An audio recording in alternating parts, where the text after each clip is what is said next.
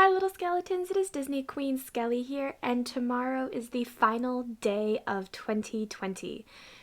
I think I speak for everyone when I say it has been a roller coaster of a year. It has been the craziest year that I have ever lived through, that probably any of you have ever lived through, or maybe you've had crazier years, I don't know.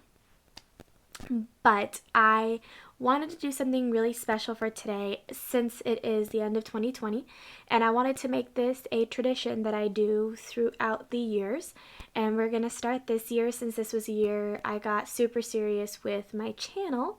And what we're going to do is basically, it's not a looking back on DQS because I'm not going to be typing anything, but what it is I'm going to see how my channel has grown or what it was in 2020, and we're going to do a couple of things. We're going to be looking at the first ever video I posted in 2020, and then we're going to look at the most viewed video in 2020, and then we are going to be looking at the most viewed videos that I've had of 2020, which, since my account is small, is most likely it's going to be videos that consist of 20 views or more. So with that, we are actually going to start with the very first video that I ever posted in 2020.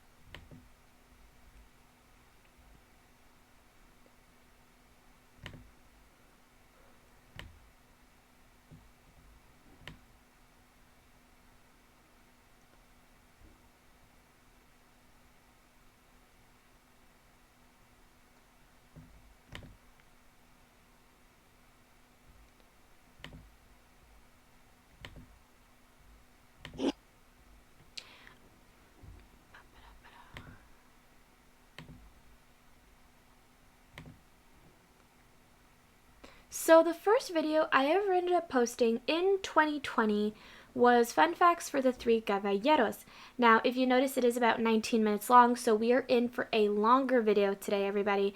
But either way, this was the first ever video I posted in 2020, and if you guys probably have noticed, it was the same facts that I gave when I did the redo for the Three Caballeros. I got both facts from, for both videos, I got facts from IMDb, which is fine. I mean, it was a redo because I was revamping the channel.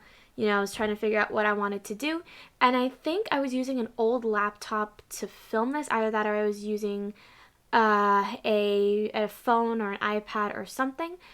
But we're just going to react to these videos and join me in watching the very first video that I ever posted in 2020, Fun Facts for the Three Caballeros. And this was actually posted on January 1st of this year. So it was literally like day of. So here we go.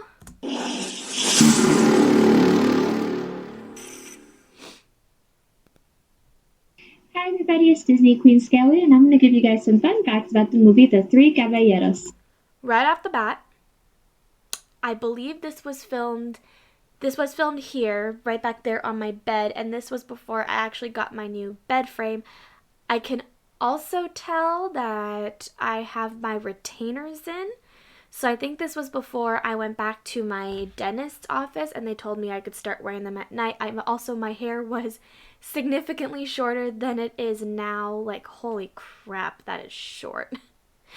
Wow, I look so different. That's crazy. I don't even have my Fall Out Boy tattoo. I don't have my Jack Skellington tattoo. There are already so many differences here. All right, let's go. The movie and Saludos Amigos film in 1942 were created by Disney in order to improve the United States of America's relations with South American countries during World War II. Okay, this has to be filmed on my phone or my iPad because I'm reading off. Oh no, it could be filmed off my laptop, and I don't have like the share screen so you guys can see me reading. Oh boy, I'm so glad I do it a different way now than I did back then. The famed cartoonist Don Rosa made several sequels to this story in printed comics, setting Jose and Panchito up as Donald's only true friends. This is one of the I also noticed I have acne, like really bad acne, and I'm like way skinnier in this one. Oh my god. 2020, what a year. few stories that he worked into his Duck universe that is not part of the Barks canon.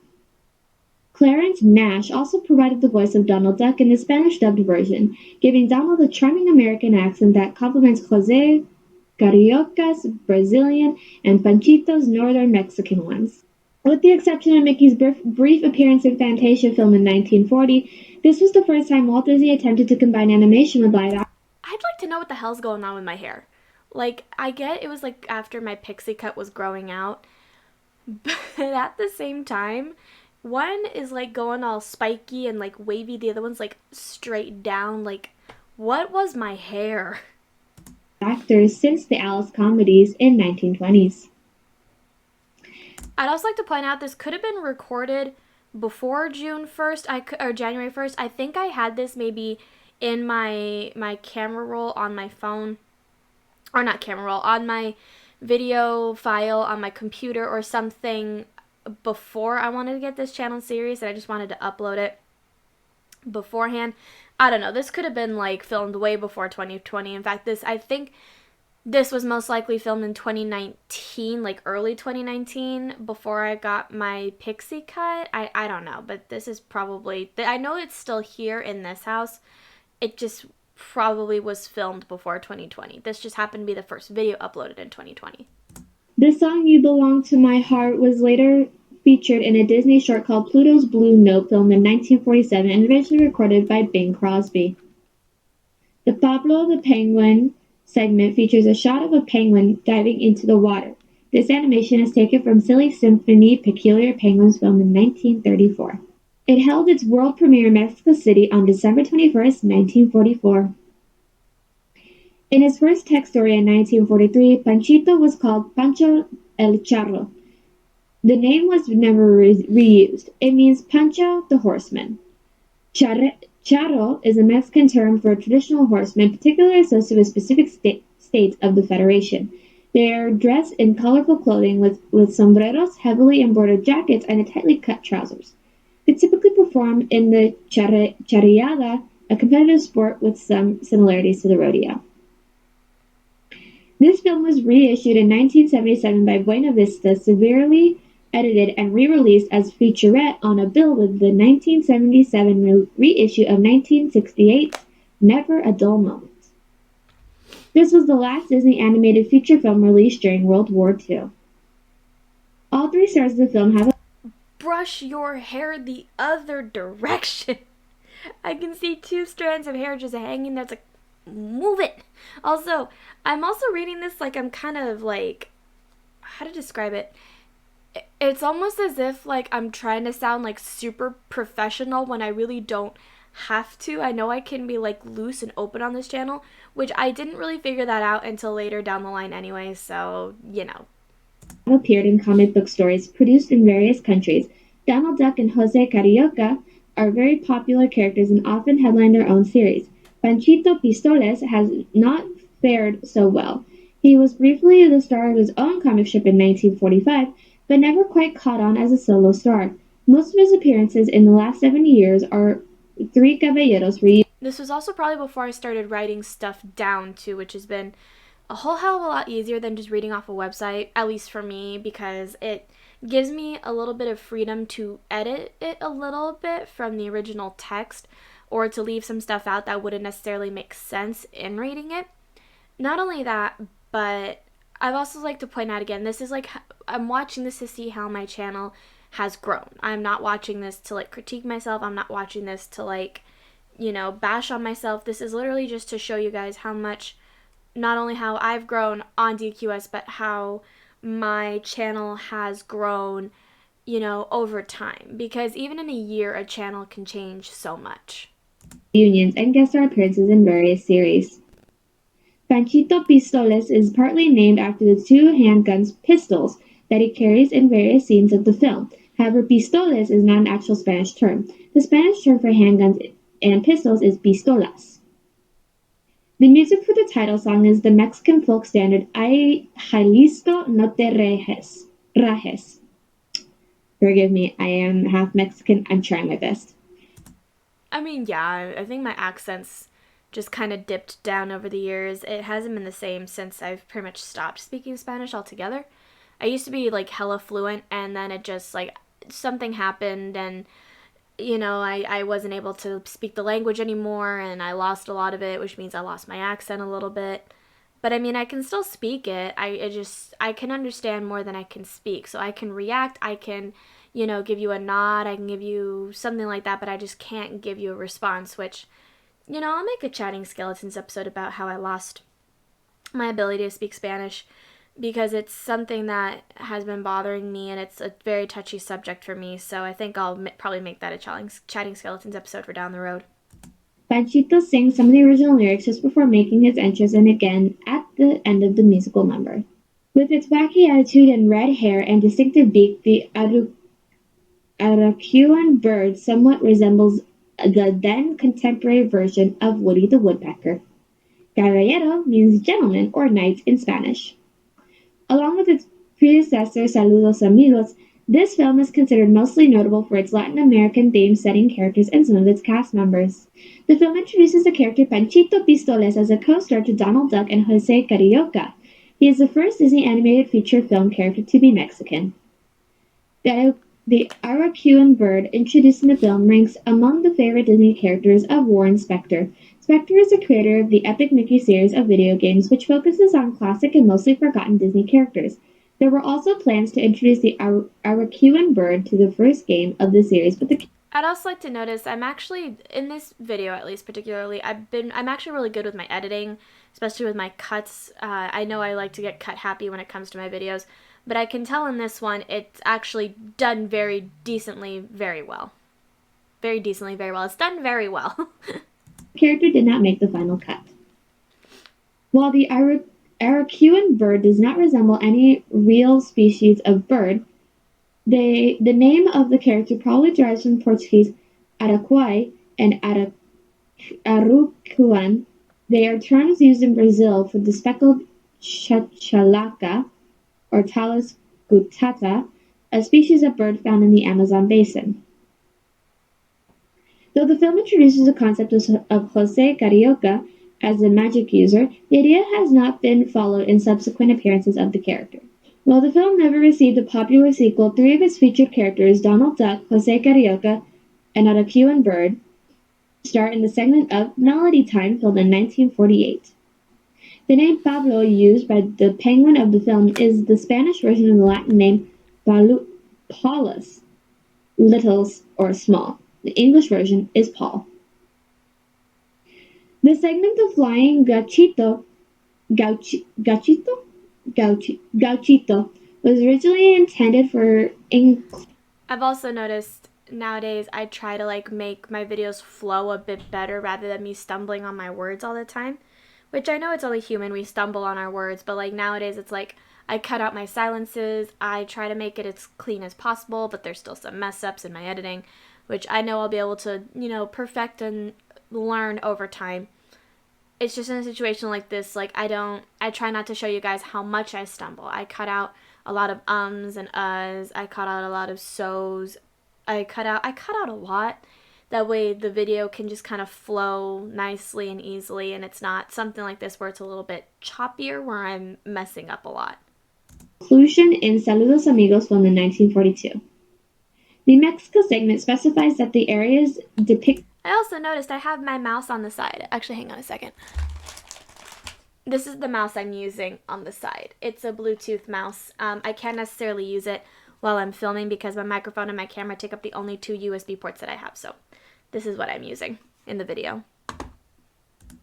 Are Acapulco, Pachucaro, Pachucaro, and Veracruz.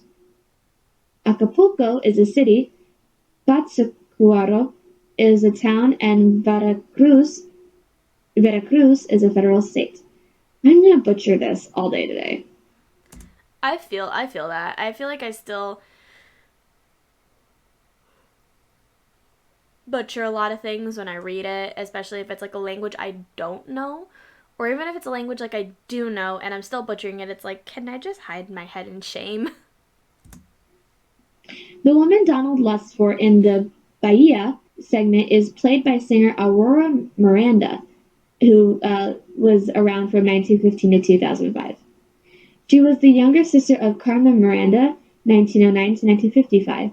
Aurora had a notable singing career and appeared in a few films, though The Three Caballeros film in 1945 is the one best remembered of them. The Mexico segment involves the three caballeros having a ride on a flying serape. The serape is a long blanket-like shawl. The depiction in the film more resembles the concept of a flying carpet. The film never depicts or mentions Daisy Duck, Donald's main love interest since 1940. This is probably intentional. Her presence or memory would render scenes of Donald lusting after other women as depictions of infidelity. The song Bandido and Flute was written by Bendito Lacerda and developed by Charles Wolcott. Despite its famous musical soundtrack, the film never won the Oscar for Best Musical Score. It lost to Anchors Away, recorded in 1945, where several of the songs were performed by Gene Kelly and Frank Sinatra. It's funny because whenever I hear the term Anchors Away, I always think of back when I was in show choir and we did a combination of like a Navy song, an Army song, stuff like that. And one of the songs I think was called Anchors Away, and it was to represent the Navy. So whenever I hear that, I just think of the song, and I think of that wonderful time when we were sang for the armed forces, and it was quite an amazing experience, if I do say so myself. The Acapulco beach scene was not in fact filmed on location. It was filmed in the back lot of Disney Studios. Features the return of Jose, or Joe, or Zé, as he is known in the original Brazilian Portuguese. Carioca, the Brazilian parrot, first featured in Saludos Amigos, filmed in 1942. In a certain scene, Donald Duck and Jose Carioca shrink in size in order to enter a book. In a later scene, they return to their proper sizes. The scenes are similar to Alice's changes in size in a later Disney animated feature film, Alice in Wonderland, filmed in 1951. A certain scene of the film has been seen as homoerotic in nature. A blindfolded Donald Duck chases after various women and attempts to kiss them. He thinks he has caught one and gives her 3 kisses. He is actually kissing his male friend Jose Carioca. While Three Caballeros was the first appearance of Panchito Pistoles in film, it was not really the debut of the character. To help promote the upcoming film, Panchito was introduced in the Disney comics in 1943. His first appearance was the text story La Piñata, filmed in August 1943, he then got his first starring role in the 10-page story Panchito, written in November 1943, where his role... One thing I also want to point out that I don't know why I didn't point out in the beginning, you can hear a slight lisp because of the retainer that I had in my mouth. That was one thing I really don't miss about braces, and I really don't miss about wearing my retainer 24/7, is that I don't miss the lisp, and I don't miss, pretty much, I would get made fun of because of the lisp. And it wasn't that I didn't like it, it was just that, like, it was getting annoying, and I really only now have to worry about it at night. It was just so much of a hassle having to take it off when you ate, having to take it off when you brush your teeth, having to take it off when you do this, having to take it off when you do...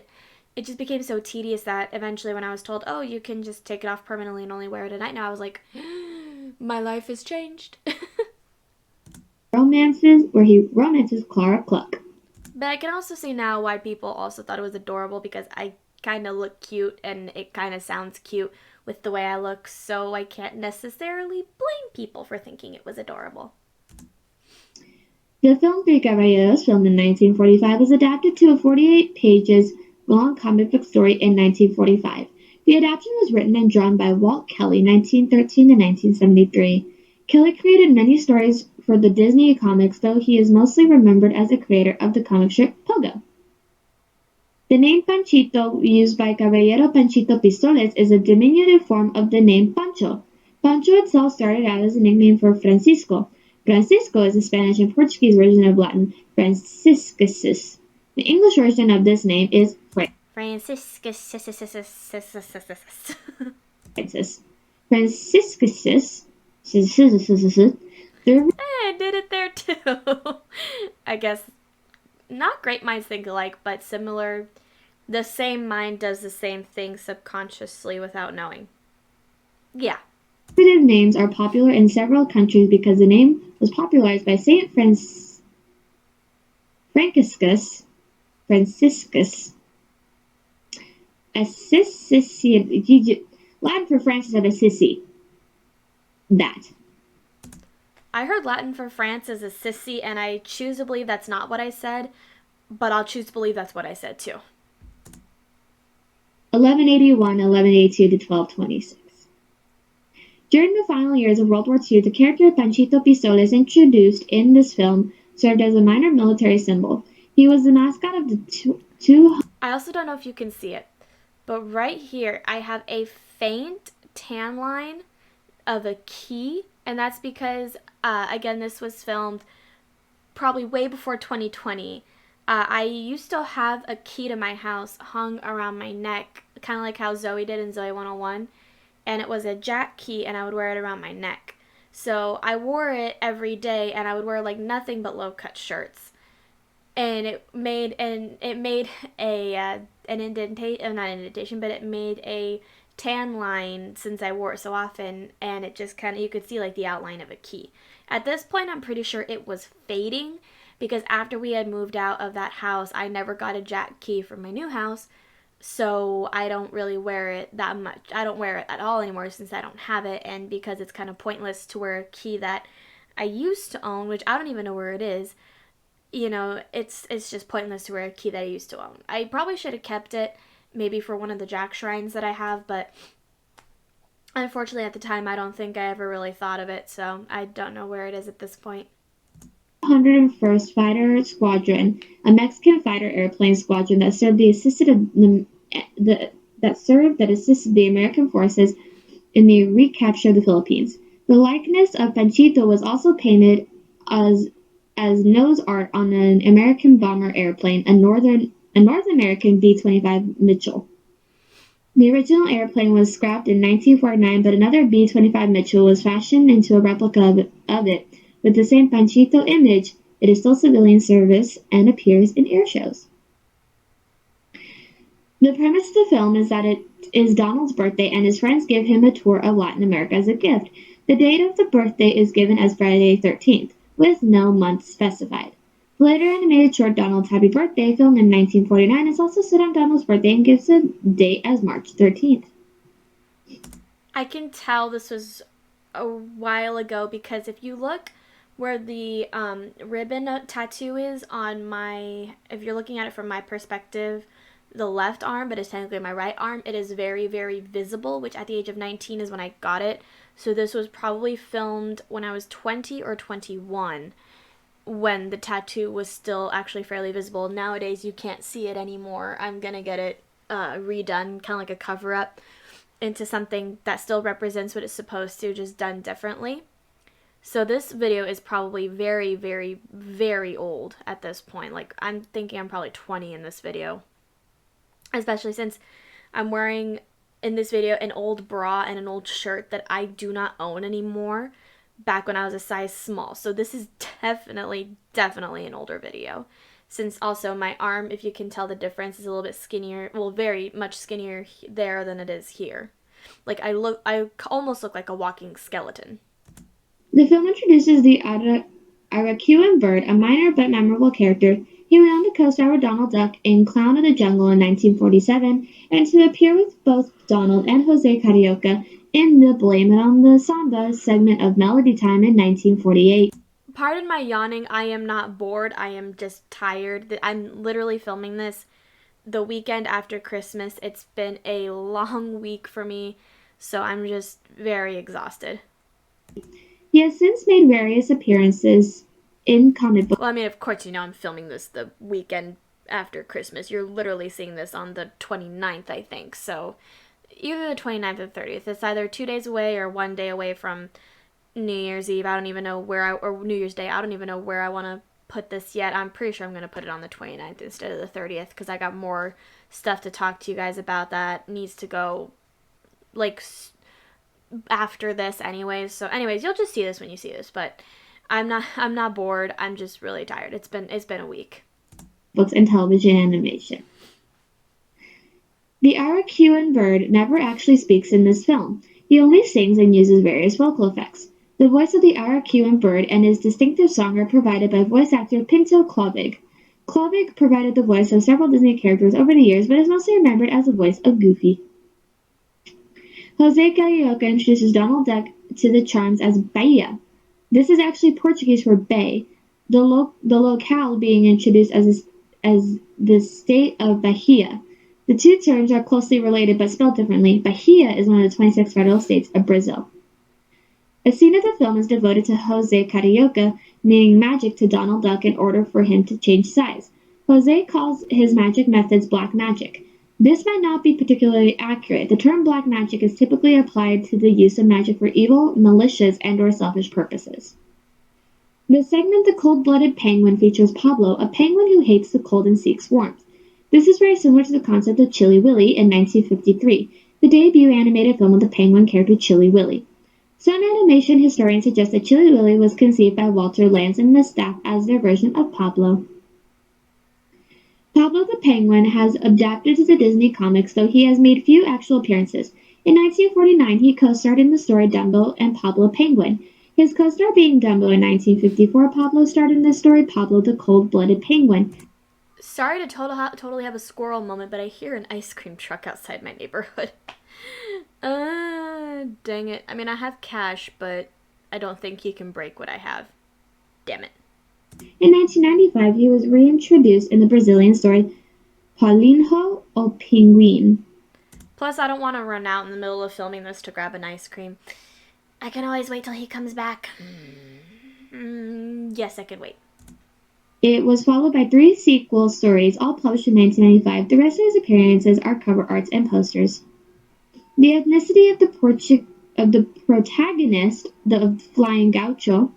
He's playing Christmas music. Can you guys hear that? Hang on, I'm gonna let you guys listen.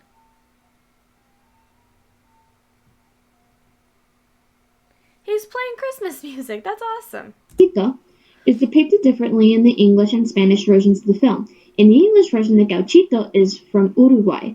In the Spanish version, he is from Argentina. The term Gauchito from the segment The Flying Gauchito means little gaucho. The term gaucho refers to the horsemen and cattle herders of the South American Pampas. They serve as a national symbol in... Oh yeah, that peach ribbon is fresh, so I think this was well before 2020 that I filmed this. Both Argentina and Uruguay, though their presence is not limited to these countries.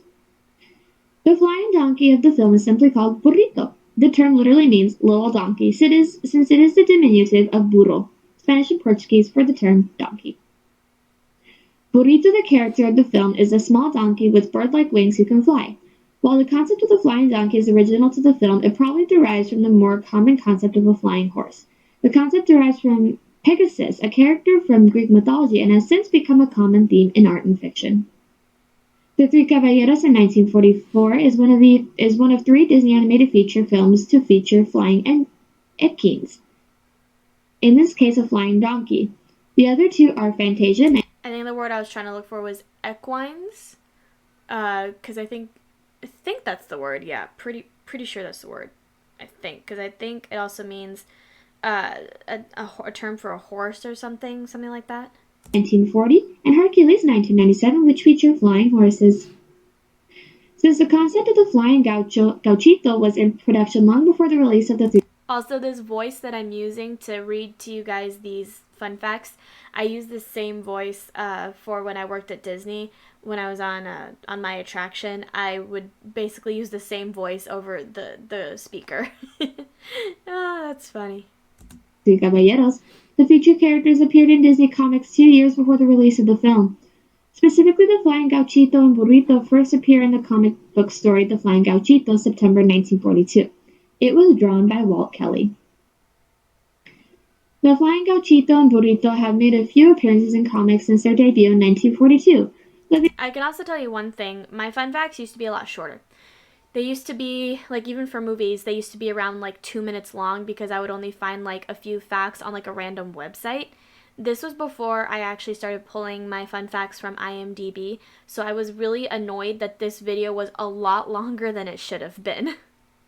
They were never major stars. They co-starred. But nowadays I'll make videos like anywhere from like 30 seconds from you guys have seen like from some of my fun facts or my adding to the photo albums, and they could be anywhere as long as like 45 minutes, sometimes almost 50 minutes depending on the content I want to put on here. In The Flying Gauchito 1942, The Flying Gauchito in 1954, El Gauchino Volador in 1995, O Deber Cumprido in 1995, and Que e o Burro, Quem e o Burro in 1995.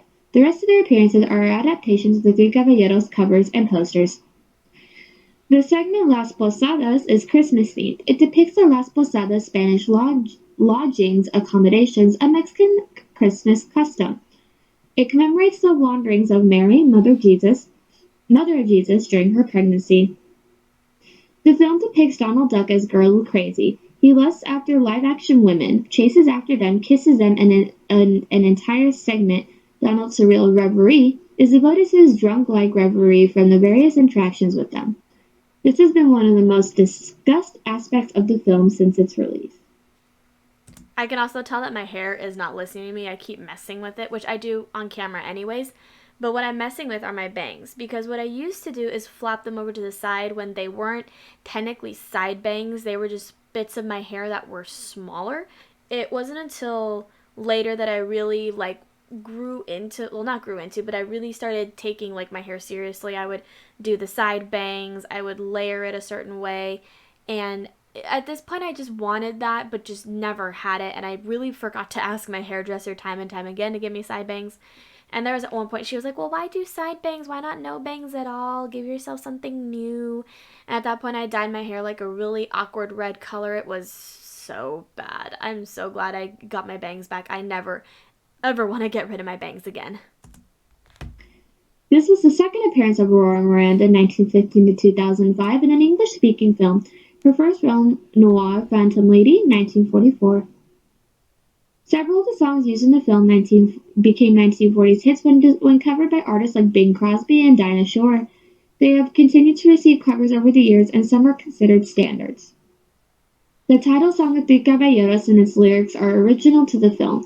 However, the melody was an adaptation. It is the melody of Ay Jalisco No Te Rajes, 1941 by Manuel Esperón, 1911 to 2011. The song Bahia and its lyrics are original to the film. The melody, however, was an adaptation of Na Baixa do Zapaterio in 1938 by Aray Borrazo, 1903 to 1964. The song Have You Been to Bahia is a new version of the Você Já Foi a Bahia, 1941, by Dorval Caymmi in 1914-2008. Somewhat unusually, the version used in the film contains lyrics. That's also another thing that I would used to do is when I used to film on my bed before I actually started using my dresser as a desk, is I would adjust a bit and then I would start talking again. That way I would cut out the adjusting, which I think I did at one point in this video, like way back, like maybe at the 10, 9, 8 minute mark. And I would adjust and then start talking again. That way I could cut out the adjustment. So I just wanted to point that out because I noticed I was adjusting a little bit on the camera, like I was like adjusting my legs or something. In 2 languages. It retains part of the original Portuguese lyrics and translates the rest to English. It is very close in meaning to the original version, with one key change: to whom the song is addressed. The original version, the singer introduces Bahia to a nega, female lover. In the newer version, the term nega is replaced with the name Donald. The song Os Quindins de Yaya, 1941 by Ada Borroso, 1903 to 1964 is used in the film with its original Portuguese lyrics. In the film, the singing of Os Quindins de Yaya in 1941 is briefly interrupted by a man who sings a small portion of another song. The other song is Regoyes Cariocas, 1931 by Baraguinha, 1907 to 2006. The song Mexico was the only song of the film to be entirely original to it. It was composed by Charles Wolcott and lyrics by Ray Gilbert. The film uses the song Lilongo, 1938 by Felipe Gil. Gil had a number of hits from 1938. Looking back at these facts too, when I write them down, like, I really don't think about what I'm writing until after I have written it. And there are some times where some facts will like be the same one twice, or there will be like some facts that like contradict one another, which is hilarious because like then I kind of like I want to leave it in because it's like, oh, which one's true? Which one would you actually believe? Or are they both true? Or and some people just, didn't know that. You never know. To 1942, but is otherwise an obscure figure. The song You Belong to My Heart and its lyrics are original to the film. The melody, however, is an adaptation of Solamente una vez, 1941 by Augustine Lara, 1897 to 1970.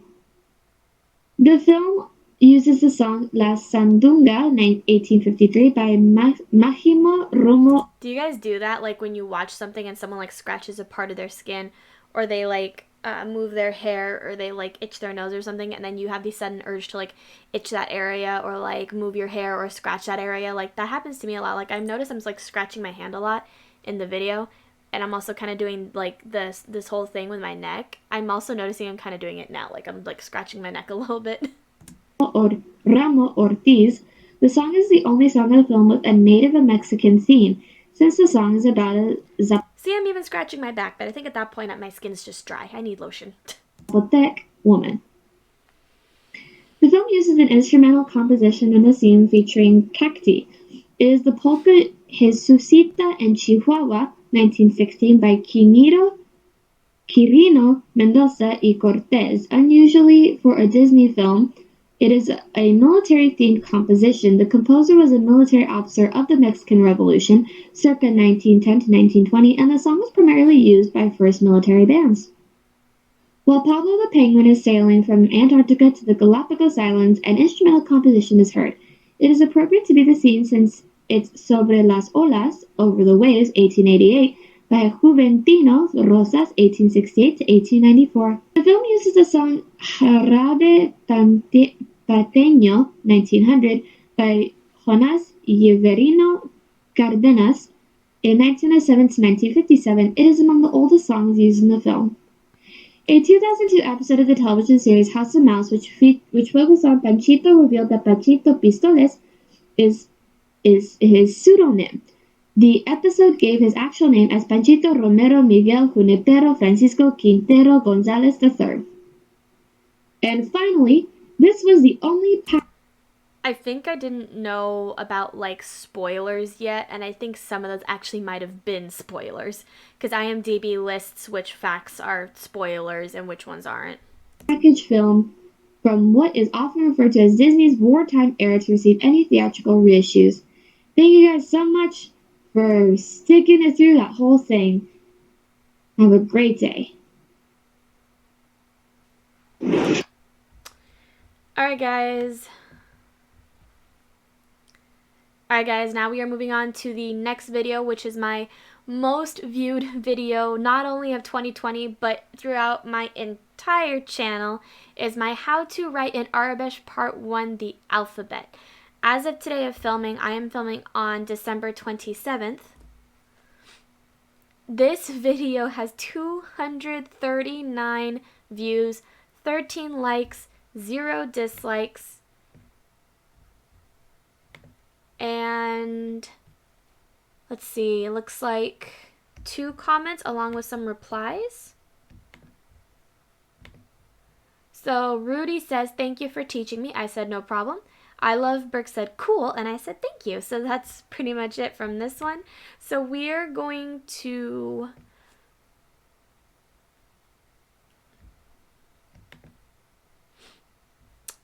look at this 17 minutes 56 seconds long video, and let's see why it is my most viewed video out of anything I have ever posted. I mean, I am so happy to think that people, like, I think I might have done such a good job explaining it and filming it that, and I want to thank hubby too. Hubby helped me film this, even though the entire 17 minutes and 56 seconds he really had to take a dump. I know it's total TMI, but I remember when we filmed this and we stopped filming, he goes, I gotta go take a shit. So I just want to say thank y'all for making this my most, not only, again, my most viewed video of 2020, but the most viewed video throughout my entire channel. I do apologize if I say maybe 2021 at some points, but I'm just thinking of the new year already, so, but you guys know I mean of 2020, so. Let's get into how to write Arabic, part 1, the alphabet.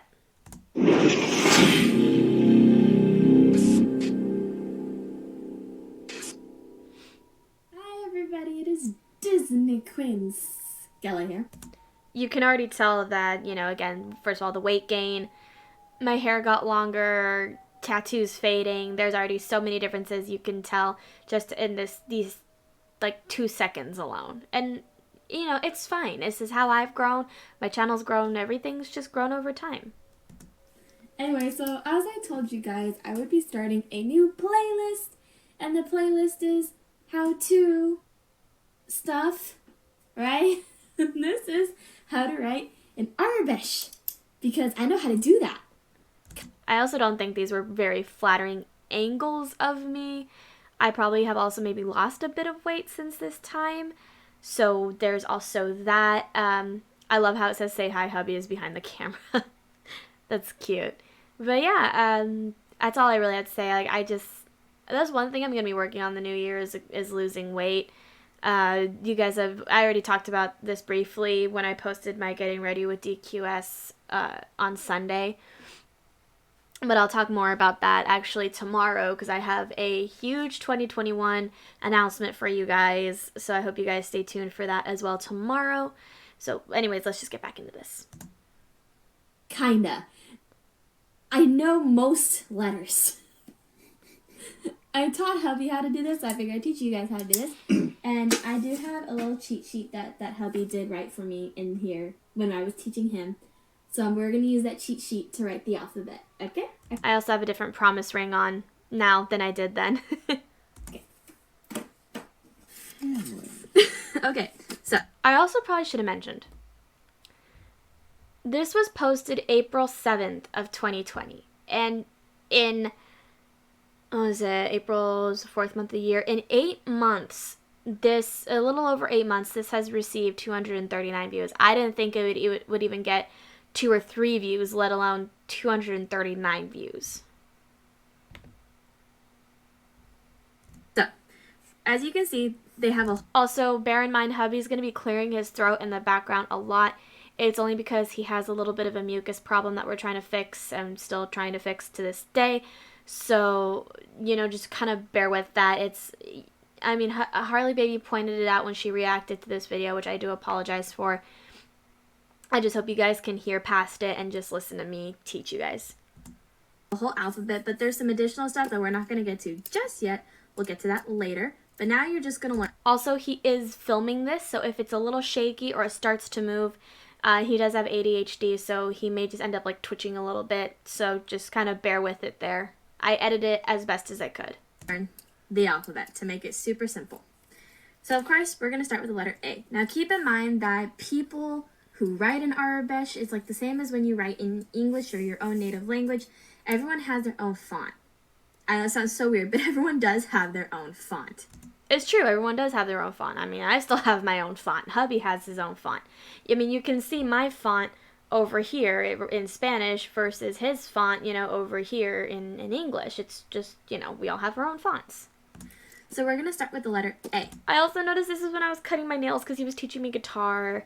Now I'm trying to let them grow out again, but they're breaking so easily. I need to, like, I need to take some, like, what's it called? not biotin, but I think it's biotin. There's like a special pill you can take that'll help increase like the thickness and of your nails and your teeth. I forget what it's called, but I'll probably look up some pills for that later. So it looks almost like you're writing a K that doesn't connect, right? So you're gonna start by going like up here at the very top of your paper, and then coming down just a little bit to give yourself like a little number 1, okay? Then you're gonna come across to your right hand side, and it almost looks like an L, and then you're gonna bring it diagonally up to the right side.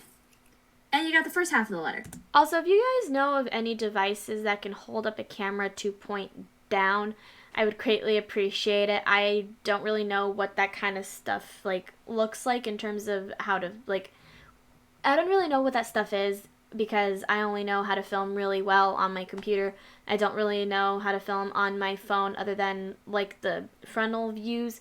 So if you guys know of any equipment that can hold up a camera to have like a downward angle, I would greatly appreciate it. I'll take any help that I can get. You're almost done.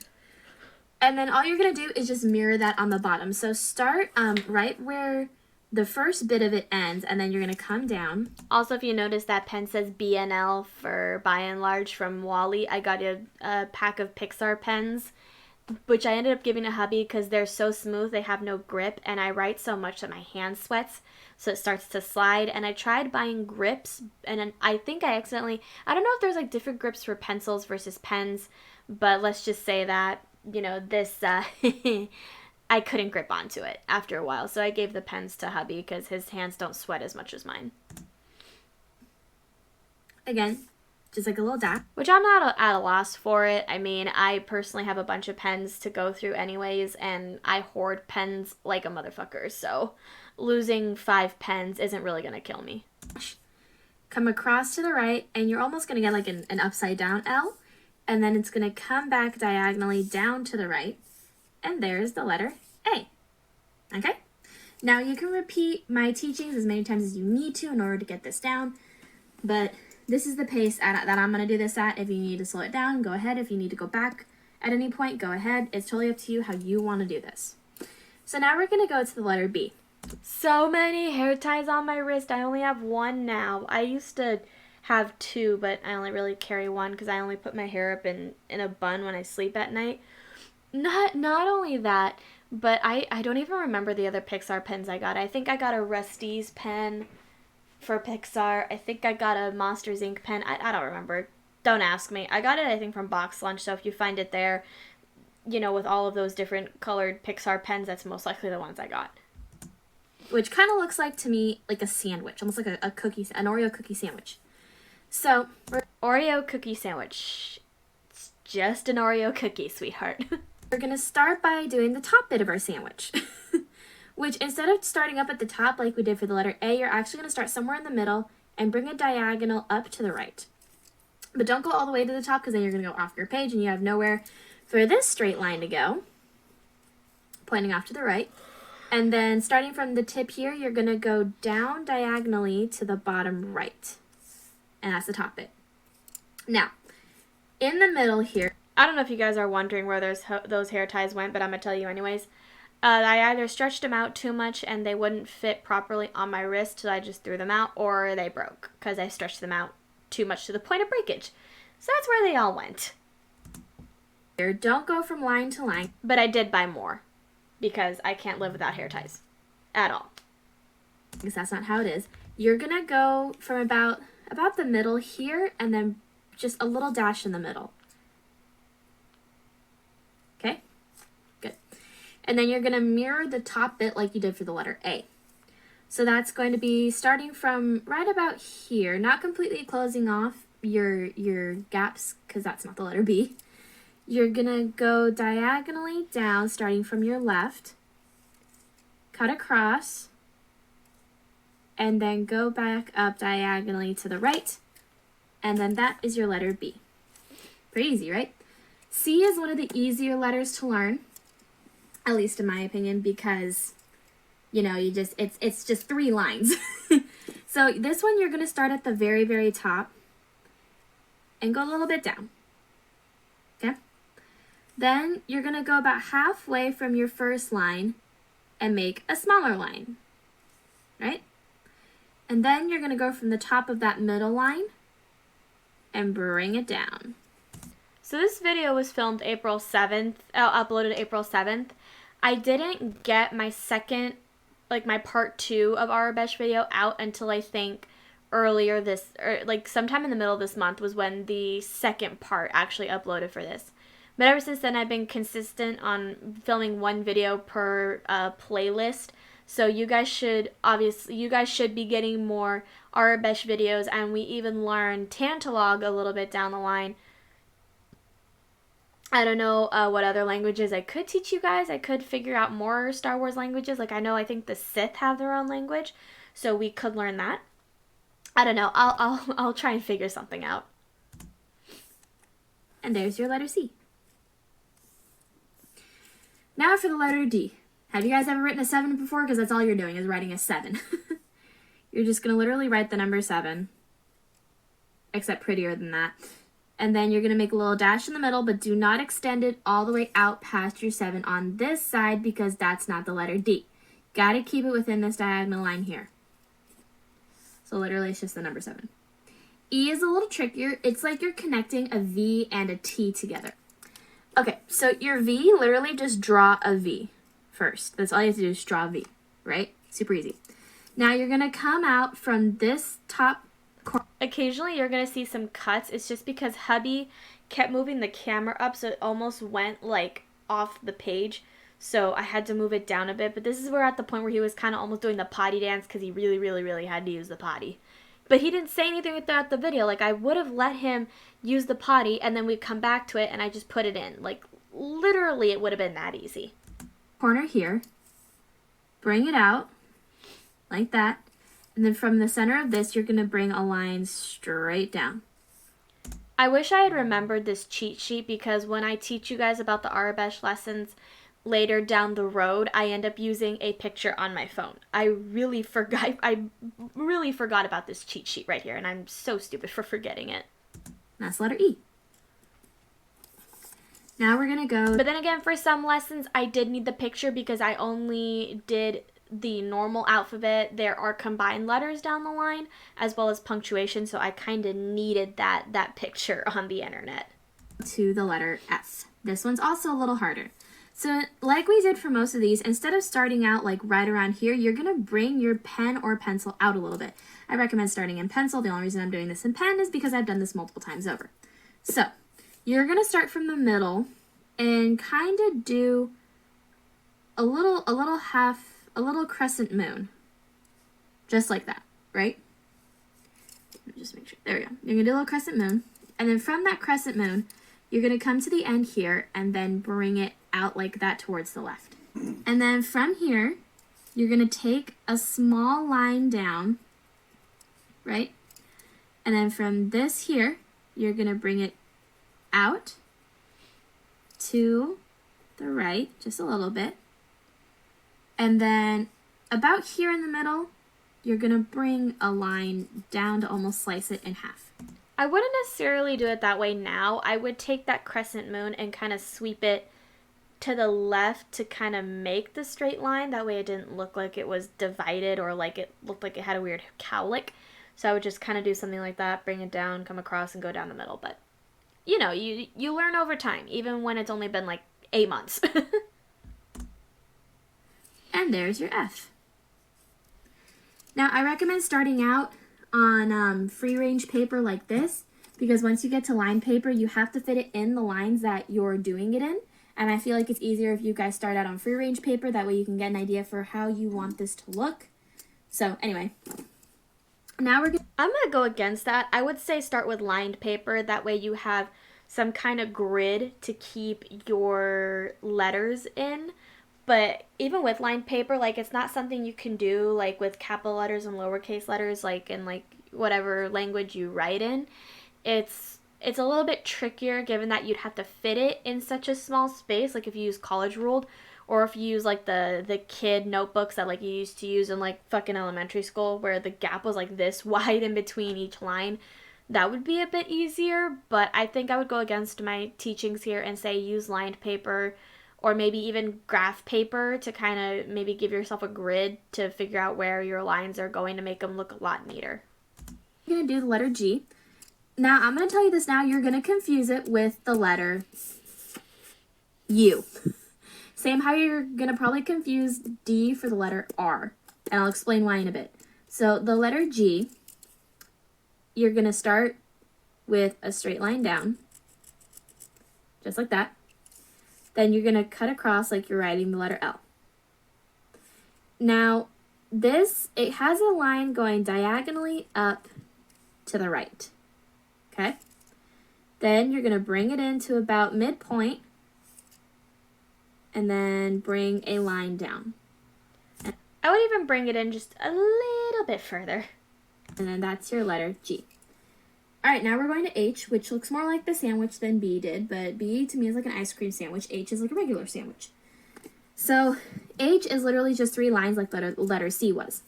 So H... That's the one thing I like about filming on my phone is iMovie is really easy to use, and if you need to add text, you can just add text. I don't necessarily know how to do that on Filmoria yet, so once I start playing with that a bit more, which I want to do one day, I will definitely get out better videos for you guys that are a little bit more edited, that maybe have some effects, some music, some, you know, just some fancier stuff rather than just maybe dead silence or than just me talking, you know, just something nice. Is going to be a line across. Yeah, I hope you guys are following me. So, like I said, this is one of the easier ones.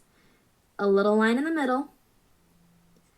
And then a big line across the bottom. And there's your letter H. Now, we're going to move down to the next set of letters. The next set is going to be I through O, because that's the way he wrote it here. The letter I literally looks like the number 1, all fancy, just minus the little bottom bit. So you're going to start here, kind of in the middle again. Bring it up diagonally to the right. And then bring... Totally off topic. I like to film on Sundays for you guys, and I usually film from whatever time I'm done getting ready till about 4:30-ish, because that's when my mom comes home. And right now it is currently 2:19. We are not even halfway through all the videos I want to get to. And I mean, like, I'm not worried about getting like videos out to you guys for the future because I'm in March. I can always do that next week. But I have 2 other videos that I need to, well, one other video that I need to film so I can upload this week. And I know I'm probably not going to finish. I hope this doesn't take me another 2 hours, because if it does, then first of all, thank you for making it this long. I am going to be shocked if anyone watches this entire fucking video. So yeah, thank y'all for sticking through this entire thing. If you guys watched till the end, thank you so much. If not, I totally get it. You don't have to stay through to the entire thing. My more important messages are going to come tomorrow, so stay as long as you want to. Come back to it. Maybe listen to it while you're taking a bath or when you're going to sleep. Do whatever you want to do. Bring it straight down. There's your letter I. All right, I'm going to go down here for the letter J. So letter J, you're going to start around the middle of your paper, and like we did for the letter F, you're going to do a little crescent moon up. Okay? Then from the tippy top of that crescent moon here, you're going to bring a line down. Okay? And then you're going to bring a line. I'd also like to add, I haven't really heard hubby clear his throat that much. He's maybe cleared his throat twice from what I could hear. But maybe I've just gotten so used to it that I tuned it out at this point. I don't know. Across. And there's your letter J. Letter K is one of the other easier ones. The only reason I say that is because it looks like an incompleted box. So, well, more like a rectangle, I should say. So you're going to basically just draw a line. That hopefully looks better than that.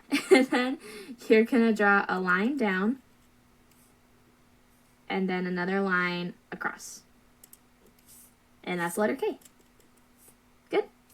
Now we're going to move on to the letter L, which kind of looks like a check mark, except okay, I'll just show you.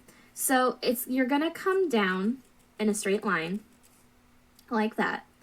And then from this point, you're going to bring it diagonally up to the left. So right about there, almost at your halfway point. And that's going to be the letter L. And what I mean by it almost looks like a check mark is the only reason why it isn't a check mark is because this bit, the tall bit, isn't going out diagonally, it's going up. All right, so now we're going to go to letter M. That one is a little trickier as well. I can hear myself getting out of breath doing this, which it comes with the weight gain. Like, you get out of breath doing normal stuff, and there are occasions where I actually run out of breath talking to you guys, like, during this whole, like, during my videos, which is why I am going to start working out in the new year, but we won't be talking about that until tomorrow. And I still struggle with the letter M, in all honesty, in Arabic. So, like we did for the letter F, it's not going to start, like, over here, like most letters do. You're going to want to go out again. You're going to want to draw a line like that, a small line like that. Then from this end, you're going to go diagonally down to your left. And then from this bit, you're going to take it out. And that's your letter M. These look nicer than, like, most of the time when I write in Arabic, but I think that's because I'm taking my time to actually teach you guys so the letters look nicer. If I just write sloppily like I normally do, it does not look like this. It does not look that pretty. Letter N to me just looks like a backwards N anyways. So, like with the crescent moon for the letter F and the letter J, this one's going to be a bit bigger. So, it's going to come from about here, and you're just going to make like a crescent moon like that. Then from this end, right here, you're going to bring it up diagonally to the right. And then from this end, you're going to bring it diagonally down to the right. Doesn't that look like an N anyways? See, it kind of looks like my N's, just backwards. Okay, now we're going to do the letter O, which, have you guys ever drawn a trapezoid? Because you're literally drawing a trapezoid. The only difference is you just have the flat surfaces, so you're going to go like that, like a little dash. Then we're going to start here at this end. Bring it down diagonally to the right.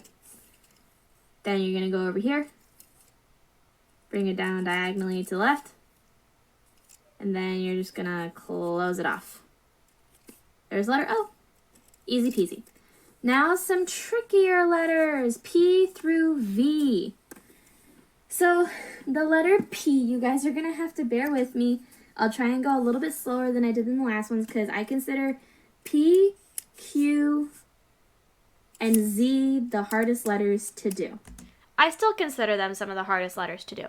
Though I think adding on to that, I would add J and F to the mix. Those are also pretty challenging letters to write in the Arabic language. So P is going to start out here again like we did for F. You're going to start more out here than in here.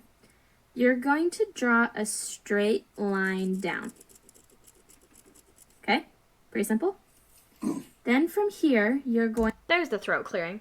Also, I think I'm starting out right. I don't know why I thought to start here instead of, like, here. I don't know why. Like, it would make sense to me to draw it like that.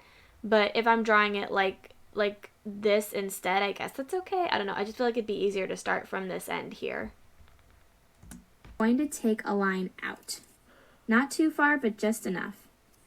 Because from this line, like we did for the letter N, you're going to be drawing a little bit of like a little bit of a crescent moon.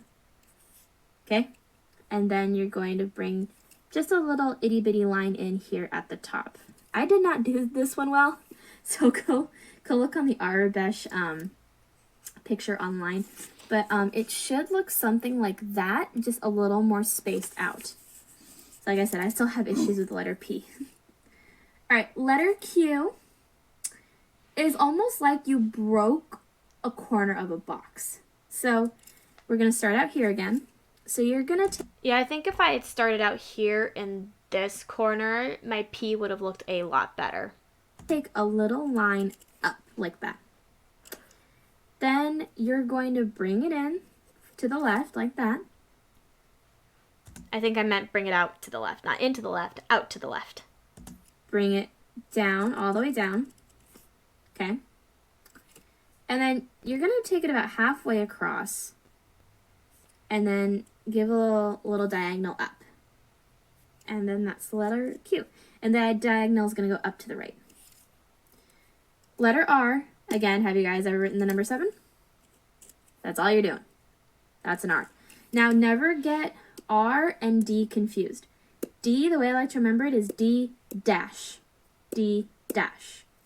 R does not have a dash. So D dash. Okay? S is another easy one. So you're going to start with a little itty bitty dash pointing down to the right. Now, you're going to come up about here from the dash and make a little bit of a bigger diagonal dash down to the right. And then you're going to bring it straight up from this point like this. So one reason why I wore so many hair ties too is because when I worked at Knott's as a ride attendant on Accelerator, a lot of girls would want to put their hair back because they don't want it to get messed up on the ride. So I'd give them hair ties and I would just tell them to keep them because, you know, they're fairly inexpensive. They're like maybe $5 for a bundle of like 20. And, you know, I would always just carry extras. I'd at least have enough to cover my whole wrist. Or at least like half my arm. But, you know, after circumstances happened, I no longer worked at Knott's. I just decided that there was really no point in me wearing those hair ties anymore. But I think I still kept them just because I could and because it helped me out. And, you know, if Harley Baby ever needed to put her hair back, she didn't have a hair tie, I'd have one, like, just readily available for her. So it was always just nice to have some on hand. I always think it's nice to have, I read this thing where it's like, some things you should always carry with you is a lighter, a pack of cigarettes, even if you don't smoke, and some loose change. And I think one other thing you could add in there is hair ties, because you never know when someone's going to need it. And there's your letter S. Always make sure that this bit of the S is smaller than the rest of it. Okay, now the letter T looks almost like an arrow if you didn't connect it. So you're going to start up here, that up here, going a straight line down. See, if you notice the camera's getting a bit more shaky, this is at the point where he really, really, really needed to go to the restroom. But again, he never said anything, which I wish he did, because I would have said, hey, it's okay, turn off the camera, we'll get back to it. Goddamn. Also, he's not showing his cheat sheet. He's only showing what I'm writing. Like, I wish he showed the cheat sheet a bit more. Okay. Then we're going to start going to the right. And it's only because that way you guys could see the finished result before you saw me drawing it. That way you could see what it's supposed to look like rather than my sloppy-ass handwriting here. Especially because I can't draw. And this, to me, is a form of drawing. So it's a little tick like that to the right. Then you're going diagonally to the right up. Okay? Now, we're going to do the same thing on the left. Just mirror it, a little tick. And then you're going to go diagonally up to the left. I think he did something that kind of caught my attention. That's why I stopped momentarily in my tracks. And that's the letter T. Make that stick a bit longer. There we go. Okay. Now remember how I said not to confuse the letter U and the letter G? Here's why. The letter U is going to start out the same way the letter G did. So you're going to bring a stick down, a little stick across on the bottom, but instead of going diagonally up to the right, you're actually going to bring it up as if you're completing a box. Then from this tip here, you're going to bring it in. Oh, now you show the cheat sheet. Not all the way again, just about halfway, and then bring it down. And then that's the letter U. Again, just be careful because the letter U and the letter G look very, very similar. The only thing is the G has a diagonal, so G diagonal. The letter V, I kid you not, looks like the letter Y. It's literally the letter Y. But you have to draw it exactly like that, like a stick. You can't do any like curves or anything funky to it. So that's the letter V. Finally, we're going to do W. He started messing up here and he was like, fuck. And he messed up here and here. Oh my god, this was so much fun teaching him the last few letters. He was like, we're almost done. And literally that's what I'm thinking right now. We're almost done. X, Y, and Z. Okay, so W, have you ever drawn a rectangle? That's all you do.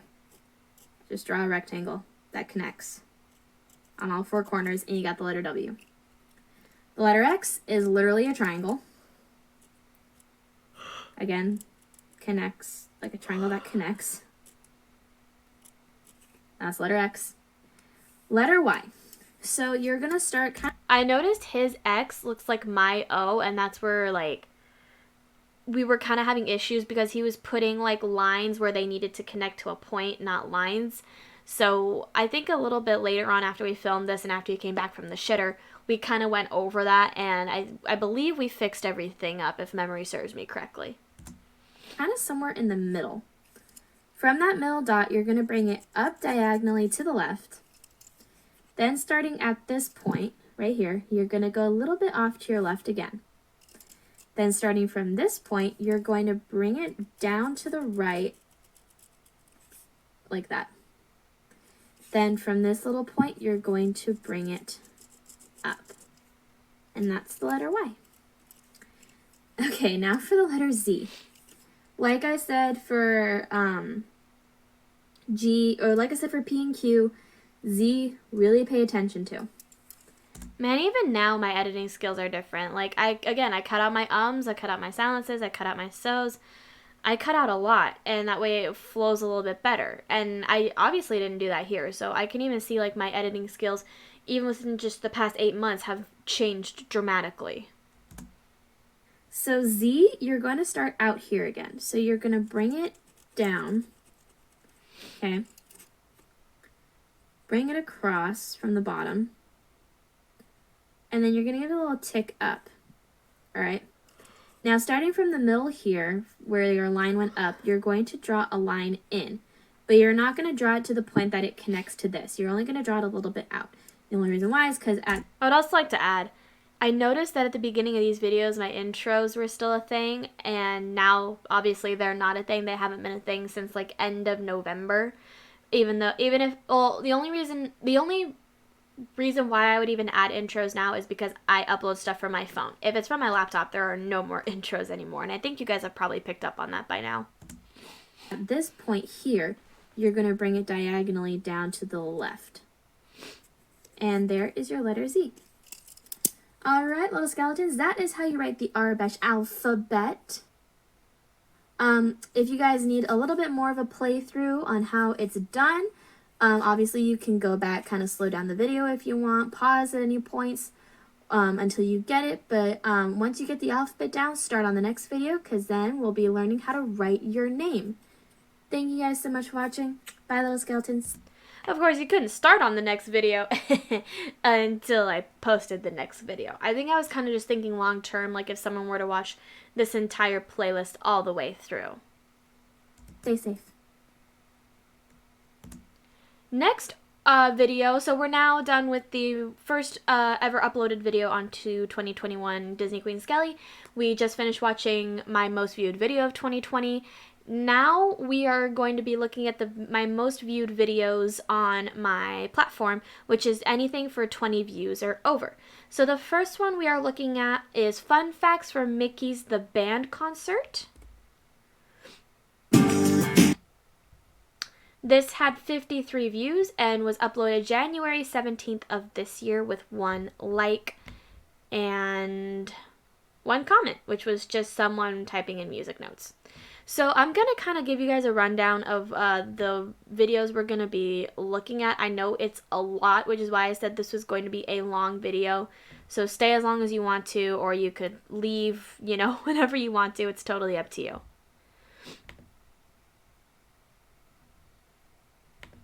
I literally just looked at the time. We are already at 1 hour and 14 minutes. I do not know how long this video is going to be. So we're doing Mickey's The Band Concert Fun Facts. We are doing Fun Facts for Mickey Mouse's Clock Cleaners. We are doing Fun Facts for Donald Duck's Mr. Duck Steps Out. Fun Facts for the Swiss Family Robinson 1940 movie Part 1. There was never a Part 2. I think, again, this was one of my older videos. reacting to Jack and Sally meet and greet at Disneyland, which is Harley Baby's most viewed video. The Ultimate Mickey Mouse Trivia Quiz. Fun facts for Mickey Mouse's The Little Whirlwind. 17 creepy stories and legends about Disneyland. Responding to the Splash Mountain Change Part 1. Downtown Disney District Trip Number 1, July 13, 2020, featuring the hubby. Happy 65th birthday, Disneyland. Love Disney Queen Skelly. I ordered the movie Song of the South, Here's How I Feel About It, which was also one of my more controversial videos. Your zodiac sign can tell us your favorite Disney Pixar movie. Chris Sarandon sent me a message. Rip Chadwick Boseman, a tribute video. Going Rogue Number 10, Knott's Berry Farm, A Taste of Knott's. Reviewing Disney's Silly Symphony, Babes in the Woods. Happy 92nd birthday, Mickey Mouse. Going Rogue Number 13, Taste of Merry Farm opening day. Talking about the first GMM live stream 11/19/2020 and McDonald's mukbang in my car. Like I said, longer video. You know, sorry about that, but that's just how it's going to be today. So here we go.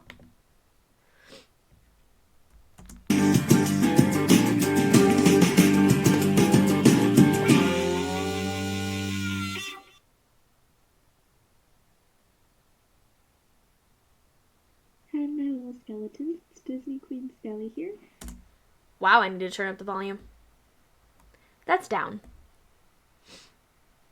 There we go. I guess the quality was really shitty on my old laptop. And I noticed I did do my makeup for this video. Very nice. It is 9:38 at night, and I don't know why, I just kind of felt like filming at night today. I just had a lot going on this morning, and, you know, it's just been pretty busy. I took a nap not knowing what century it was when I woke up. And as promised for today, I was going to read you fun facts for Mickey Mouse and the band concert. I hope you enjoy. It was the first Mickey Mouse cartoon made in Technicolor.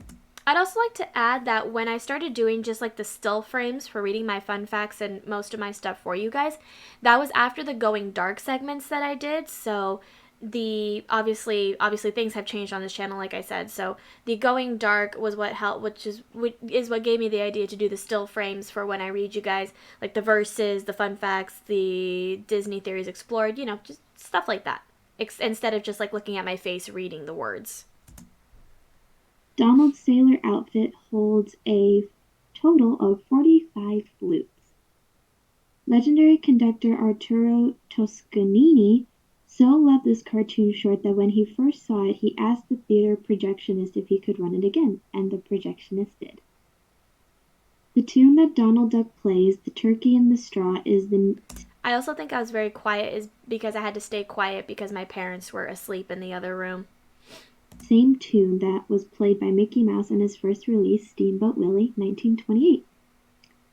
This is one of a handful of cartoons that played constantly on a special television channel at Walt Disney World resorts. Donald Duck is the only character that speaks in this short. An animation historian... Oh dang, I did my nails at this time. I don't do my nails anymore. Not only that, but I noticed one of my necklaces is falling, and I don't know why I'm not fixing it. As I say now as I'm checking my necklaces. Okay, I think I'm good. Jeremy Beck's 1994 poll of animators, film historians, and directors, this cartoon was rated the third greatest cartoon of all time, the highest ranked Disney cartoon on the list.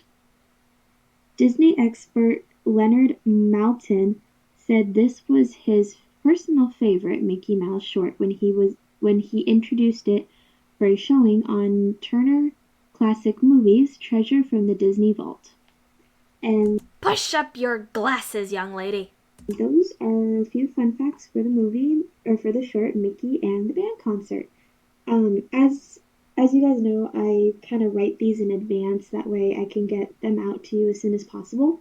Well, unfortunately, I couldn't find any fun facts for Silly Symphony's Three Little Wolves. So tomorrow, instead of that, you're going to be getting some fun facts for Great Moments with Mr. Lincoln. That's one of the attractions down on Main Street at Disneyland. So look out for that tomorrow. I'll try and get that out to you earlier since the hubby's coming later. So yeah. Oh wow, this is before he ended up, like, living with me. Dang. I'll see you guys tomorrow, little skeletons. I love you guys so much. Good night.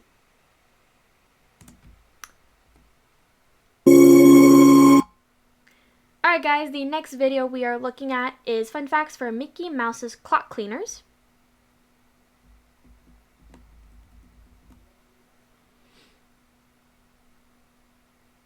This received 54 views and was uploaded January 26th of 2020 with 1 dislike. God damn, that's actually pretty funny. So let's see if I can increase the quality here. Nope. Alright guys, let's get into it. Hi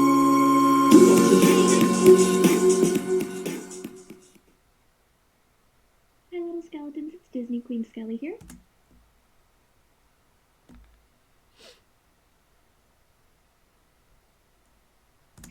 As promised from yesterday, I will be giving you guys fun facts about the short Mickey Mouse clock cleaners. So I did put effort into doing my makeup at first. I think I just kind of got lazy after that and I was like, oh, I don't want to do my makeup anymore. But now I do actually end up doing makeup for my videos, and you guys are going to see that starting January 2nd. I only found one for this one, and it's almost like a little mini paragraph. So I hope you enjoy. This was also before I think I ended up looking up fun facts on IMDb. This was probably still when I was looking at fun facts from like certain like websites I found. When the bell rings with Goofy inside it, he looks out suspiciously and says, "Mice!" This is a reference to W.C. Fields, who said exactly the same thing when there was a crash backstage during one of his comedy acts. So that was... Oh, never mind. I actually did find that on IMDb. I think Flowers and Trees was the only one I didn't do on IMDb when I actually restarted my entire fun facts series. Was the one fun fact for Mickey Mouse clock cleaners. Tomorrow I am going to Disneyland with Harley Baby, so I will post a video for that. Back when Disneyland was still open. I think this was also around the time I started doing Coming to DQS, which ended a long time ago. And then on Tuesday, I believe I promised you guys the Old Mill. Yes, so Tuesday you guys will be getting the Old Mill. I also know at this time I was using my Death Note notebook, and also I was like posting one video a day. I would like film it that day and then upload it. But then I realized filming in bulk was a lot easier, and then just scheduling it one day at a time, which Harley Baby gave me that idea because I would post like 5 videos in a day and would spam all my subscribers, and I totally hated myself for it. But now I like I said, since I film in bulk, all my videos have stretched out all the way till March at this point. So I love the idea of filming in bulk for a day and then just like, you know, going back and like watching the videos that I filmed like months and months and months ago to see how well I actually, you know, did. Fun facts. So little heads up, I am going to try and post a Coming to DQS soon because I do have the schedule that I need in order to figure this out. However, I am currently still writing Snow White and the Seven Dwarfs fun facts, which I know I already have one written down already, recorded already in the playlist. So I'm calling this a Snow White and the Seven Dwarfs redo, which I'll be doing for attractions as well. I'll be doing that for like Haunted Mansion, Snow White, Scary Adventure, all of it, because I recorded those a long time ago, and I figured now that I have this channel figured out, I do maybe a playlist called Fun Facts Redos. So be on the lookout for that once I do the Snow White and Seven Dwarfs. Which Fun Facts Redos is actually a thing. I think it's done though, given that all the things I once did redos on, I think I've already finished. I don't think with the attractions so much, but I have done it with the movies as of right now. I know there are some movies I've touched on previously that I have not touched on again. So once we get to those, of course, I'm going to do redos of that as well. So the redo playlist isn't exactly over, but some stuff has been finished. You guys know what I mean. Fun facts, there are so many of them, so I haven't been able to write down the DQS schedule yet for the following week. So once I this was also before I got my camera or my microphone. Gosh dang. Finish up with those facts, which I'm hoping to do tonight, I'll be able to get a video out to you guys either tomorrow or Tuesday along with the scheduled video for the day. So thank you guys so much for watching, and I'll see you tomorrow at Disneyland. Bye, little skeletons. Love you guys.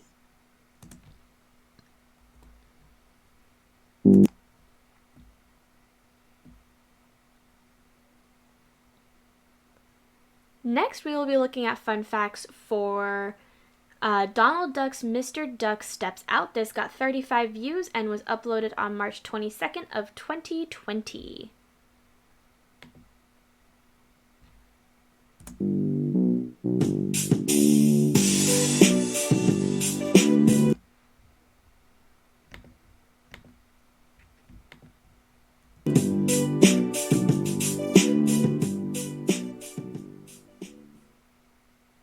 Hi everybody, it is Disney Queen Skelly here. Today I will be reading you some fun facts for the Mickey Mouse short, Mr. Duck Steps Out.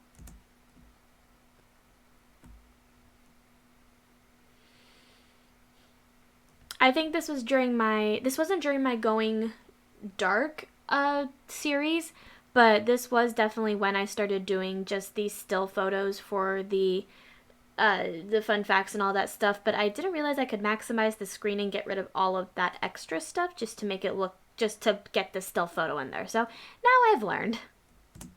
Hope you enjoy. One of the dancers brought in as a reference for Donald and Daisy's Jitterbug was Virginia Davis, who has a young girl appeared in Walt Disney's Alice comedies in the 1920s. This is the only short where Clarence Nash did all 5 of the Duck Am I chewing gum in this? Oh, Lord. Clan's voices. Daisy Duck gets her name in this cartoon. She had previously appeared in Donald Duck 1937 under the name Donna. As in the cartoon, she speaks in the same quacking voice as Donald. In the storyboard sketches for the cartoon, Donald wears his familiar sailor suit, but in the final cartoon his clothes are changed to a city slicker style. The original pencil sketches can be seen in the DVD. I noticed this was also before I did the whole bye little skeletons, stay safe, love you guys type thing, you know, that thing that I do at the end of my videos. This was way before I actually adopted that, you know, into my videos. Supplement. And those are your fun facts from Mr. Duck Steps Out. Thank you guys so much for watching. Stay safe, little skeletons. I love you.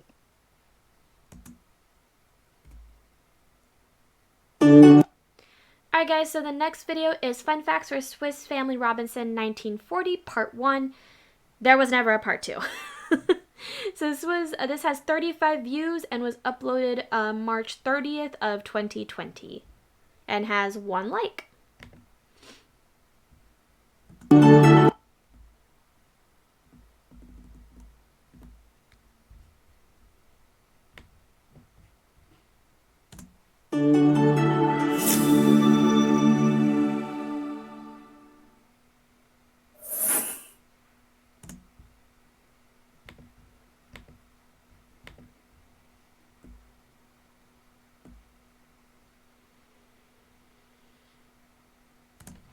Hi little skeletons, it's Disney Queen Skelly here, and welcome to another Fun Facts video.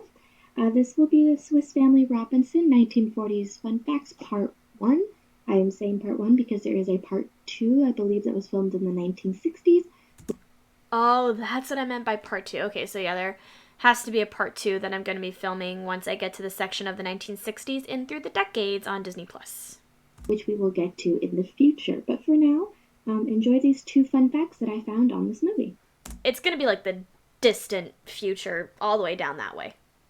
The earliest documented telecast of this film took place in New York City, Saturday 29th, March 1947 on WNBT Channel 4 in Chicago, Thursday the 1st, April 1948 on WBKB Channel 4, and again Saturday 25th December 1948 on WGN Channel 9. In both Baltimore and Philadelphia, Saturday 6th November 1948 on WAAM Channel 13 and WFIL Channel 6. In Detroit, Saturday 25th December 1948 on WXYZ Channel 7. In Los Angeles, Saturday 22nd October 1949 on KNBH Channel 4. And in Cincinnati, Wednesday the 9th of November 1949 on WKRC Channel 11.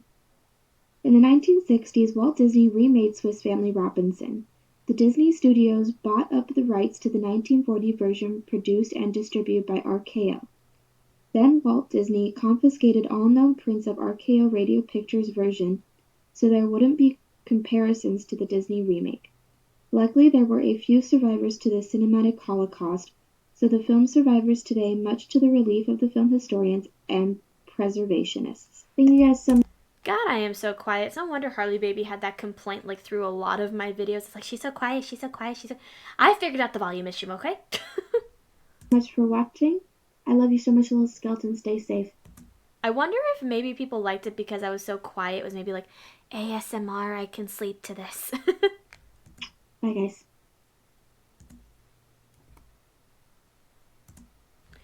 Alright guys, so next video we are looking at is reacting to Jack and Sally meet and greet at Disneyland. This has 76 views and was uploaded April 3rd of 2020 with 1 like. This is also Harley Baby's most viewed video, I believe, right now at time of recording. It has 8.8k views, so good for her. I honestly don't think any of my videos are going to reach that at any point, so let's get into this.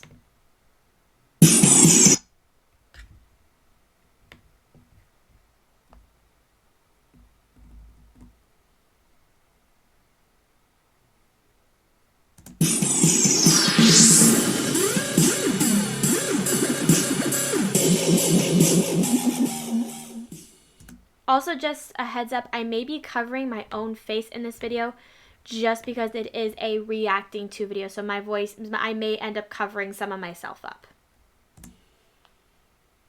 Hi everybody, it's Disney Queen Skelly here. And just a heads up, I don't feel like moving myself, so I'm going to be covered up.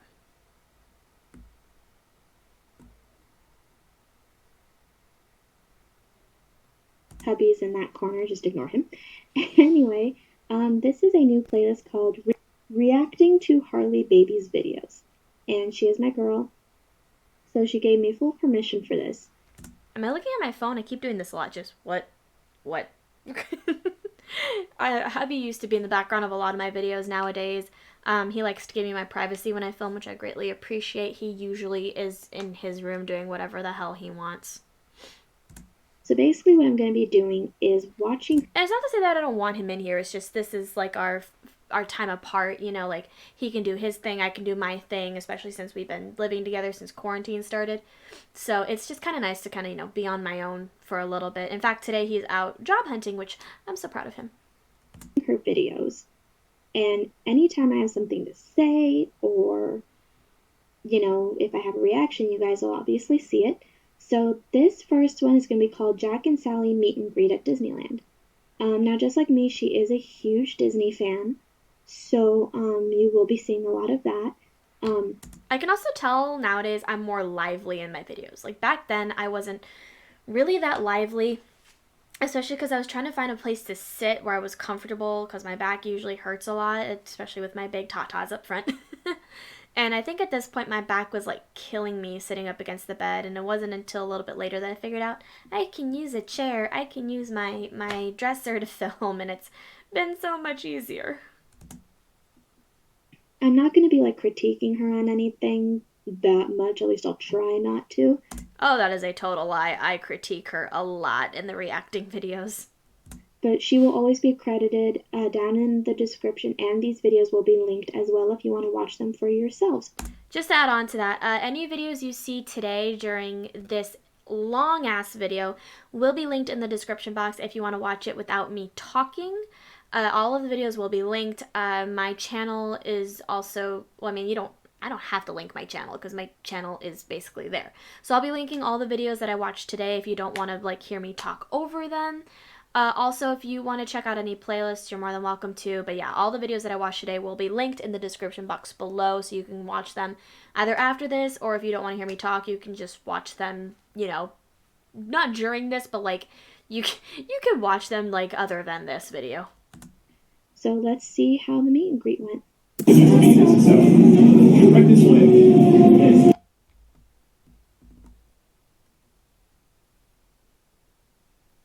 There's going to be a lot of volume editing in this video, I just know it.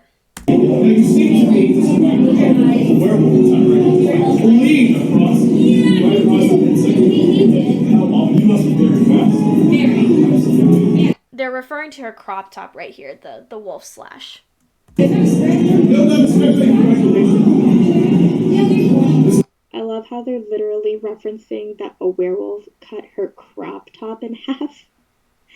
It's cute how she goes along with it too, like she's not afraid to get into it. I get a little more nervous when it comes to character meet and greets, but my god, I love watching her. She's like a freaking pro at this. It's so true. I mean, like, nowadays, like, I still get, I mean, I obviously haven't been in Disneyland since the closure, but I used to get super nervous talking to characters, and I sometimes still do. I start to stumble on my words, especially when it comes to these two, because you guys know why. Jack's my guy, and I always stumble on, the words that I say to him, which next year I'm hoping that everything goes back to normal, because next year marks the 10-year anniversary of the movie saving my life, and during the 5th year that it saved my life, I went to go talk to them, and I know they're only characters dressed up in costume, but it still helped me in a way to, like, get it out, I guess. Like, it helped me just a lot. It helped me, despite the person I went with. It helped me. And I hope next year everything goes back to normal so I can talk to them again and express my love for them. Again, even though I know they're people in costumes, that doesn't really matter. It still helps me.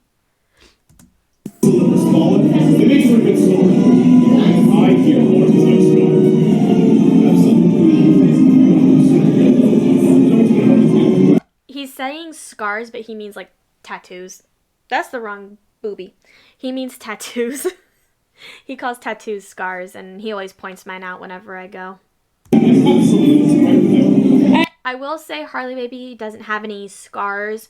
She actually is getting her first one in a couple weeks with me and me and hubby. I'm so excited. I am going to film that just because I really want to, like, document it and be like, you're getting your first tattoo, stuff like that. Alright guys, ready? 1, 2, 3, scream!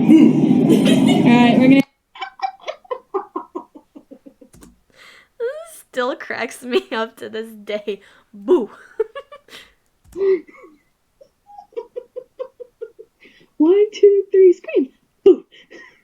This is why I love these people. They're so dang funny. Like, no one screamed, and Jack's like, okay, awkward silence, let's fill it in. Boo! Is that true? My god, this is why meeting them is, like, my favorite time of the year. And plus, she always takes good photos, and I'm so jealous because she's so pretty, and she's got the right idea. She's wearing walking shoes. I just got walking shoes, so I think I'm going to start doing that from now on instead of wearing my boots. I like my boots, though. My boots are comfortable. Very comfortable. Also, she's just cute in general. I'm always down on myself, like, I don't look good. That I feel like I don't always look pretty or cute or anything like that. So, I mean, like, I can kind of get why I'm saying that about myself. And in seeing her here, it's like, I think I'm also jealous of the fact that she's so thin, because she does have a small frame, and I don't have that anymore, which is something I'm going to start working on in the new year. But I love my combat boots. I'm so indecisive, but look how pretty she is. I don't have my combat boots anymore. I actually ended up selling them because not selling them. I think I threw them out because they warped and they just didn't fit anymore, but now I just have my thigh-high boots, which I love. No, not thigh-high. Calf-high. Knee-high boots. I have my knee-high boots, which are adorable. She is. I'm so jealous of how pretty she is. Gonna take one this way. 1, 2, 3. Looks scary. To be fair, I was taking it sideways, so I have no idea why it looks like that. Alright, nice job, guys. Oh my god, I love her videos. That's actually her most popular one on the channel, and I can see why. I mean, it's not like the best filmed video, but it's like one of the better videos she has on there from what I remember. No offense to you, Harley Baby. I love all your videos. I'm just being honest here. Not to mention Jack and Sally are pretty popular characters to meet at Disneyland. I just totally went against what I had said previously. Just like, I'm not going to critique her. I just critiqued her. And I think anyone likes to watch a meet and greet with them because they're so creative in what they do. Anyways, I will link this video in the description box below along with her channel because you guys need to subscribe to her. And you guys kept subscribing to her, and she is 1 subscriber away from being tied with me. Not that it matters, I'm just the little salty. Can you guys feel the salt? Anyway, yes, I'm proud of her. She's doing very well for her channel. I am super proud of her either way, despite my saltiness. Super proud. I can't wait to see how her channel grows over time. And now you guys know, now and forever, Harley Baby is forever linked in my description box. But she is a wonderful human being, and you can't tell me otherwise. Anyway, so someone's getting passionate. After each video, I am going to give an analysis of it, just kind of like an overall summary of what I think. So I'm totally biased because I love Jack and Sally, so it's going to be a totally positive review. The video itself was really, really good, except for it being filmed like that, but that's my fault. I didn't take it that way. I took it that way. So, my fault. But she is very good with interacting with characters, and I'm really proud to see, like, her inner Disney come out, especially because I'm, like, a huge Disney nerd, and of course, like, being friends with her, I've rubbed off on her a little bit, and then she's, like, taken it to a whole new level. And honestly, I'm, like, really proud of her. I love how she interacts with the characters, and just how she brings out her personality to them, because she's not afraid to, like, hold back and really bank off of what they're saying. And meanwhile, I just end up looking like a freaking, like, nervous wreck, like a kid meeting Santa for the first time. But anyways, I'm going to give this video a 7 out of 10 just because of how the video was filmed and because you couldn't really hear anything all that well. But then again... Oh, yes, you could. You're just not watching it on the right computer, young lady. It's like super loud there, so I mean, you can't really help that. But it's still a really good video overall. So thank you guys so much for watching. Bye, little skeletons. See you later. Stay safe.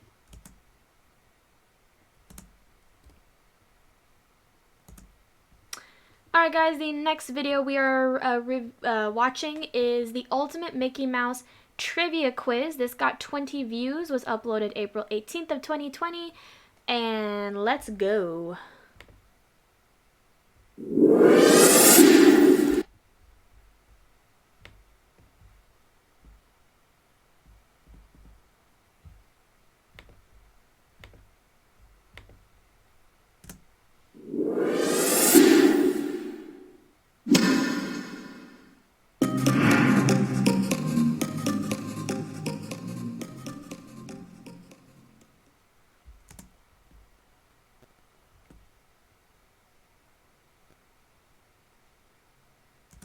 Hi, little skeletons. It's Disney Queen Skelly here. And oh my god, this is when I thought my headphones had a mic in them that I could talk into. No! welcome to another Disney quiz. Today we are doing the Ultimate Mickey Mouse Trivia Quiz. Oh, what's with that baby boo voice? Just, hello, friends. Welcome. Welcome. No. boy, I hope this gives me a run for my money.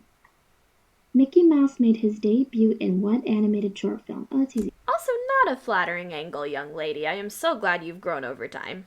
Steamboat Willie. What was the original and potential name for Mickey? That was Mortimer. Who was the first person to voice Mickey Mouse? Oh, Walt Disney. Mickey's first words here. Thank you, hubby, for teaching me this. Hot dog. True or false? Mickey Mouse was the first animated character to receive a star on the Hollywood Walk of Fame. False? Ah, it is true. Dang it. I had hoped maybe another, character did, but my bad. What was the first piece of Mickey Mouse merchandise? Also, Harley Baby took this quiz not long after me, and I think she did 12 times better than I did. An ears hat, a wristwatch, a tablet of paper, a cup and saucer set. Well, I'm assuming since they're showing watches here, I'll guess a wristwatch. I think looking back, it might have been an ears hat, kind of thinking about it logically. Okay. What's the name of Mickey's beloved dog? Pluto. What is Mickey's official anniversary date? Harley Baby knew this off the top of her head. I did not know this at all until recently. As you guys saw my Mickey Mouse happy birthday bullshit. And also I just noticed I didn't use dark mode on my Google Chrome, but I do now and it really helps my eyes. Damn it. October 7th? Damn it. I don't know Mickey. True or false? Walt Disney once considered calling his first theme park Mickey Mouse Village. Also, Harley Baby threw out a fact at the end of this question, which I think was the original location that Walt Disney wanted Disneyland to be in, and it pissed me off so much how much knowledge she had. False. True. Okay, never mind. I can't, and I told her this now, and you guys will see later why. I can't give her shit for that anymore because of some videos that I have recorded for the future, which I think the first one I did where I can't give her shit anymore is my horror movie trivia, or my horror movie quiz that I take, I think, sometime in January. I can't give her shit anymore. Don't know Disney. What are the names of Mickey Mouse's nephews? He has nephews? She asked the same question and still got it right. Milton and Clark? Oh my god. I'm totally not salty. Maybe. A little bit. Which of the following is not one of Mickey's international monikers? Oh, how the hell am I supposed to know that? Moose Pig? I got 5 right. Oh, that's so sad. Not too shabby, but we think you got it and you do even better. I think so too. We suggest bookmarking this quiz, watching some old Mickey shorts, and taking it once more. That's too much effort, though. Not anymore. I'm doing the reviews. I'm learning every time I end up writing reviews for you guys. I'm gonna see if Harley Baby ever takes this quiz and see if she can do better, because her knowledge is fucking insane when it comes to shit like this. See what I mean? I feel like I don't even deserve the name Disney Queen Skelly anymore because of that. Holy crap, that was so bad. I take quizzes way down the line and trivia's way down the line that prove that statement is still so true. But I'm glad I actually got a challenge. But anyways, thank you guys so much for watching. Bye, little skeletons. Stay safe. Love you guys. Hey, I started doing it in that one.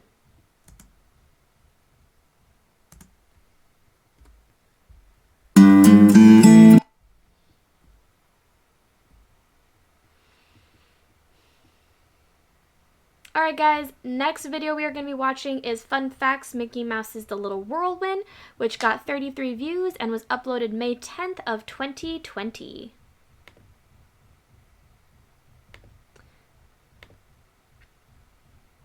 Let's go!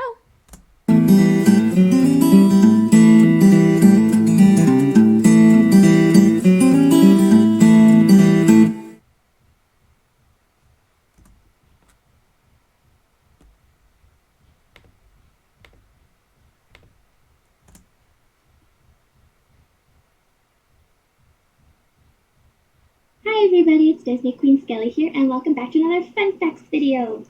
And there's that little baby blue voice again. No! These fun facts are going to be for Mickey Mouse's The Little Whirlwind. We have our own little whirlwind back there with the fan. Oh, this was before I got my air conditioner. Dang.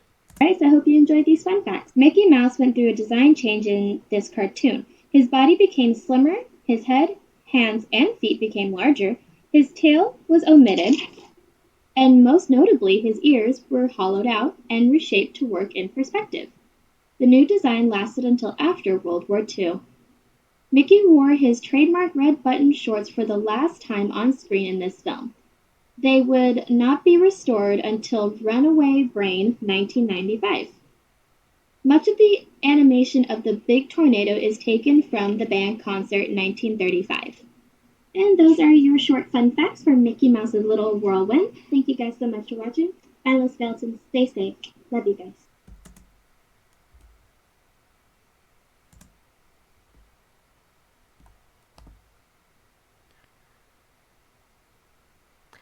Alright guys, the next video we are looking at is 17 Creepy Stories and Legends About Disneyland, which was uploaded June 28th of 2020 with 28 views and 2 likes.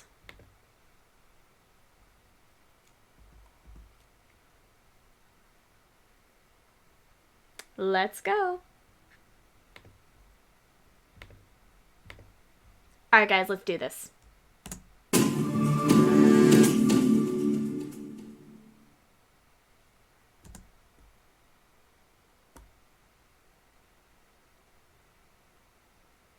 Hi, little skeletons. It's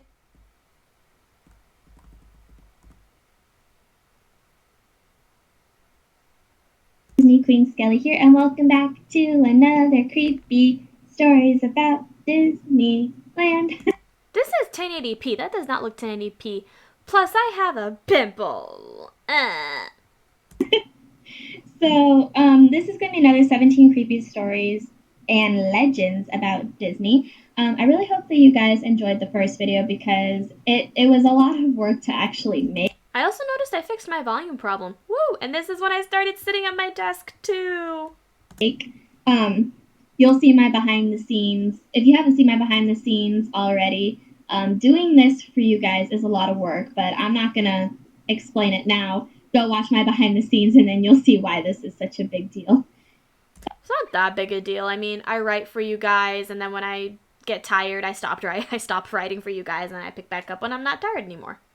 But if you guys again have any creepy Disney legends that you or like stories or whatever that you want me to talk about, please let me know in the comment section down below. I'd love to talk about them, maybe make full episodes about them. But for now, here are 17 creepy stories and legends about Disneyland. But you guys still haven't done yet. I'm waiting on those creepy stories. Walt Disney haunts his old apartment. The light is kept on in Walt Disney's former apartment. I also know I had such a hard time putting the credits in the description box. I think I messed up on a couple of them, but you know, it still didn't matter because the credits I used in that description box were also meant for a different video. So everything got credit, just in different videos. Above the firehouse on Main Street for a reason. Also, I know there's a bunch of repeats in this series. I really don't care. I love reading these to you guys, whether you like it or not. According to the legend, one night an employee came in to dust and turned off the lights when she left. The light reportedly turned on and off as she attempted to leave. Some versions of the story claim that she heard a voice say, "Don't forget, I'm still here." There's a ghost rider on Space Mountain. Single rider? No problem. The ghost of Game of Thrones raider Tormund Giant's Born? Bound. Yes. Or This is really when I didn't know how to edit that well. Jesus Christ. at least someone who looks like him is said to sometimes sit next to riders. The apparition is described as a large man with reddish hair. He's supposedly the ghost of a deceased guest who died on the ride back in the 70s. He politely disappears before the end of the ride. There are real bones in parts of the Caribbean. Disney Imagineers used real human bones to construct the scallywag. I'd also like to point out this is before I got my new laptop, so ayo, things have definitely changed on this channel. Skeletons when the attraction first opened in 1967. The fake bones looked, well, fake, so Imagineers procured real ones from UCLA's medical school. Eventually, they were replaced with phony ones. However, many believe that one or more skulls in the ride are still real. A Disneyland ghost was caught on camera. The video is a bit shaky, but a security camera apparently caught a ghost casually strolling through Disneyland.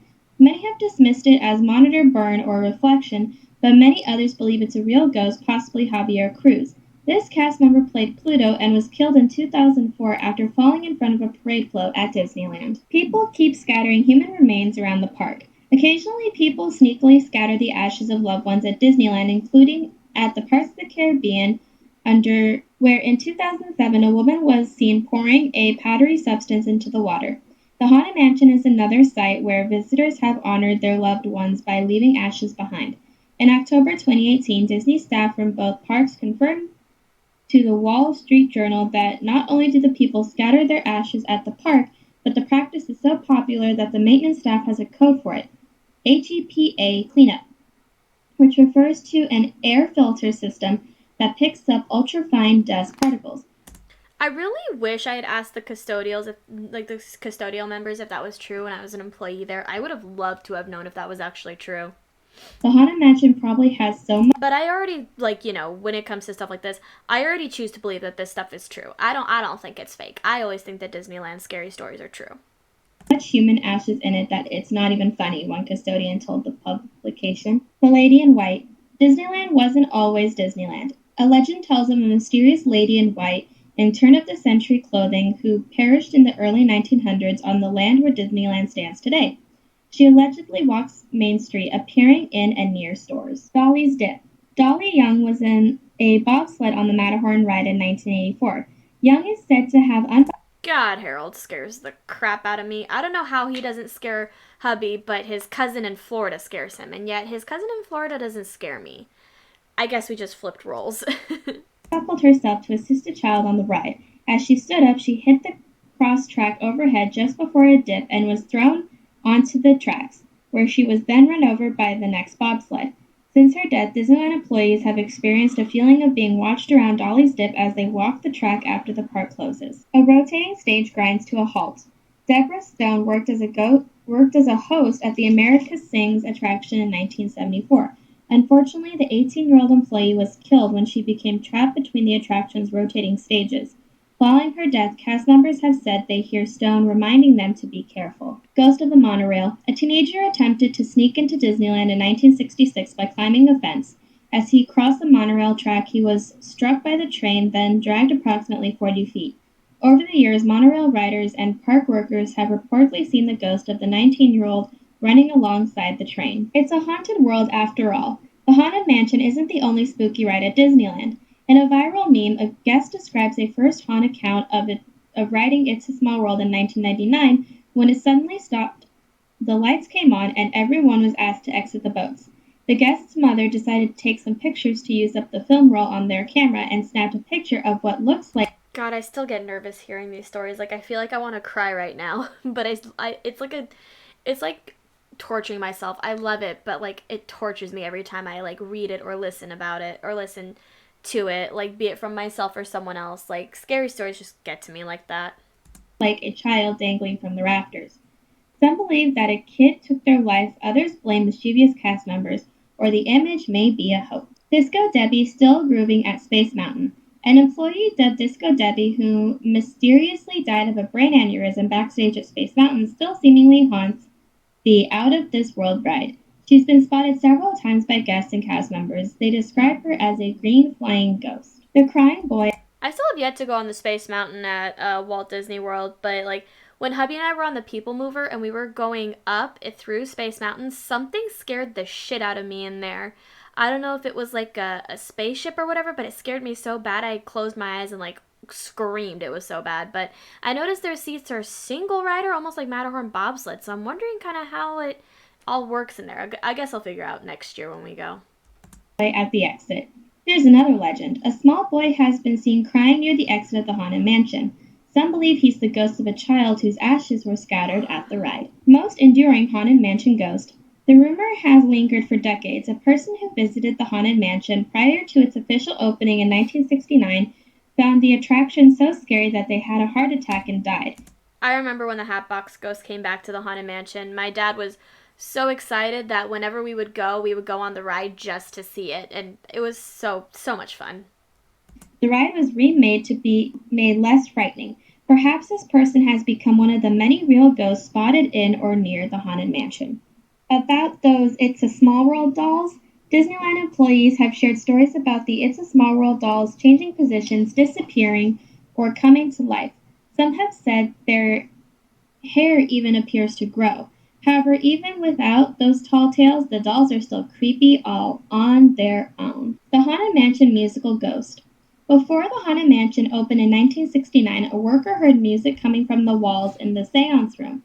He thought a radio had been accidentally walked in, although the tunes were never intended by a DJ or interrupted by a DJ or commercials. The music was so persistent that it compelled the worker to install speakers to draw out the noise. Cast members honor Grandma Joyce.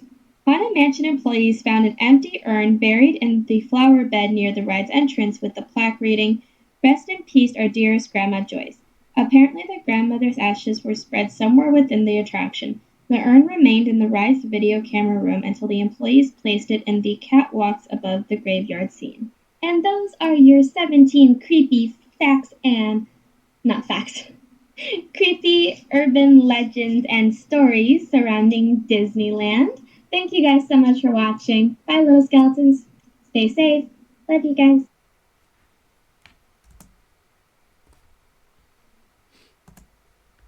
Alright guys, so the next video we will be watching is responding to the Splash Mountain Change Part 1, which was uploaded July 1st of 2020 with 26 views. The more controversial video I made was the Song of the South video, which I actually had some, well, you know what, I'll talk about it when we get to that video. So right now we're just going to watch the Responding to the Splash Mountain Change Part 1. Hi,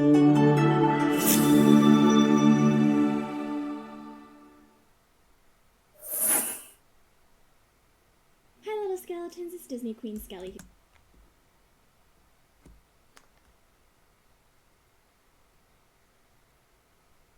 Wow, this is when I got my camera and my mic. Nice. Here. So yeah, I am responding to the Splash Mountain change that has been, of course, publicly known for a little bit now. I would just like to first state that I am, in this video now and the part 2 video, I am not addressing any ill will to Disney. Of course, you know, they can do whatever they want to their rides, to the park, to their attractions. And, you know, if we didn't want anything to change, really, everything would have been the same since 1955. So, I mean, yes, it's heartbreaking because Splash Mountain was, you know, one of the rides that I had to conquer, and I did it, and it became my favorite attraction at Disney. But at the same time, you know, change happens, and it's because of the times, it's because of, you know, growing up, and Disney's growing up just as much as we are. So again, these videos are no ill will towards Disney. I have just found a few articles that I would like to read to you guys. One is involving Splash Mountain, one is involving Song of the South, one is involving Princess and the Frog, and the other one is on the public news site for Disneyland that I would like to read to you guys as well. So again, there is no ill will towards Disney. This is not slander towards Disney. This is just me sharing some articles I found. And I would like to hear your guys' opinion down below in the comments about how you feel towards this. Obviously, you know, with all the changes that are happening, you know, I think Disney wants to maybe do a fresh start when we come back and have something brand new for us to look forward to. And I think that Splash Mountain is an appropriate setting for Princess and the Frog because it is a log flume ride. And I mean, a lot of what Princess and the Frog takes place in is a bayou. So I honestly have imagined with hubby how well this could actually go and what they could do and how, you know, amazing it could be. And again, it's sad to see Splash Mountain go, but I mean, we were all sad when Tower of Terror left too, and Guardians of the Galaxy Mission Breakout is still as popular as, you know, Tower of Terror was when it was open. So I hope you guys take what I give to you guys just basically at face value. Don't read into it. Don't think that I'm trying to do anything, you know, to try and make a statement. I'm just reading articles to you guys that I have found that, you know, I just want you guys to hear. So the first two that I'm going to be reading to you guys today is an article on Splash Mountain and a synopsis / summary of Song of the South. Now, I was going to do a whole video for you guys where I would read the article from Splash Mountain, Song of the South, Princess and the Frog, and the WDW news site.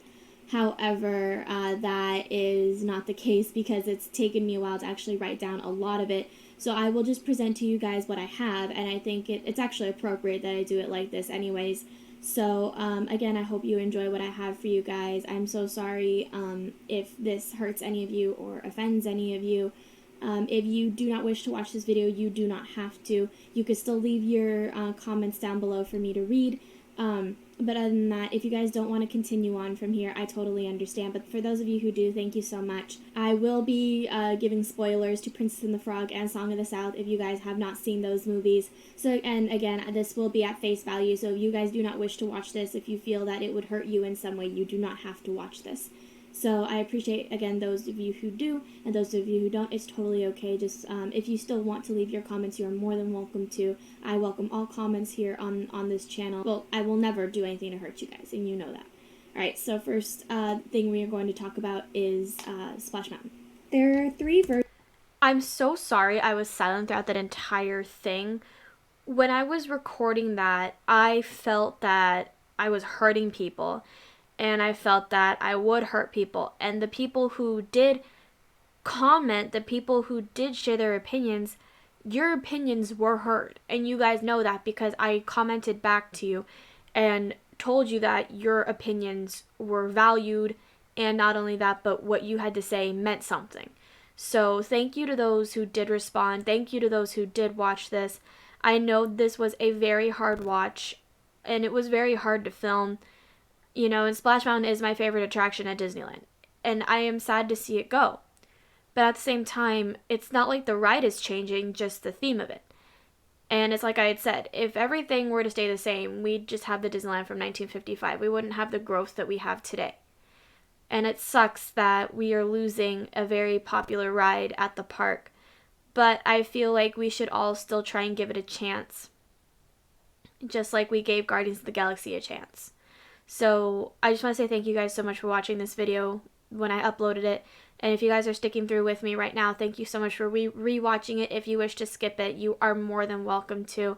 I am not going to force you guys to watch this again. You can just skip ahead to the next video that we are going to be watching. But anyways, thanks again, and let's get back into it. Versions of Splash Mountain. One in Disneyland's Critter Country, one in Magic Kingdom's Frontierland, and another in Tokyo Disneyland's Critter Country. Disneyland's version is the original with an official opening date of July 17, 1989.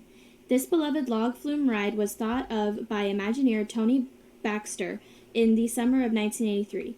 According to D23.com, Tony was stuck in Anaheim traffic when he thought of the new attraction. America Sings, a Tomorrowland attraction from 1974 to 1988, had low attendance but over 100 awesome audio animatronics that Tony wanted to use. Since America Sings was about to close due to the lack of attendance, why not use the audio animatronics for a brand new ride? We learned via D23.com that the classic Disney film Song of the South came to mind from his childhood memories. The film would provide rich theming and familiarity for guests, so that Splash Mountain wasn't just any old log flume ride. Costing a whopping $75 million, the attraction was a gigantic and expensive project for Walt Disney Imagineering. After its popularity in Disneyland became apparent, versions of Splash Mountain were brought to both the Magic Kingdom and Tokyo Disneyland. While all three versions have a few differences, they all share the adored tune Zippity Doo-Dah, and the plot line of Brer Rabbit escaping Brer Fox and Brer Bear's dangerous clutches. Splash Mountain fun facts. The original name for Splash Mountain was going to be Zippity Dee River Run. The FW.com found the name change came from Disney CEO Michael Eisner, who wanted to promote the romantic comedy Splash. One of the best parts of Splash Mountain are all the fun. I also do apologize if I end up using the same article in the Splash Mountain verses in March, I believe. I am so sorry about that. I tend to forget the articles that I use. It should come up as purple for me since I've already clicked on it on Google. If it hasn't, and then I use it and I end up using the same article, I'm very sorry. But I do believe I ended up using a different one if memory serves me correctly. And critters. The frogs are the greatest, of course. Disneyland transformed Bear Country Land to Critter Country to make the Song of the South theming. All three Disney parks' Splash Mountain drops are around 52.5 feet. Splash Mountain at Tokyo Disneyland Magic Kingdom official opening was the very next day. Mark Davis was an animator on the film Song of the South. ImagineeringDisney.com reports that as an Imagineer, he created the audio animatronics used in America Sings and later in Splash Mountain. There are around 950,000 gallons of water on Magic Kingdom Splash Mountain, meaning you're definitely going to get soaked if you sit in the front. Notice a flashing street lamp as you are hopping into the log. According to the Hidden Magic of Walt Disney's World by Suzanne Venice, it's just there to let the cast members know the logs are about to move.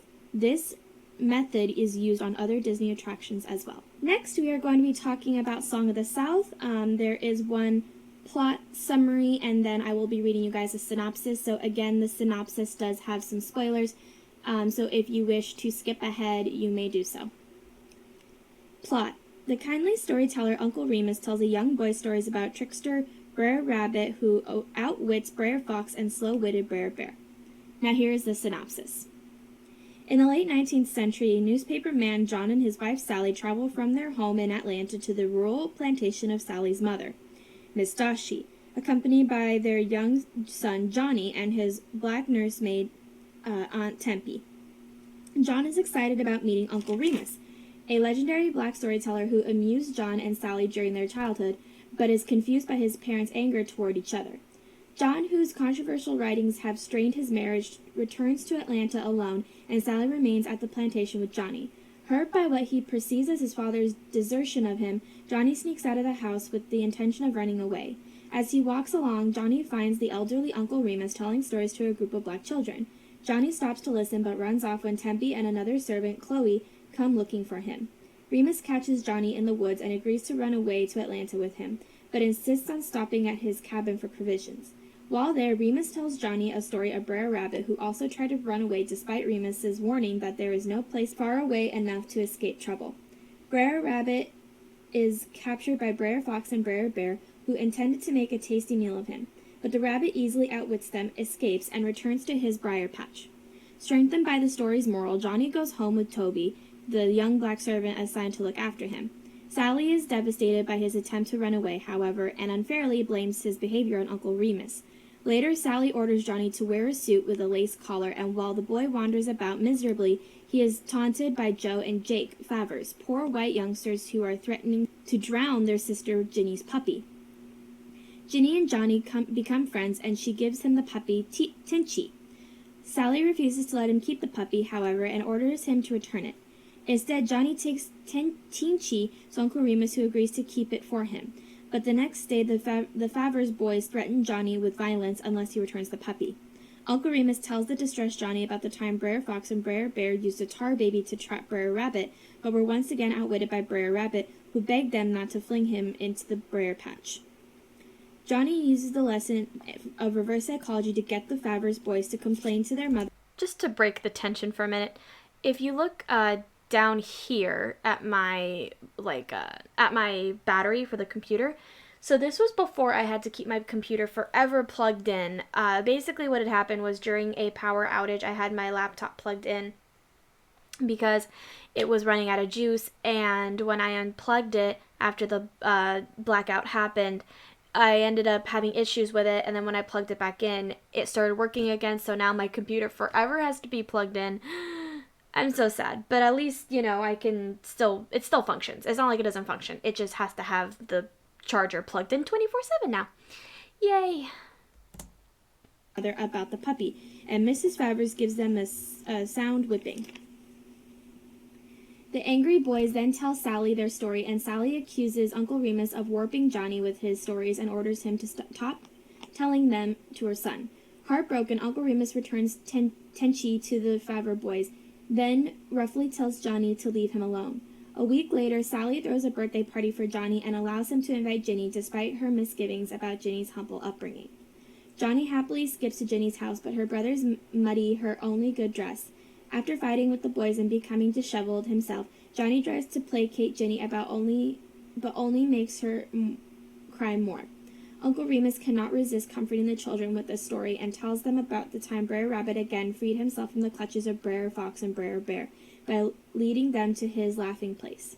The wise old man informs the children that everyone has a laughing place, and when they run off to look for theirs, Sally finds them and chastises them for missing the party.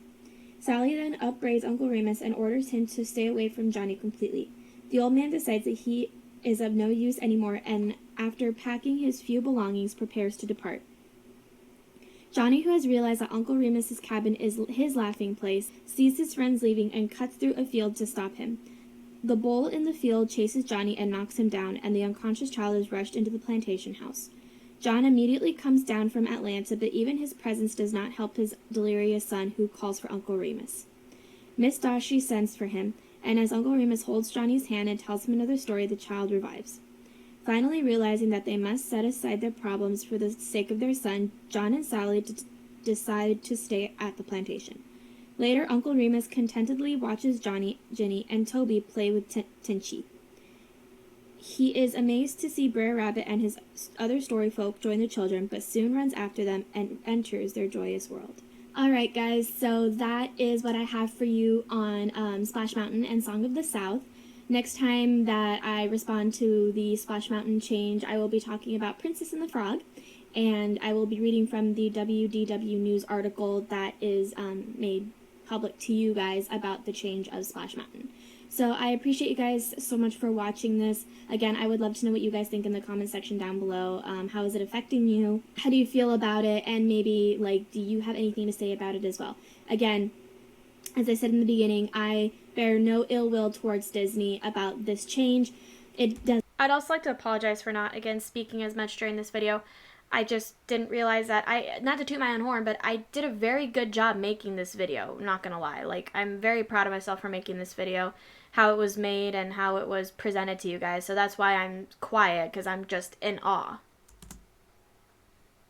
It does make me sad because Splash Mountain is my favorite attraction at Disneyland during the non-holiday season. But again, a lot has changed over the past 65 years for Disney, and I mean, you know, it's sad when something you love changes, but I mean, at the same time, a lot of stuff has to change. As we grow with Disney, Disney grows with us. So Disney is growing up just like we are, and, you know, we have to support, well, not have to support, but, you know, we you know, gotta understand at least a little bit what's going on and why the changes are happening. So, I mean, you know, it's gonna be awesome to see how they do this. You know, when Tower of Terror changed, I was at all disappointed about the change because I didn't like Tower of Terror. But I was too afraid to really do Guardians of the Galaxy because Tower of Terror had, you know, scared me so much as a kid. But once I got on the ride, you know, I noticed it was a lot of fun. And it's still just as busy as it was back when Tower of Terror was a thing. So I really do want to give this new ride a chance, and I hope some of you guys will as well. So again, I bear no ill will towards Disney about what they're doing. Of course, they are just changing with the times, and Disneyland is growing up much like we are. So I hope those of you who do understand, you know, can see how this ride would actually, you know, be all right. And those of you who are heartbroken, kind of like I am, maybe, you know, you don't have to love it, but I mean, at the same time, don't go bashing it, because, you know, it's sad what happened, but sometimes something new can be good, and you never really know really what your opinion might be after it does change or after you do go on it. So I hope whenever it does open back up that we can all go on it and find something to love about it, just like we loved Splash Mountain. So thank you guys so much for watching. Bye, little skeletons. Stay safe. I love you guys.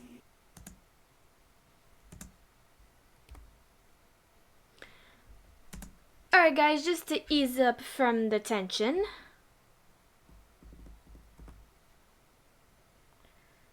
the next video we will be looking at is Downtown Disney District Trip number 1, July 13th, 2020, featuring the hubby. This got 24 views and was uploaded July 13th of 2020 with 1 like. And guys, I know this is taking forever. I'm so sorry. We have about 11 more videos to go, and most of them are fairly short. I may end up maybe stopping right now or after this one. I'm getting extremely exhausted. This video is going on a lot longer than I really wanted it to. Basically, I'm just going to keep filming until 4:30. Whatever we don't get to is where we're going to end it. At least where I'm going to end it, and then I'm going to come back and finish filming the rest of it. That way I can still get the full video out to you guys. So I'm sorry if my energy starts to drain a little bit. But let's look at my first Downtown Disney District trip when it opened back up.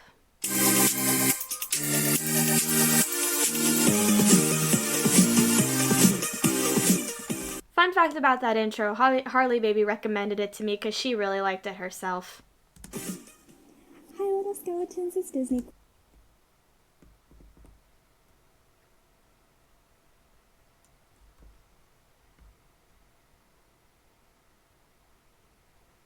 Queen Skelly here. Today is a very big day, and of course, by the title, you know why. Since the first time since March, back when everything closed, hubby and I are going to Downtown Disney I do apologize, my mic is rubbing on my PJs. Today. Oh my god, I am so excited. And right now, I'm actually about to pick out my outfit. So if you guys would like to see, stay tuned. This is a mess of a closet. And as you can see, which has since changed. Hubby has moved his stuff into his room, and I now have more room in my closet for more clothes. See, I got a lot of options to pick from. However, there is one particular outfit that I want to wear today, and it's this beauty right here. So, from the side, it looks like what? Maybe a striped shirt? Well, it is actually a beautiful dress. See? Isn't it pretty? I got it off of Amazon recently because I wanted to amp up my wardrobe a bit. Now I could wear something typical like a Jack Skellington outfit or a, I don't know, like Disney bounding, but I just wanted to wear something like this because it's a nice event. It's fun. I haven't been able to go in months, and now that we get the chance to, I want to look nice for it, you know? And I mean, I just woke up, so I don't look nice at all at the moment. But, you know, it's whatever. Alright, little skeletons, now we are going to pick out the jewelry. I already picked out all the little undergarments, so that way you guys wouldn't see. So I'm going to be wearing this choker today. It's the bat choker and zero necklace that hubby got for me. And then with that, we are obviously going to wear my usual Jack watch. I still make videos like this when I go out, like to Downtown Disney, or when I do the, the Going Rogues, but I'm not this detailed anymore. I, like, just talk to you guys, and then I go out to the park or the downtown whatever nowadays. My videos are not this detailed anymore. My gold sovereign. And I think today we're going to wear... I don't think we could wear another necklace since we already have that necklace, but depending on how short it looks, I think I may actually wear a different necklace too. And then, of course, we have the ring. Alright. Which changed that day. So, these two big ones right here are mismatched, but they are Jack, so we are going to wear them. Cute, huh? Oh, wait. Oh, no, you know what? I'll wear these. These are nicer. I like these a lot. When I was filming yesterday, I wanted to wear these. But instead I chose some spider earrings that were actually way cuter. I'm going to get dressed, and then I'll show you guys what I look like before we do the makeup and the hair. Oh, I forgot to show you something. These are the shoes I'm wearing for today. I got cuter flats that would have looked a lot better with that dress. I didn't exactly want to wear my boots because it's going to be really hot today in California. But not only that, I need to find like a headband to go with my dress. So I will look for that after I am done getting ready. Guys, I'm so sad. I was trying to look for this black bow headband that I have, but I couldn't find it. So instead, I am actually going to be wearing this headband for today. Alright guys, so this is the jewelry portion. Got the earrings in, choker, necklace combination, and sovereign. I decided against using any other necklace because it looks like it would just be overload. And then this is the dress. I feel super pretty in this. It's gorgeous and it spins beautifully. I'm just super excited to show it off in Downtown Disney. But for now we have to do makeup and hair so the outfit can be complete.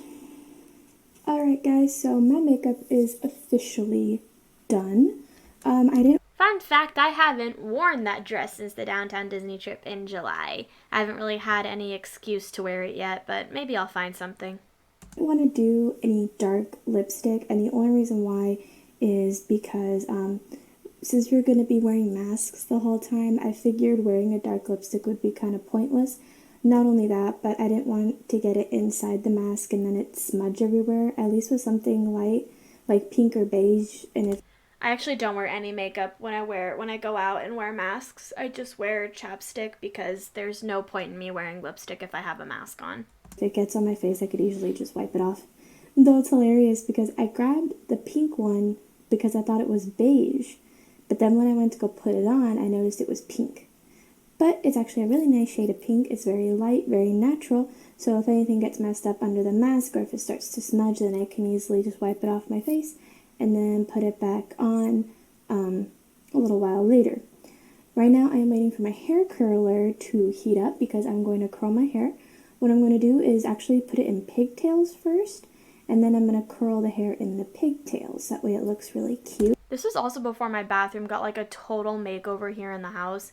It looks completely different than what you're seeing on camera right now, and in my opinion it looks a lot nicer. My parents worked super hard on it, and I thanked them profusely for doing the amount of work that they did on it.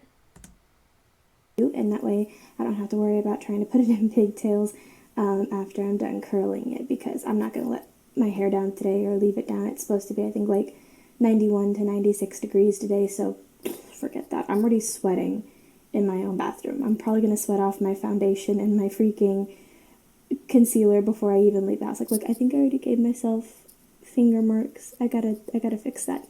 Anyway, we're gonna do a little bit of a car vlog once we get on the road. I'm gonna have hubby talking as well. We'll see what he thinks about going to Downtown Disney again after being gone for so long. So I will see you guys in the car. All right, everybody, and we are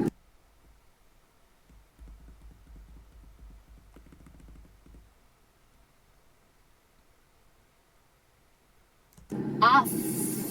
So from what we've heard, both of us, and one of us decided to watch YouTube videos on this. Oops. The lines to get in are super duper busy and super duper long, and my dad said that it took the people like 2 hours to actually get in. I don't necessarily believe that, but we're leaving at 8 anyways. Downtown Disney does not open till roughly 10. So even if we are waiting, I don't mind. At least we're getting there just a little bit earlier. I know probably everybody has the same idea anyways, but nonetheless, we are excited just to go, you know, and even if there are long lines, it'll actually buy us time because, you know, we have dinner reservations for Naples at 6.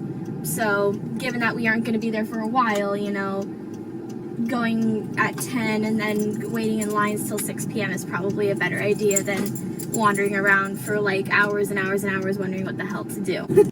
Which is exactly what ended up happening. There was hardly any line to get into Downtown Disney.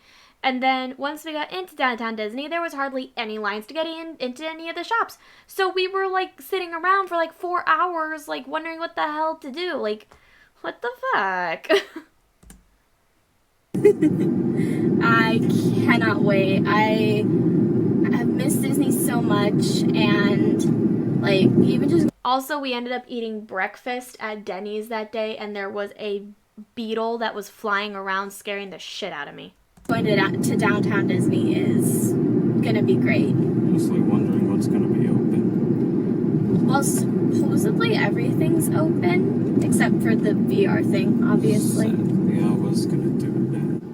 But anyway, yeah, I mean, I'm pretty sure everything is still open except for the VR thing because, you know, cleaning up all that every single time would be... Which was semi-true. Most things were open, but not everything was open at that point.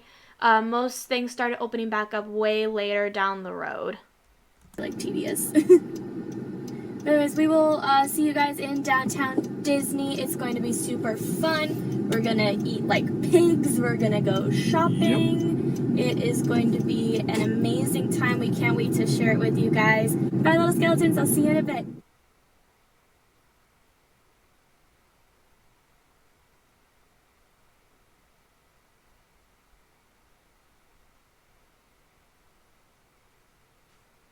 It's funny. I dress up so nice and then there's him.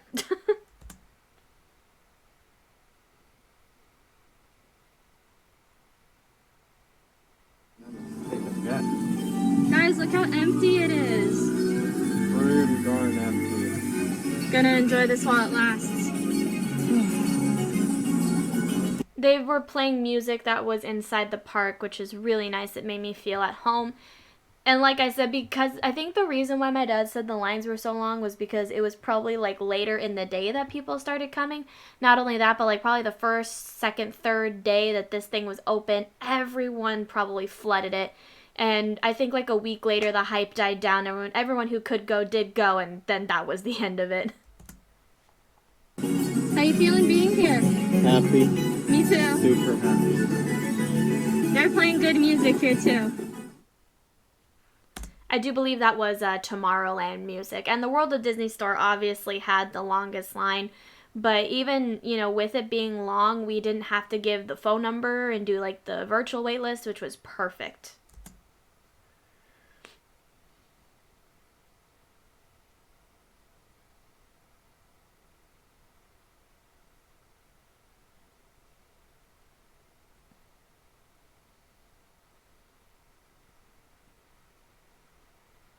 So, Hubby, Yeah. tell everyone what we've done so far. First, she got a ton of pins. Like, almost $200 worth. Looked like she almost bought the whole store.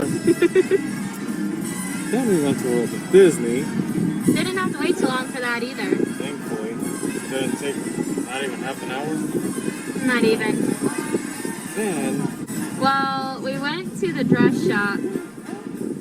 And then we went to the Lego store. we bought 2 Lego sets, Yes, we did. which we're gonna build Later. Yeah, we got San Francisco and Tokyo. Which San Francisco ended up being my very first Lego set that I had ever built. And ever since then, whenever hubby and I would go to downtown Disney, we would just get a Lego set from there and build it when we came home. But then once the really nice stimulus money stopped coming in, we had to limit how many Lego sets we actually got. No, it was New York. New York. Okay, so you went back on Tokyo then?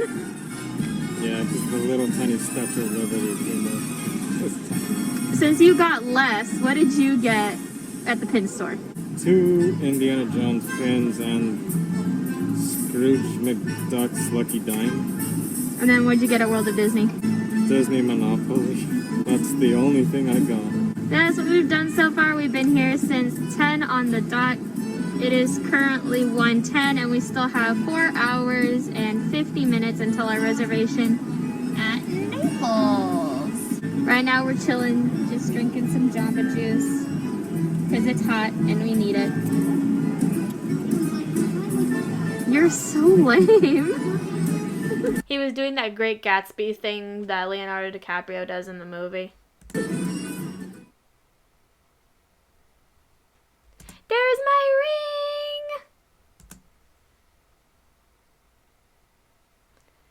And my very, very pretty drink that I got.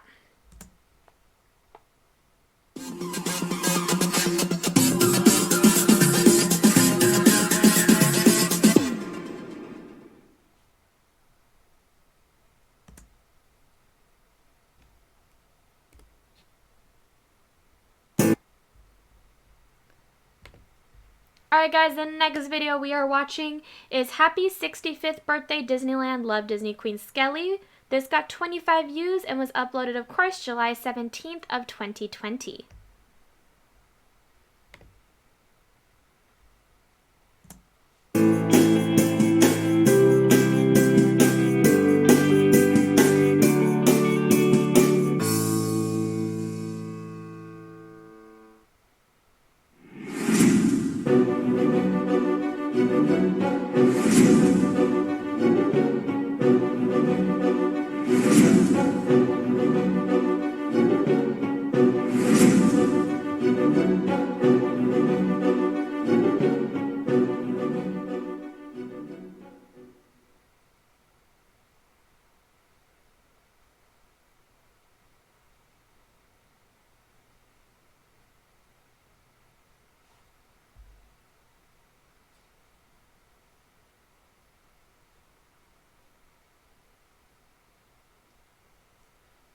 Not gonna lie, I actually like how this video turned out.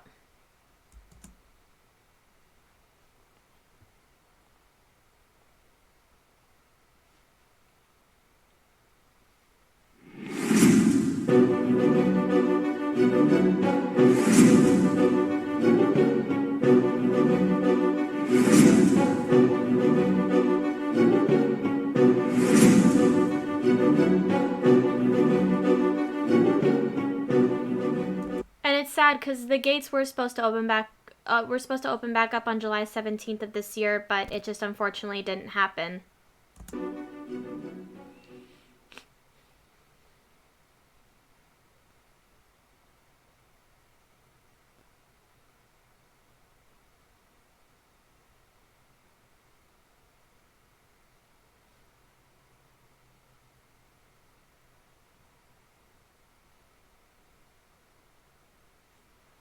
And I'll admit, I do miss the place so much. It's December. We still haven't gotten any word on the park opening back up, and I'm just hoping 2021 is the year that mends 2020.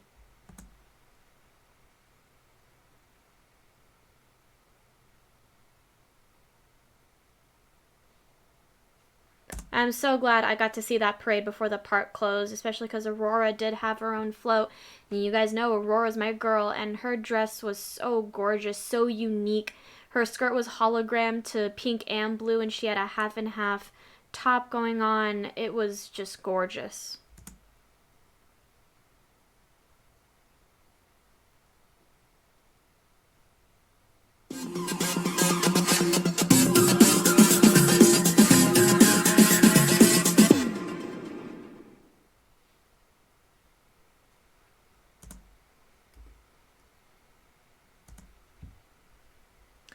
Alright guys, the next video we are going to be looking at is a more controversial video that I made called I Ordered the Movie Song of the South. Here's how I feel about it. It got 57 views, was uploaded July 30th of 2020, and got 4 likes and 1 dislike. There was a comment on here that I turned off the comments. Why are the comments turned off? Did YouTube do that? God damn it, I didn't want to turn off the comments. Why are the comments turned off?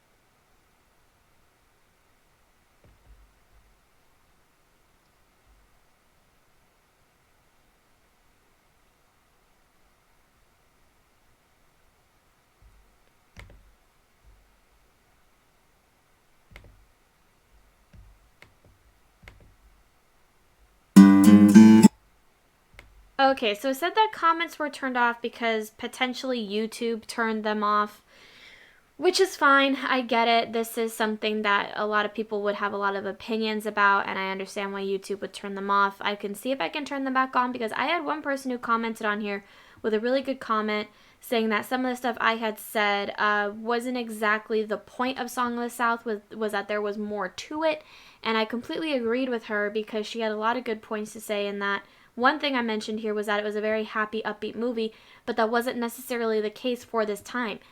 For the people that had to suffer through this, this wasn't a happy-go-lucky time. This was a horrible time to live in, especially for African Americans, and unfortunately I did not address that in this. So if you do not want to watch this, since this is one of my more controversial videos, you may skip ahead to the next video that we are going to discuss. Other than that, we're just going to get straight into the Song of the South. I ordered the Song of the South video, and I hope you guys enjoy. So once again, if you don't want to watch this, just go ahead and skip ahead to the next segment.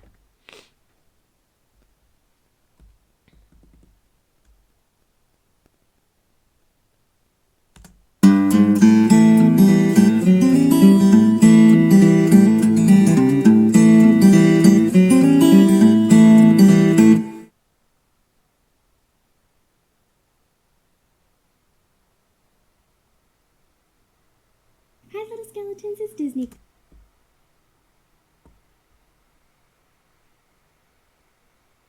Queen Skelly here. So yeah, this is gonna be a very interesting video. I, truth be told, was debating whether or not to make it right now because I didn't bring the DVD with me. But what I'll do is insert a picture of it at the end of this video. Yes, I purchased the movie Song of the South. As you guys know, I made the 2-part response video to the change of Splash Mountain. I read the synopsis and plot summaries for the movie itself. Now, when I did that, my curiosity peaked and I was like, okay, I need to actually watch this movie. I feel like I need to in order to understand it and figure out why it gained the reputation that it did, being the movie that it is.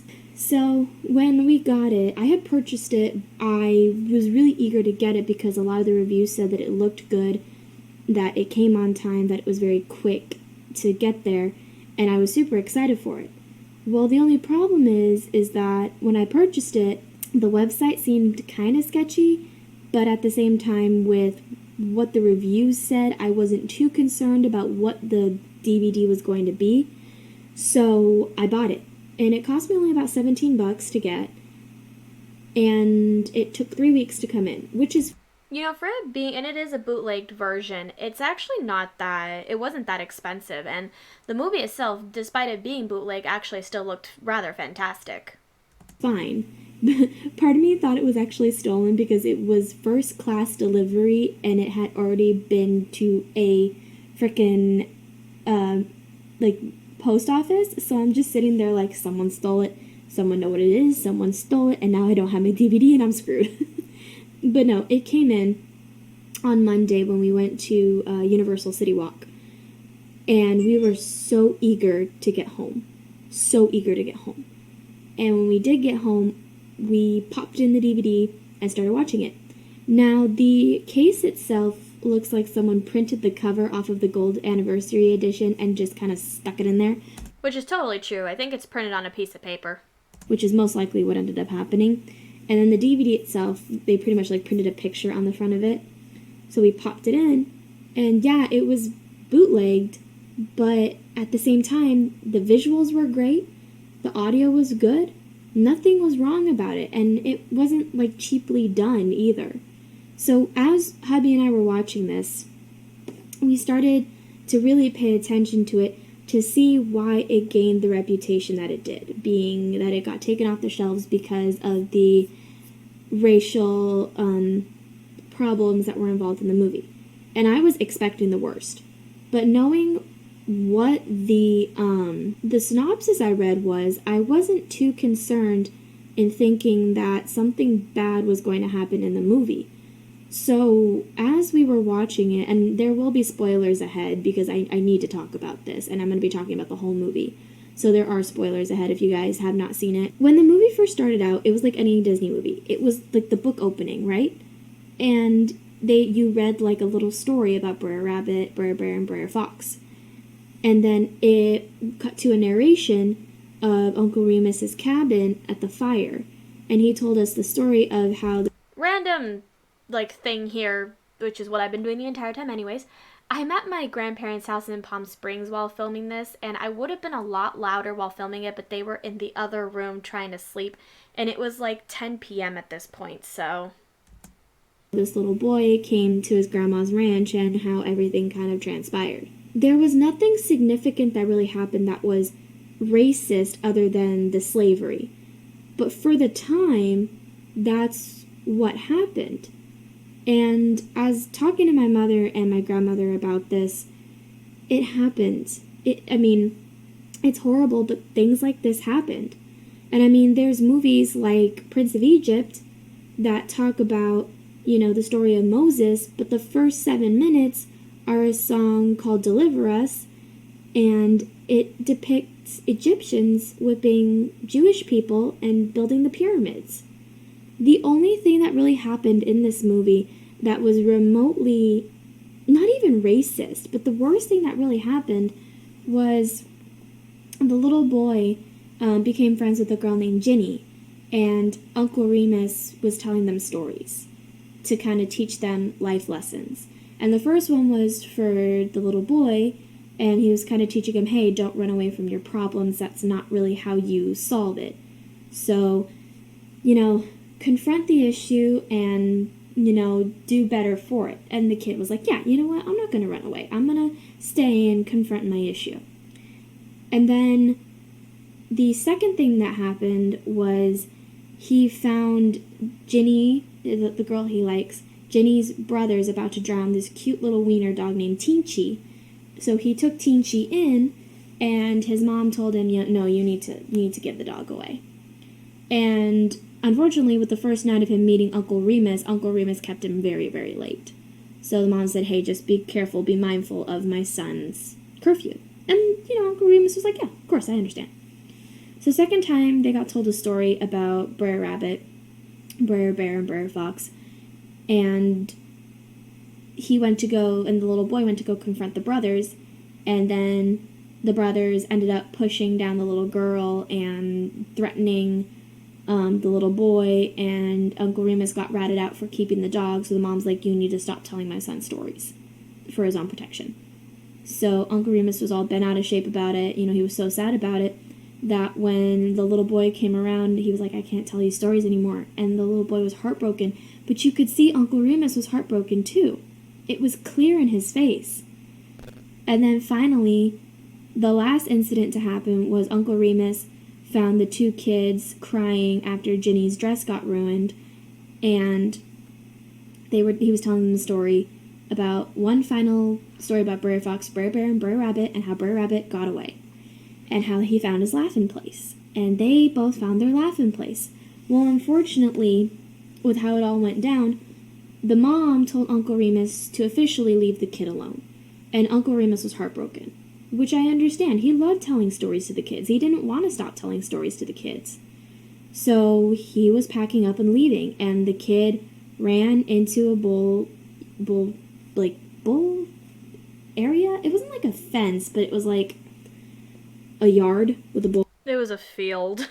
I couldn't find the word for field. Again, I'm so sorry if I'm quiet about this. It's videos like this where it's so different for me to cover sensitive topics like this that I get very scared to film them and upload them because I don't want to sound ignorant or I don't want to seem like I don't know what I'm talking about, because for some subjects I don't know what I'm talking about.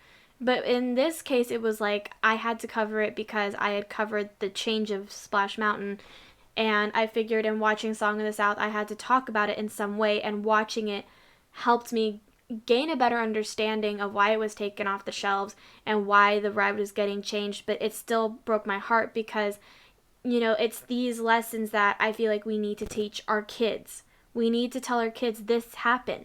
Slavery happened. But it's not pretty. Like how it's shown here, it's not pretty. It's horrible. And, you need to know that it happened, but it's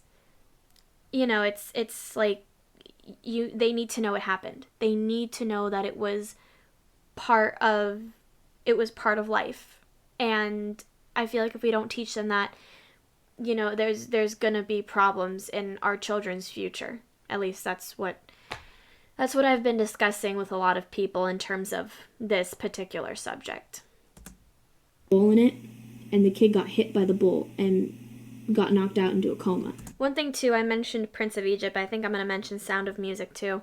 When the girl commented about, what I had said, she mentioned something about those two movies that I unfortunately don't remember, and I'm going to go back and see if I can turn the comments back on just so I can reread it. But she made some very good points, and she mentioned some good points of what I had said about Prince of Egypt and Sound of Music, so I just wanted to throw that out there as well. And he wouldn't wake up unless Uncle Remus was there. So while watching this, we really paid attention to how it was done and how everything was portrayed. Yes, the slaves had their own living quarters, and they had like little bonfires, and they like marched and sang. But I never once saw someone treat them horribly other than the kid's mom telling Uncle Remus to leave the kid alone. And it wasn't even done in a rude way. She was polite about it. And at the end, they actually respected Uncle Remus and thanked him for how he helped the kid out of the coma. So, I mean, I understand, I guess, what would make Disney take this down, because they have, I guess, a reputation to uphold. But at the same time, I feel like maybe it's good to have that movie on the shelves, because it could teach kids that, yes, this happened, but also see that these...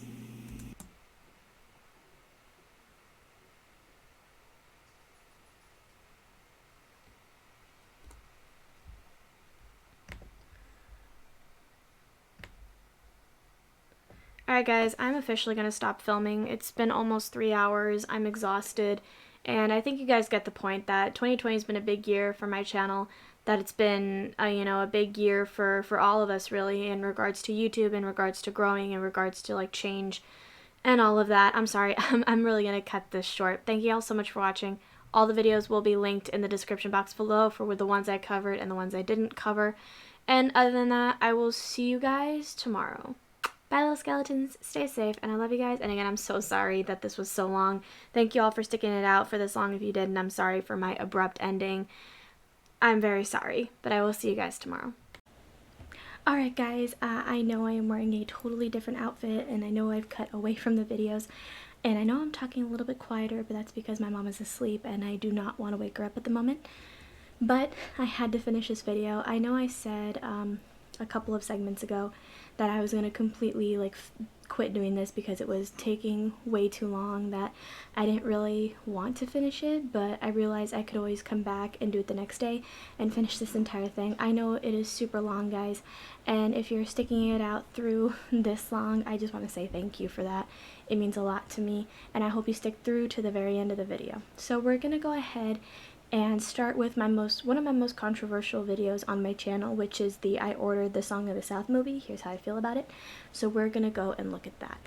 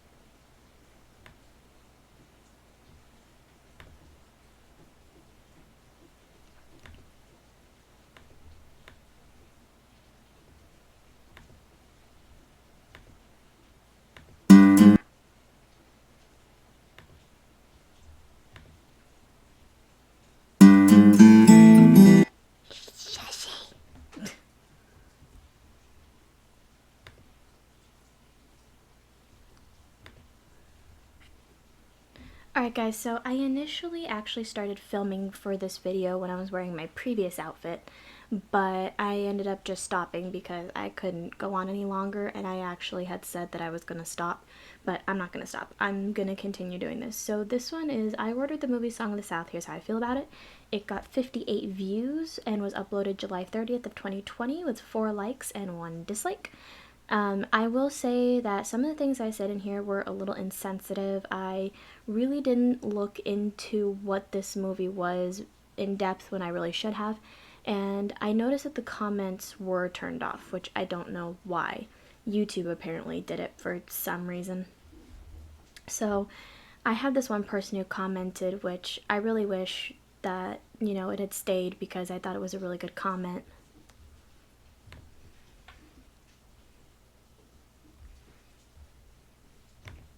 Basically stating that, you know, some of the stuff I said wasn't exactly true, and then she kind of gave her own in-depth analysis, including some comments that I made towards other movies that were, so to speak, similar, if not worse than Song of the South. But she made some good points in that, you know, the way that slavery was portrayed in this movie wasn't exactly the best, like, wasn't exactly good.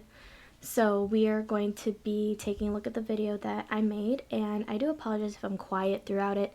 This also happened with the response to Splash Mountain Change video that I reacted to. I was so quiet because it's so different to see myself actually talking about something as serious as this, and, you know, it's not like my happy-go-lucky self in my usual videos, so we're just gonna get into this.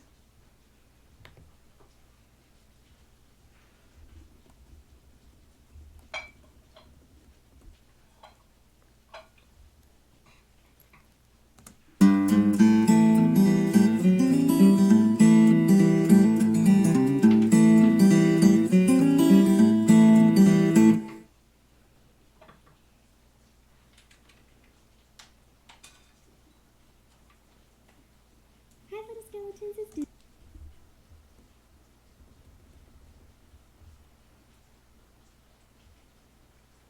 Disney Queen Skelly here. So yeah, this is gonna be a very interesting video.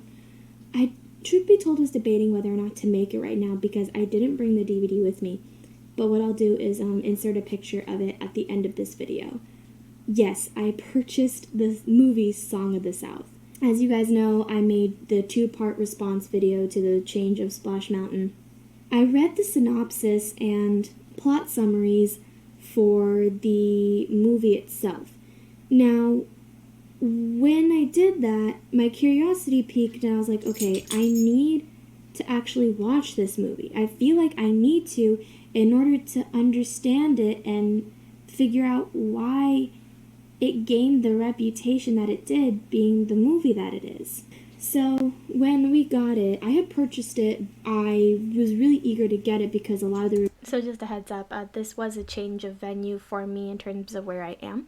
I am actually at my grandparents' house in Palm Springs filming this because hubby and I decided to spend 4 days there just to kind of clear our heads, and a lot of stuff was going on around that time. Also, a couple things I would like to say that I know I had stated previously. One thing I said was that everything seemed happy, that no one was really like nothing inherently racist happened except for maybe the mom telling Uncle Remus not to see her son again, and even then there wasn't any language, there wasn't anything like violent. And I should have stated something like, yes, this happened. It wasn't as happy as portrayed in the movie. It wasn't as lenient as it's portrayed in the movie, because this stuff did happen, and it was ugly, and it was bad. And our children, I feel like, do need to learn about it. And by taking this off the shelves, I feel like, in a way, we are, in at least one way, we are not letting them learn about this stuff and what had happened. I mean, obviously, you can teach it to your children in different ways, but I feel like, this is one way to do it. I mean, there are definitely other ways to do it, but I feel like this is definitely one way you could do it. Review said that it looked good, that it came on time, that it was very quick to get there, and I was super excited for it. Well, the only problem is that when I purchased it, the website seemed kind of sketchy, but at the same time, with what the reviews said, I wasn't too concerned about what the DVD was going to be, so I bought it. And it cost me only about $17. Hey, babe, put your other headphone on. Okay, put the other one on.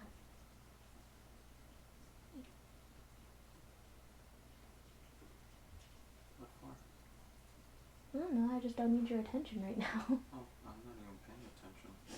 I just keep it on in case you need something. No, I'm fine. I'm okay. I promise. To get, and it took 3 weeks to come in, which is fine. Part of me thought it was actually stolen because it was first class delivery and it had already been to a frickin' post office. So I'm just sitting there like, someone stole it, someone know what it is, someone stole it, and now I don't have my DVD and I'm screwed. That's true. I actually did think that someone had stolen my DVD of Song of the South because it didn't arrive for a while. But no, it came in on Monday when we went to Universal City Walk. And we were so eager to get home. So eager to get home. And when we did get home, we popped in the DVD and started watching it.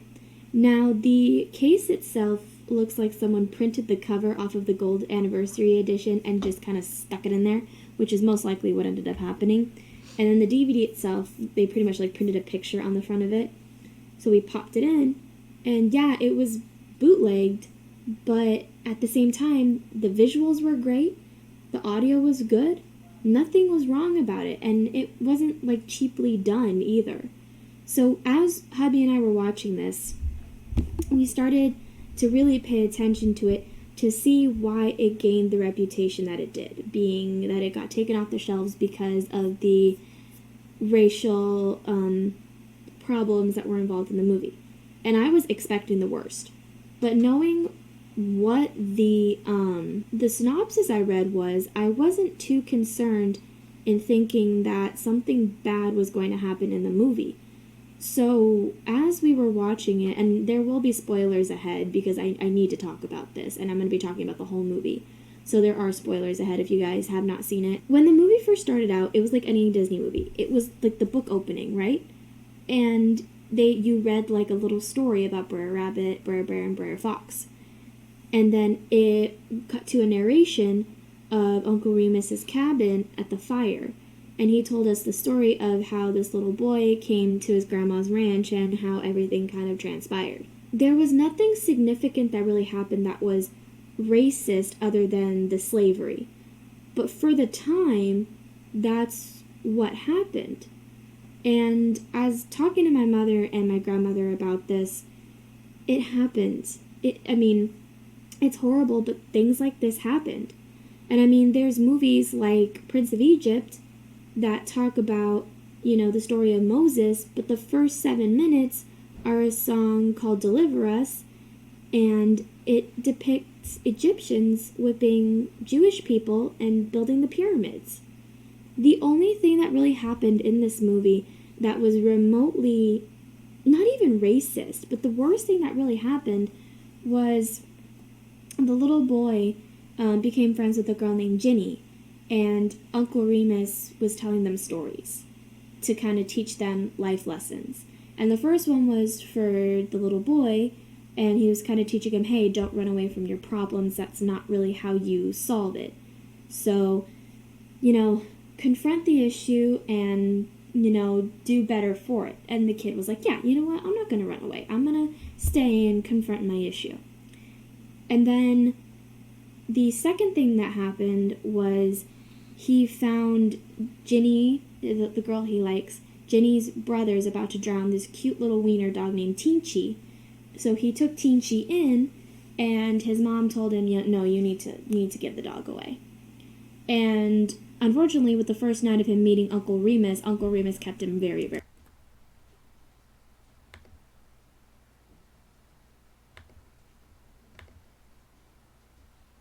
late. So the mom said, hey, just be careful, be mindful of my son's curfew. And, Uncle Remus was like, yeah, of course, I understand. So second time, they got told a story about Brer Rabbit, Brer Bear, and Brer Fox. And the little boy went to go confront the brothers. And then the brothers ended up pushing down the little girl and threatening the little boy, and Uncle Remus got ratted out for keeping the dog, so the mom's like, you need to stop telling my son stories for his own protection. So Uncle Remus was all bent out of shape about it. He was so sad about it that when the little boy came around, he was like, I can't tell you stories anymore. And the little boy was heartbroken, but you could see Uncle Remus was heartbroken too. It was clear in his face. And then finally, the last incident to happen was Uncle Remus found the two kids crying after Ginny's dress got ruined, and he was telling them the story about one final story about Brer Fox, Brer Bear, and Brer Rabbit, and how Brer Rabbit got away, and how he found his laughing place. And they both found their laughing place. Well, unfortunately, with how it all went down, the mom told Uncle Remus to officially leave the kid alone, and Uncle Remus was heartbroken. Which I understand. He loved telling stories to the kids. He didn't want to stop telling stories to the kids. So he was packing up and leaving, and the kid ran into a bull area. It wasn't like a fence, but it was a bull field. I don't think I found the right word. The way that it was described in the synopsis was a field, and there was a bull in it. So I think the word I'm looking for here is like bull field. A yard with a bull in it. And the kid got hit by the bull and got knocked out into a coma. And he wouldn't wake up unless Uncle Remus was there. So while watching this, we really paid attention to how it was done and how everything was portrayed. Yes, the slaves had their own living quarters, and they had little bonfires, and they marched and sang. But I never once saw someone treat them horribly other than the kid's mom telling Uncle Remus to leave the kid alone. And that was my problem that I didn't talk about, because yes, there was slavery in the movie, but no one was treated horribly, and that's, I think, where the error comes in, because with slavery, people were treated horribly. People were treated just with the absolute most disrespect that anyone could be treated with. And that's unfortunately something I didn't touch on, which I really should have touched on. Because if a child were to watch this and be like, oh, well, they seem happy. No, I mean, they're not happy. This is something that happened. This wasn't a good thing that happened. There were so many horrible things about this that I cannot believe I didn't talk about it. But at the same time, I had forgotten something. I had forgotten some stuff that I learned in history class about this, and I didn't want to end up speaking, about subjects like this that I didn't have like full information on, and I probably really should have done my research, and I regret not doing my research. So I do want to apologize for that I didn't do in-depth research, and that I really only took the movie at face value. I only took the articles at face value.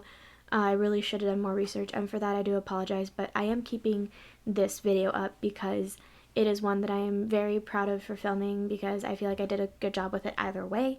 And not only that, but it was something that needed to be talked about at the time, since Splash Mountain was being changed both in Magic Kingdom and here in Disneyland. And not only that, but the song Zippity Doodah was taken off the soundtrack mix that they play in Downtown Disney. So I just feel like something had to be said about it. It wasn't even done in a rude way. She was polite about it, and at the end they actually respected Uncle Remus and thanked him for how he helped the kid out of the coma. So, I mean, I understand, I guess, what would make Disney take this down, because they have, I guess, a reputation to uphold. But at the same time, I feel like maybe it's good to have that movie on the shelves, because it could teach kids that, yes, this happened, but also see that these people in the movie, the mom, the grandma, treated Uncle Remus and the others with respect. It wasn't like they were yelling at them, hurting them in any way. They were polite to them, and even smiling and joking around. And I know for sure that when I have kids, I'm going to show them this movie, and I encourage you guys to watch this movie too and learn for yourselves, and maybe maybe you can come up with a reason for why this was taken down from the shelves, and, try to understand that, because me personally, I don't understand. There's movies out there that are worse than this, that depict slavery in a horrible manner, but they are still left on the shelves for whatever reason. But I loved this movie. I will say I loved this movie, and I am so sorry if any of you out there hate me for this, or if any of you out there think I am disrespectful for this. I loved that movie, and I will happily watch it again, because I feel it is important to watch it and to understand it and to know it. Because I was smiling when hearing all the songs, because it reminded me of Splash Mountain. And seeing and hearing Brer Fox, Brer Rabbit, and Brer Bear interact was absolutely amazing. Hearing the song Zippity Doodah come through my speakers was quite an experience. And I urge you guys to please watch this movie for yourselves. And I thank you all so much for watching.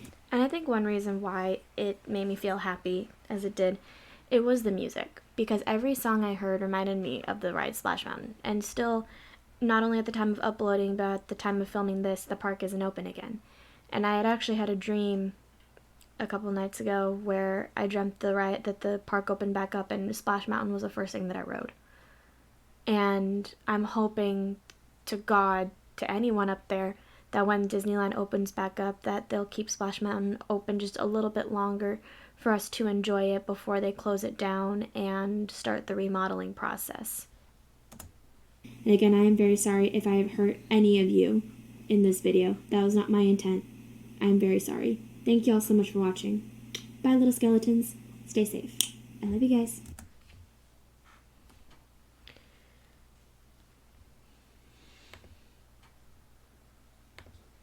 Alright guys, to get on a lighter note here, the next video we are going to be looking at is Your Zodiac Sign Can Tell Us Your Favorite Disney Pixar Movie. This was uploaded August 14th of 2020 and had 20 views, so it just barely made it to be in this playlist here. We are 15 out of 23 done, so we only have 8 more videos to go through. Thankfully, I don't think much of them are long. The longest one is the McDonald's mukbang in my car. And then after that, the longest one would have been Going Rogue number 10. So we're doing actually pretty good for this, guys. We're doing really good. Let's start that over.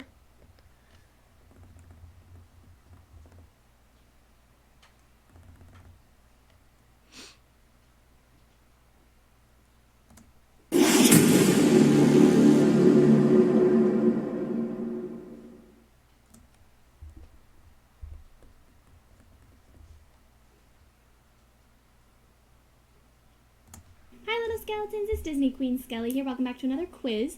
So this one is going to be your zodiac sign can tell us your favorite Disney Pixar movie. So usually when I do like the zodiac signs, I go through all of them, but I click my own first. Pick your zodiac sign. I am an Aquarius. Your favorite. I would also like to mention, I don't know if I mentioned it here in this one, but I think I did. My favorite Disney Pixar movie is actually A Bug's Life. Favorite Disney Pixar movie is Finding Dory. It's actually Bug's Life, but this movie was cute too. You are a unique individual and often find yourself going on adventures that no one else has tried. As an Aquarius, you love Finding Dory because it inspires you to be yourself and help others find out who they are in the process. Alright, let's do some other ones. Next, we will be doing Pisces. Your favorite Disney Pixar movie is Ratatouille. Hi Pisces, you are a dreamer through and through, so you totally relate to Remy and Ratatouille, your favorite Disney Pixar movie. Like Remy, you believe that anyone can cook and that no matter where you're from, your dreams are possible. I noticed I'm going through every single zodiac sign. Nowadays, I only do my zodiac sign, hubby's, my mom's, my dad's, Harley Baby's, and Harley Baby's hubby's zodiac sign. I don't go through the entire list anymore. That's why I leave the link in the description box, not only to give credit to the quiz, but to let you guys go in and see what your zodiac sign says about you if I don't cover it in the video. Next, we're going to be looking at Aries. Your favorite Disney Pixar movie is Toy Story. As an Aries, you are a leader and a groundbreaker. That's why your favorite Disney Pixar movie is Toy Story. As the first Pixar film, you love how it was just the beginning of all the classic Pixar movies you now know and love. Next, we will be doing Taurus. Your favorite Disney Pixar movie is Incredibles 2. As a Taurus, you are steadfast and reliable, just like the Incredible family. You love Incredibles 2 because it inspires you to keep being the rock for your friends and family. FYI, the people you love think you're a superhero. Next is going to be Gemini. Your favorite Disney Pixar movie is Monsters, Inc. You are a Gemini, and as the life of the party, you relish being surrounded by friends. You love to watch Sully and Mike Wazowski rule the scare floor in Monsters, Inc. and wouldn't mind joining in on the fun yourself. Next, we're going to do Cancer. Your favorite Disney Pixar movie is Cars. With Cancer as your zodiac sign, you are all about making everywhere you go feel like home. You also think it's really important for your friends to feel supported, which is why you love Cars so much. You love watching Mater and the town of Radiator Springs support Lightning McQueen no matter what, because that's what you would do too. Next, we are going to do Leo. Your favorite Disney Pixar movie is Coco. As a Leo, you are great at making friends and tend to have a lot of people looking up to you. You can relate to Miguel in your favorite Disney Pixar movie, Coco, because you're a true entertainer and love making other people smile. Next, we are going to do Virgo. Your favorite Disney Pixar movie is Up. You're a Virgo, so you are all about organization and order, but you also love to think imaginatively and are great at taking on new projects. Your favorite Disney Pixar movie is Up because you often want a good reminder that while work is important, adventure is out there too. Alright, next is going to be Libra. Your favorite Disney Pixar movie is A Bug's Life. Wow, I envy the Libras. As a Libra, you are all about balance and teamwork and making sure that everyone in your life is taken care of. So of course you love A Bug's Life. Like Flick, you would do anything for your friends and family. Next is Scorpio. Your favorite Disney Pixar movie is WALL-E. Hi there, Scorpio. You are the kind of person that can achieve anything you put your mind to, which is why you love watching WALL-E so much. Seeing WALL-E overcome all odds and make his way back to Eve is the kind of commitment you admire in all people and robots. Next is Sagittarius. Your favorite Disney Pixar movie is Brave. As a Sagittarius, you are always looking for an adventure and a challenge, which is why Brave is your favorite Disney Pixar movie to watch. Seeing Merida overcome so many obstacles and winning at life inspires you every time you see it. And last but not least, we have the Capricorns. Your favorite Disney Pixar movie is Inside Out. You are a Capricorn, so you are equal parts intelligent and ambitious. You're extremely good at sensing other people's feelings, so you love exploring Riley's mind when you watch Inside Out. You are the best of all emotions. Well, guys, that is all of the zodiac signs here. Let me know which sign you are and if it's accurate on what your favorite Disney Pixar movie is. I just noticed I'm wearing the same choker in that video that I am in this video. If not, let me know your favorite Disney Pixar movie. I would love to know. Like I said, mine is A Bug's Life. So, as much as I love Finding Dory, it's not my favorite Disney Pixar movie, but I will admit, I almost died seeing Piper and then seeing Baby Dory, and I think I nearly had a heart attack on the floor. Seriously, a heart attack out of cuteness. But anyways, thank you guys so much for watching. Bye, little skeletons. Stay safe. I love you guys.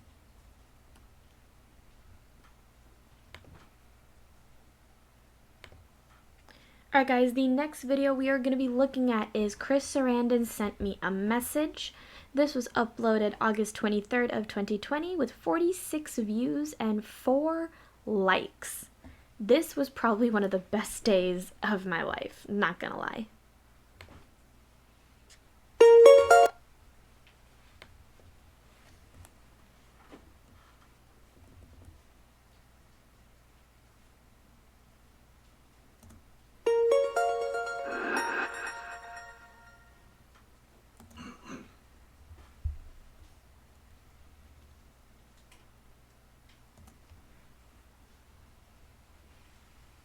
Hi little skeletons, it's Disney Queen Skelly here, and this is actually a very, very, very special video.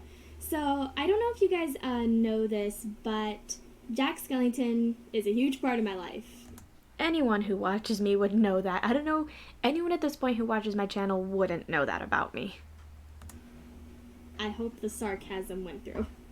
The sarcasm did not go through. Oopsie.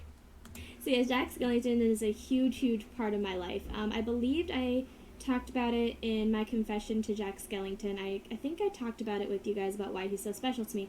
But if I didn't, and if I actually haven't yet, and I feel like I want to save that video for a different day on its own video. That way you guys can get the full idea of why Jack is so important to me. And I feel like I'll probably do that next year when I meet him during the Halloween season, most likely after we come back from Florida. If you guys want to recap, and if you're new to my channel, I will explain it to you. So I had been bullied pretty much since I was 6 years old. Mind you, this is a small rundown of why Jack is so important to me. And the bullying really didn't stop until I turned 21, if you'd believe it. But when I was 13, I discovered The Nightmare Before Christmas. And at the age of 10, I developed a really bad eating disorder. So when I watched The Nightmare Before Christmas, I had realized that Jack Skellington was trying to make better of his life, but ended up almost killing himself in the process. And I didn't want to do that to myself. And I saw that when he turned his life around, things actually got better. So I ended up turning my life around at the age of 13. So essentially, the movie ended up saving my life. And at the age of 17, I got better. So I've been good for 5 years now. It's been crazy. I mean, I think it just kind of dawned on me that it's been 5 years. And I think I've eaten too much now. But anyway. Seriously. So I found out about this app called Cameo through another YouTuber that I watch. And of course, you know, when YouTuber that I used to watch. you discover something like this, the first thing you do is search for people you know. So the first 3 people I looked for were Tim Burton, Danny Elfman, and Chris Sarandon. And I've been saying his last name wrong for so long. I used to pronounce it Sarandon, but it's Sarandon. And anyway, so I found Chris Sarandon, and I had told him. I mean, you'd think I know how to pronounce the guy's last name, but I guess not. Him in a brief little thing that I said, hi, my name is Mandy. I'm a huge fan of The Nightmare Before Christmas, specifically Jack Skellington. Watching your movie at the age of 13 saved my life, and I hope to maybe one day meet you. It's always been my dream to one day meet you in person. And so I sent it to him, and today I got his response, and I would like to share it to you guys since this is personally for me. It made me cry. I'll be honest, I don't think I've ever seen myself smile that much before than when this day occurred. And there's at one point he says that he would love to hear my story of how the movie saved my life. I did message him. I haven't received anything back to my knowledge, but I keep looking back just to see. Nothing yet, but fingers crossed that maybe one day he'll see it. Cry a lot, and it made me really, really happy. So I'd like to share it with you guys. I'm going to show you from my phone. Okay. Eddie, it's Chris Sarandon, also known as Jack Skellington from Tim Burton's The Nightmare Before Christmas. I know from Watching this now, I feel like I'm gonna tear up and cry again, but I'm also very emotional right now because Mother Nature is paying a visit tomorrow. Your request that you're a huge fan of the movie and of Jack, and that the movie saved your life 9 years ago? That's amazing. And I must tell you, I'm really flattered that you requested this video on Cameo from me. I'm sorry we aren't going to get a chance to meet in person. Maybe we will someday, you never know. But in the meantime, I'm wishing you well. I'd love to hear your story sometime about your life being saved by the movie. You take care. Stay healthy, okay? Take care of yourself. I'm wishing you all the best. Bye-bye. That's Wow, that still almost made me cry. Holy crap. And I have the video still on my phone. Goddamn. Powerful. Even though it was something so simple, it really, really made me happy. It still makes me happy, and I still want to cry. Oh my god. my 6th time watching that video, and I honestly didn't think I'd even get the video to begin with because on Cameo it tells you how long they have to reply before you get your money back. But then it also tells you their response time, which, Lord, it's true. His is like 23 hours, and I got it within like 13, 14 hours. I requested it at 2 in the morning, so... I requested it at 2 in the morning? What were you doing up at 2 in the morning? Go to bed. 15 hours. And I've been showing it to everybody. I showed it to Harley Baby. I showed it to another fellow Jack Skellington lover friend of mine and said, I win. Because his Jack collection is immense and I've always been so jealous of it. So I was like, I think I just won. Anyway, I've showed it to hubby. I showed it to my mom. And it's amazing. It made me so happy because I had woken up cranky from a nap and I was so happy to receive it. I started crying, and especially with all the really shitty stuff that's been going on lately, especially because I've been going through some crap the past few days, receiving that made me so happy. At this point, it had been like the past few months, and it did not get better until like back in October, like end of October. And he said he wanted to hear my story someday, so I decided to take the opportunity to use the messaging system that they have on the app, and I sent him 2 messages because there was like a limited amount of space, which kind of sucks. But I sent him 2 messages telling him my story, and I'm now just waiting to see what he says. So I'll let you guys know what he says when I get the message. But other than that, thank you guys so much for watching. I haven't gotten a message yet. In fact, I can look right now and tell you I probably still don't have a message from him. Let's see.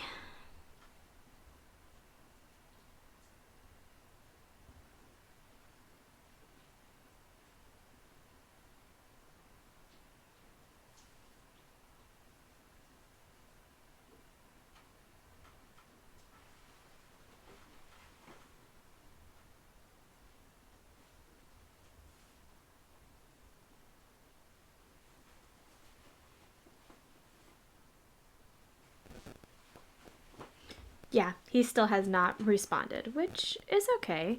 I mean, you know, it's been only 25 weeks, it told me on the app. So, you know, you never know. One day he may actually respond. It's a toss-up. I really, really love the video. I really recommend Cameo because I didn't know how much this would actually make my day. Please, please get it. There's a lot of stars and celebrities on there. There's even some YouTubers, not me, that are on there. So please take the time to look through, browse, have fun, and if I ever get the chance to have a cameo, I will for sure let you guys know, but I highly doubt that's gonna happen. And hopefully one of these videos can make your day too. Bye, little skeletons. Stay safe. I love you guys.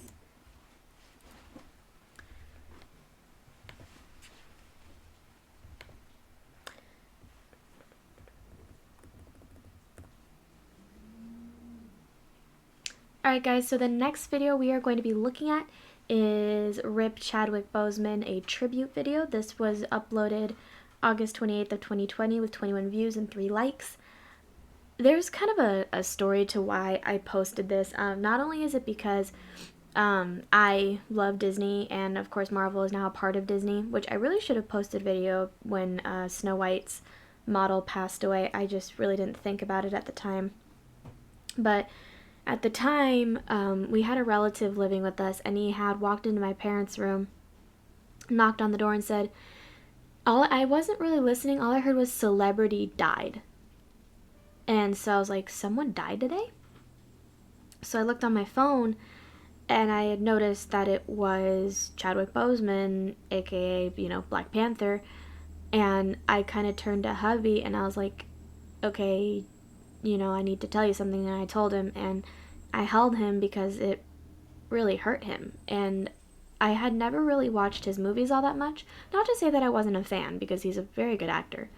But it hurt to hear that he had passed away. And hubby did not take it lightly, and truth be told, I don't really think any of us took it lightly.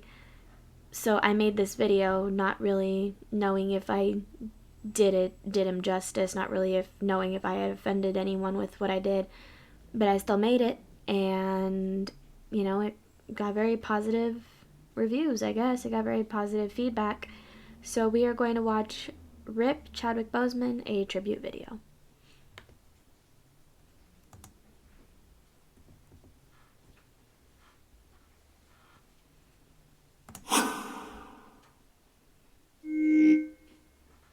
Now, mind you, this doesn't have any music or anything behind it, so I won't be pausing it that much. Now, you guys know that I make these kinds of videos when it's a birthday or an anniversary or a celebration. I usually just pull some pictures up from Google, and I post them here along with a couple of, intro cards and an exit card. And that's really all I did. I didn't really do anything special, so the fact that it got 21 views was amazing. And, it's still very heartbreaking to know that, he is gone, but never forgotten.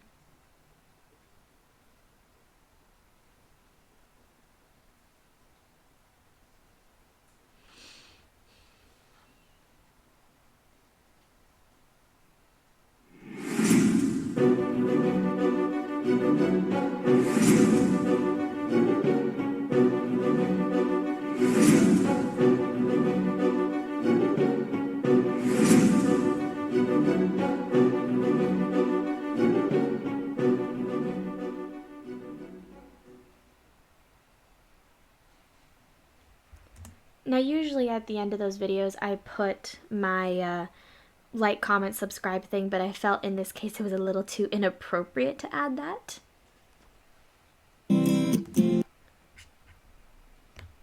So the next video we are going to be looking at is a longer one. It is Going Rogue number 10, Knott's Berry Farm, A Taste of Knott's, August 29th, 2020, featuring the hubby. This got 41 views and was uploaded August 29th, 2020 with 3 likes. Let's get into it.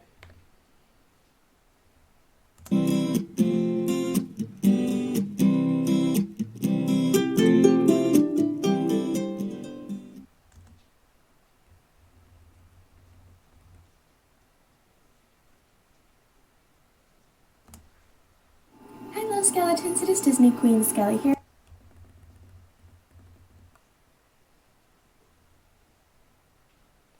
Oh Lord, you can see my booty in the background. No, hide it. And this is one of my Going Rogue videos. So, I don't know if you guys know this, but here in California, obviously we have a You can also hear my air conditioner, good Lord. place called Knott's Berry Farm. And Knott's Berry Farm is a family, run amusement park. And it's in company with Cedar Fair, so they have a big corporation or whatever. But they have been doing some things while, quarantine has been in effect. One of the things they've been doing is some eating, not adventures, but eating events. The last one they did was a thing called The Taste of Calico, which we have a little section of Knott's called Ghost Town, which is technically called, I think, Calico Square or something like that. And they just had a bunch of foods there. Now, in order to get in, you need to buy tasting cards. That way you could eat the food.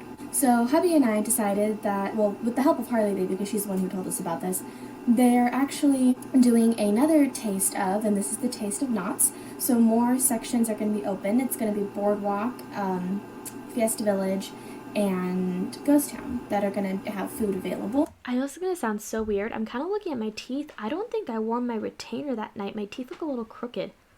Right now they're not crooked, but they look a little crooked there. But anyways, we weren't able to do the Taste of Calico because we didn't know about it. So thank you, Harley Baby, for informing us about this. We bought our tasting cards, which is amazing. I already went to the bathroom and I did my face stuff, I did my teeth stuff. I actually haven't weighed myself yet, and I probably should do that because, you know, it's Saturday.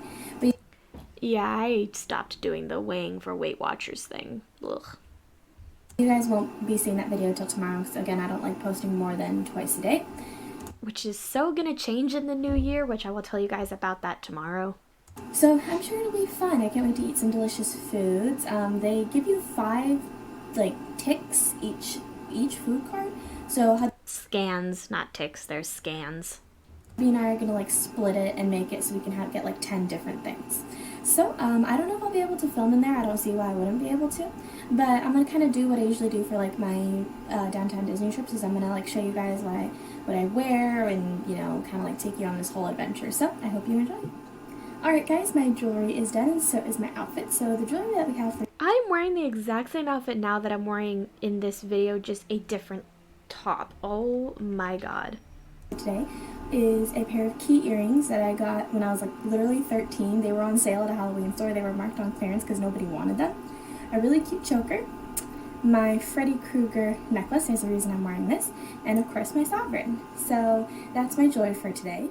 And this is my outfit for today. So I have a black shirt on, a Freddy Krueger skirt, that's why I have the necklace, and my boots. Honestly, this all came together pretty cute. I like how it all turned out.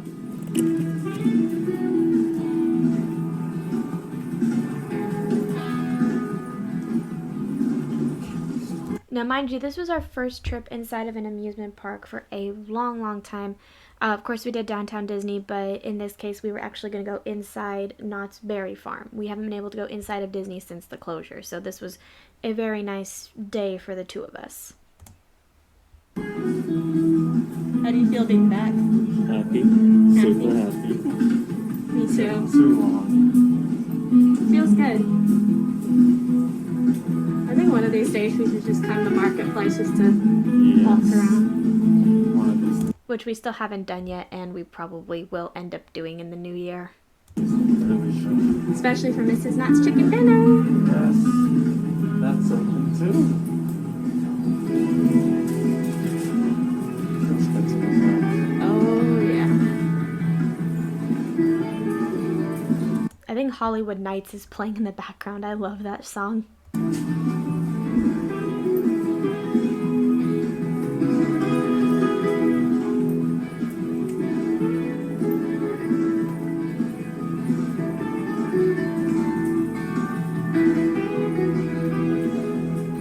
Tennis. 11:35. Still got quite some time left.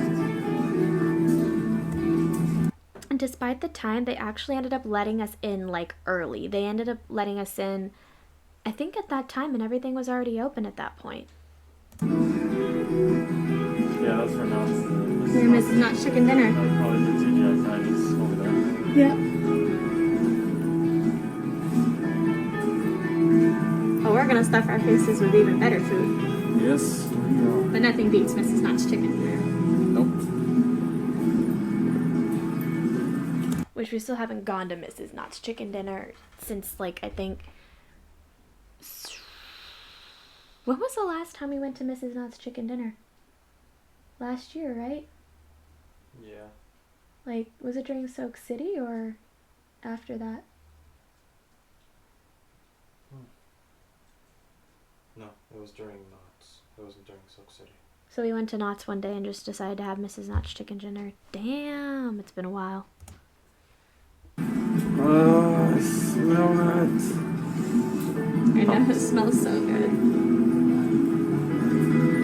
Before the lockdown happened, we were lucky enough to go to the Taste of Merry Farm. We got opening day tickets, and I will say I think that was probably one of the best ideas I had ever had, was getting opening day tickets. Coming here after. Oh yeah, definitely.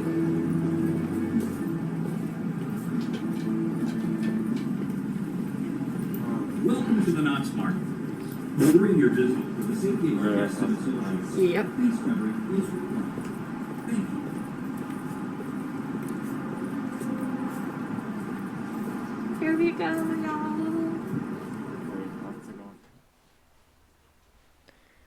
Before, well, actually, I think I can. No, I'm gonna pause it because I don't know when the video is gonna start back up again. But one thing I was really disappointed about when the lockdown happened was we couldn't go to Soak City, and Soak City is one of my favorite places to go during the summer. So we were like heartbroken that we couldn't go. So we're hoping next year, you know, everything opens back up again, and we'll be able to have a good year in 2021.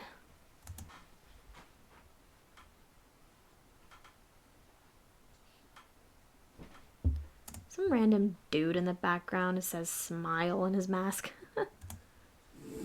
Alright guys, so the first things we're trying are I figured out how to twist the video around, so no more sideways videos like that anymore.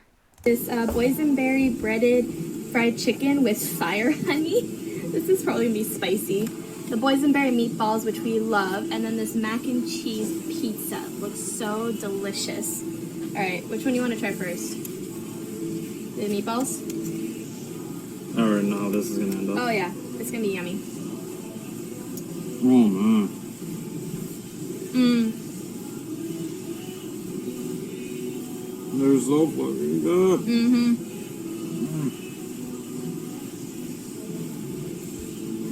I'm gonna split this one.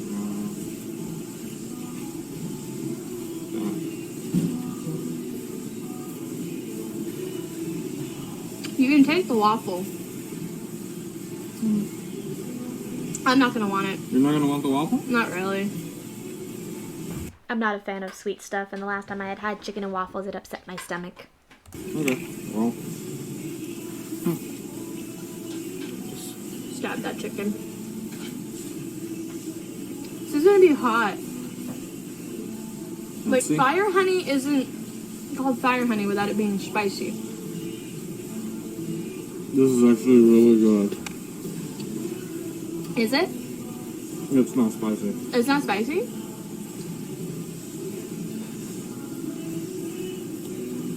Mmm. Then why do they call it fire honey? Yeah, because the honey's fire. Maybe it's roasted. Right. That's good. I think there were like pepper flakes in there, and we tried to get Harley Baby to come to a couple of these with us, but she ended up working the entire time during all of the events, so maybe next time. Good though. I'm just gonna. How's the waffle? I'm so hoping that in April or like end of March of next year, even if Knott's isn't open, they still have the Boysenberry Festival. Gonna get opening day tickets again.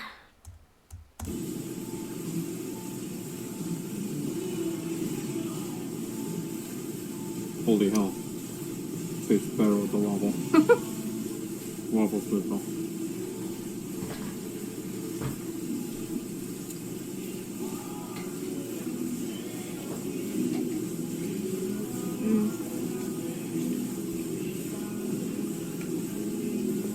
Oh my god, that's so good. It really is. Okay. Last thing we need to try is that mac and cheese pizza. Choose your slice. Sorry that I keep going out of frame. My dog's underneath me and it's kind of cute. That one.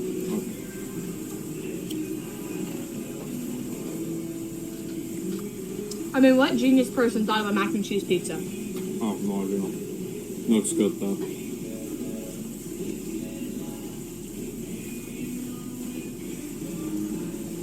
Holy hell. Wow, that is interesting. That was so damn good. Okay, out of these three, I think I'd rank it meatballs, chicken, pizza. I'll give the meatballs 10. The chicken's definitely a 9. That was really good. Mm-hmm. Pizza, I'll give it about a 7. I'm gonna go the same with you. This one almost beat the meatballs. But come on. Who the hell's gonna beat the meatballs? Nobody. Okay, no, I'm saving the best for last. Cute and sweet. It could be it's a simple mistake. Underrated. Those two looked so adorable. They came for every single event and dressed up so nicely. It was so cool seeing them walking around. They back in town. The party can officially start. Howdy, folks. Hi. Top of the morning to both of you. Top of the morning to you Get a little too. dust on them boots. Oh, just a little bit, but that's how you know they're working hard. We're glad to have you. Thank Have a you. wonderful day. The catawampus. Which, if you stand there long enough and listen, it moos. Hello. Okay, so we have the corn, and then we have these deep fried pie boysenberry thingies. Needless to say, I was missing my deep fried Oreos from the OC Fair that year. How's the corn? What are you doing? Trying to rip this thing off. Why? You can hold on to it. You just made a mess on the table. Where's the napkins? Well, I didn't pick any up this time. I'll be right back. You're back with napkins. Yes. See? It's not a mess anymore. Okay, so these boysenberry pies are super good, but when you stab into them, they like fall apart. Darn it.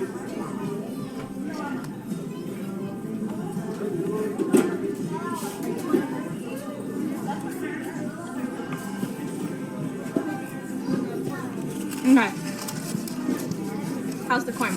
Really darn good. Is it? I love it. Yum. You want to try one of the boysenberry pies? Mm-hmm. Okay, just go ahead and stab your fork into one. But I'm warning you, they fall apart. Like, look at this. I stabbed into it and it just fell apart. Just like our past relationships. Uh-huh. You really had to go there, didn't you?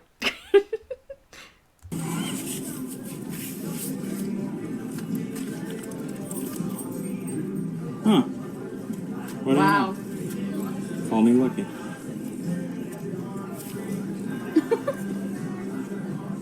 Well, that's attractive. I'm cool. What do you think? Pretty good. Let me try the corn. I'm surprised I didn't pass off the camera to him when I was eating the pizza, the meatballs, and the chicken. Our videos after that, I ended up doing that, but I don't know why I didn't do it with this one. Trying to look attractive. That ended up being the thumbnail with me smiling with the corn. I didn't know how that happened. Also, who's attractive while eating corn? If someone can tell me of an attractive person eating corn, that'll be the day. What do you think? That's really good. By the way, no one is attractive eating corn. See? Just said it right there.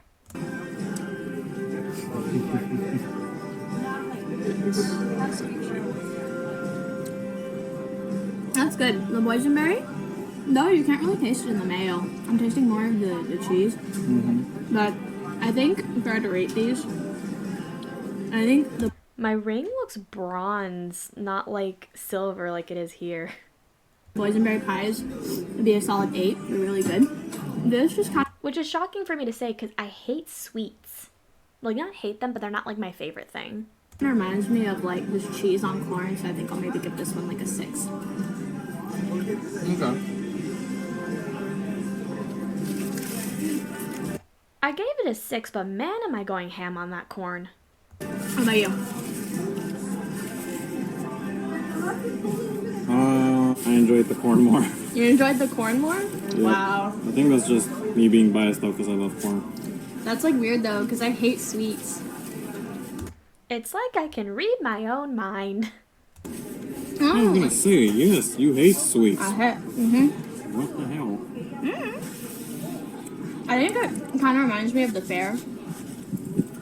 Again, I can read my mind there too, because like I said, I feel like I missed my deep fried Oreos at this point. So I'm just sad because I missed the OC fair. Okay, so we got the chicken slider. How is it? So awkward moment about this, when we went to go get the slider, hubby wanted water and so did I, and someone that I don't particularly like was working the stand, and it was so awkward seeing her there. I was like, no thank you. Delish. It's good. And those chips. What kind of chips are they? Hang on. They're delicious. Crinkle chips. They're good? It's, this is house aioli. I taste garlic. Whoa, what happened to the audio there for a second? I think there might be a bit of ranch in there. Okay. Let's try these chips. What the heck is with the audio? Hold on a second, guys. I'm gonna go back.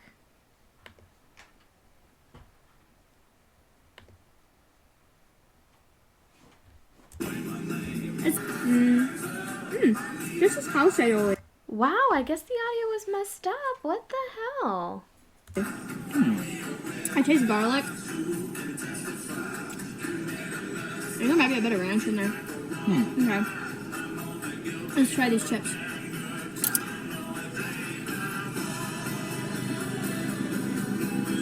Not bad. They taste really good with the slider.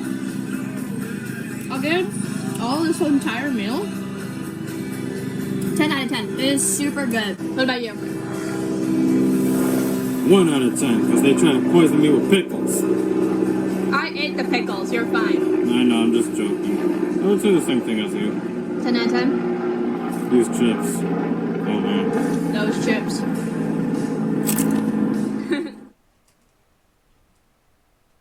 And the audio goes quiet. Oh man, I'm so sorry about the audio, guys. I had no idea it did that. I was literally like editing it and it was perfect, so I don't know what the hell could have happened. Ah, there we go. That's a lot of sour cream. Everybody just got a total one. Yeah, seriously.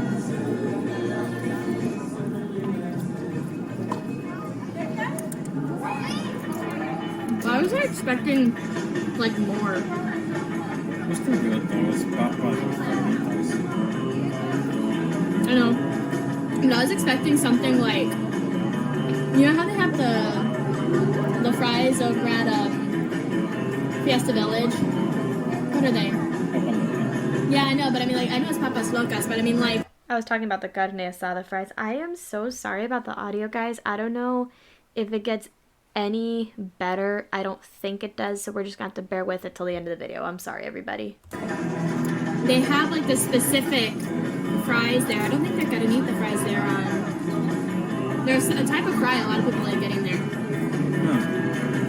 Not what I thought this would be. But it's still good, even with the huge dollop of sour cream. I absolutely despise sour cream. I really don't like eating it, but if it's there, I'll grab like a little bit, but I hate sour cream. I would totally attracted reading this. I want to end the sour cream. Okay. It's good, but it's not my favorite thing that we've had here. Just because I'm like overwhelmed with like, or not overwhelmed, underwhelmed with like presentation and all that. I'll give it. What? It's literally. I had hiccups. Yeah, the parts in the episode. You know the president's racist group? Yeah. He said nope. Oh And god. it showed her face. So, That is so cool. just because I'm overwhelmed with presentation, and the fact that there's literally a giant ass blob of sour cream on here, I think I'll give this a 4. What about you? 8? It's fries. It's not supposed to look presentable. Pardon me for having high standards. High standards.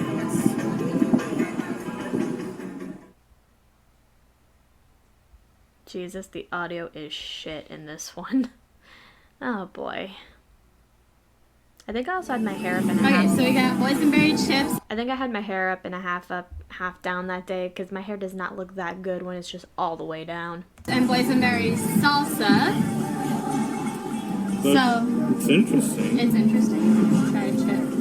Oh, na, na, na, na.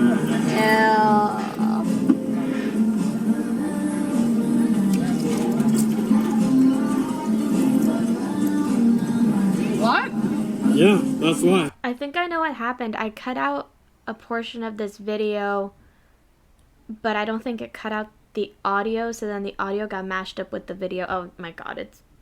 What happens with YouTube is when a copyright happens, you can either mute the section or you can cut out the section entirely. I think I ended up cutting it out, and that's why the audio and the video don't sync up that well. I'm like, interesting. I don't know how to feel about this.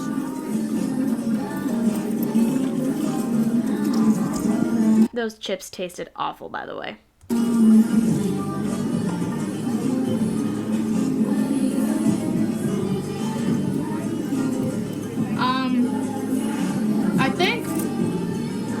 I don't know. It's weird. Yeah. I don't think I like this too much. This is probably my least favorite thing yet. I'm gonna give this a 2 out of 10. 6. Okay. Alright, our last taste. Says the guy who literally gave this, like, didn't want to eat it after this. Like, that it was an option when we came back for another tasting event. He was like, no, we are not getting that again. Tasting for today is this shrimp taco right here. How's it taste? Is it good? What would you rank it? Honestly, for me, 10 out of 10 just for the shrimp. Just for the shrimp? It looks good. This was also before hubby started growing out his soul patch. Dang. I'm not gonna try it personally because I'm not a fan of coleslaw, but I'm glad you like it. He also got a michelado, and I got myself an agua fresca boysenberry with mint. It is really yummy, very refreshing, and delicious.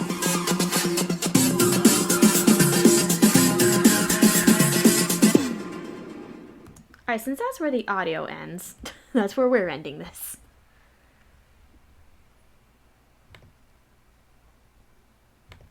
Alright guys, so the next video we are going to be looking at is reviewing Disney's Silly Symphony Babes in the Woods. This got 31 views, was uploaded November 1st of 2020 with 1 like.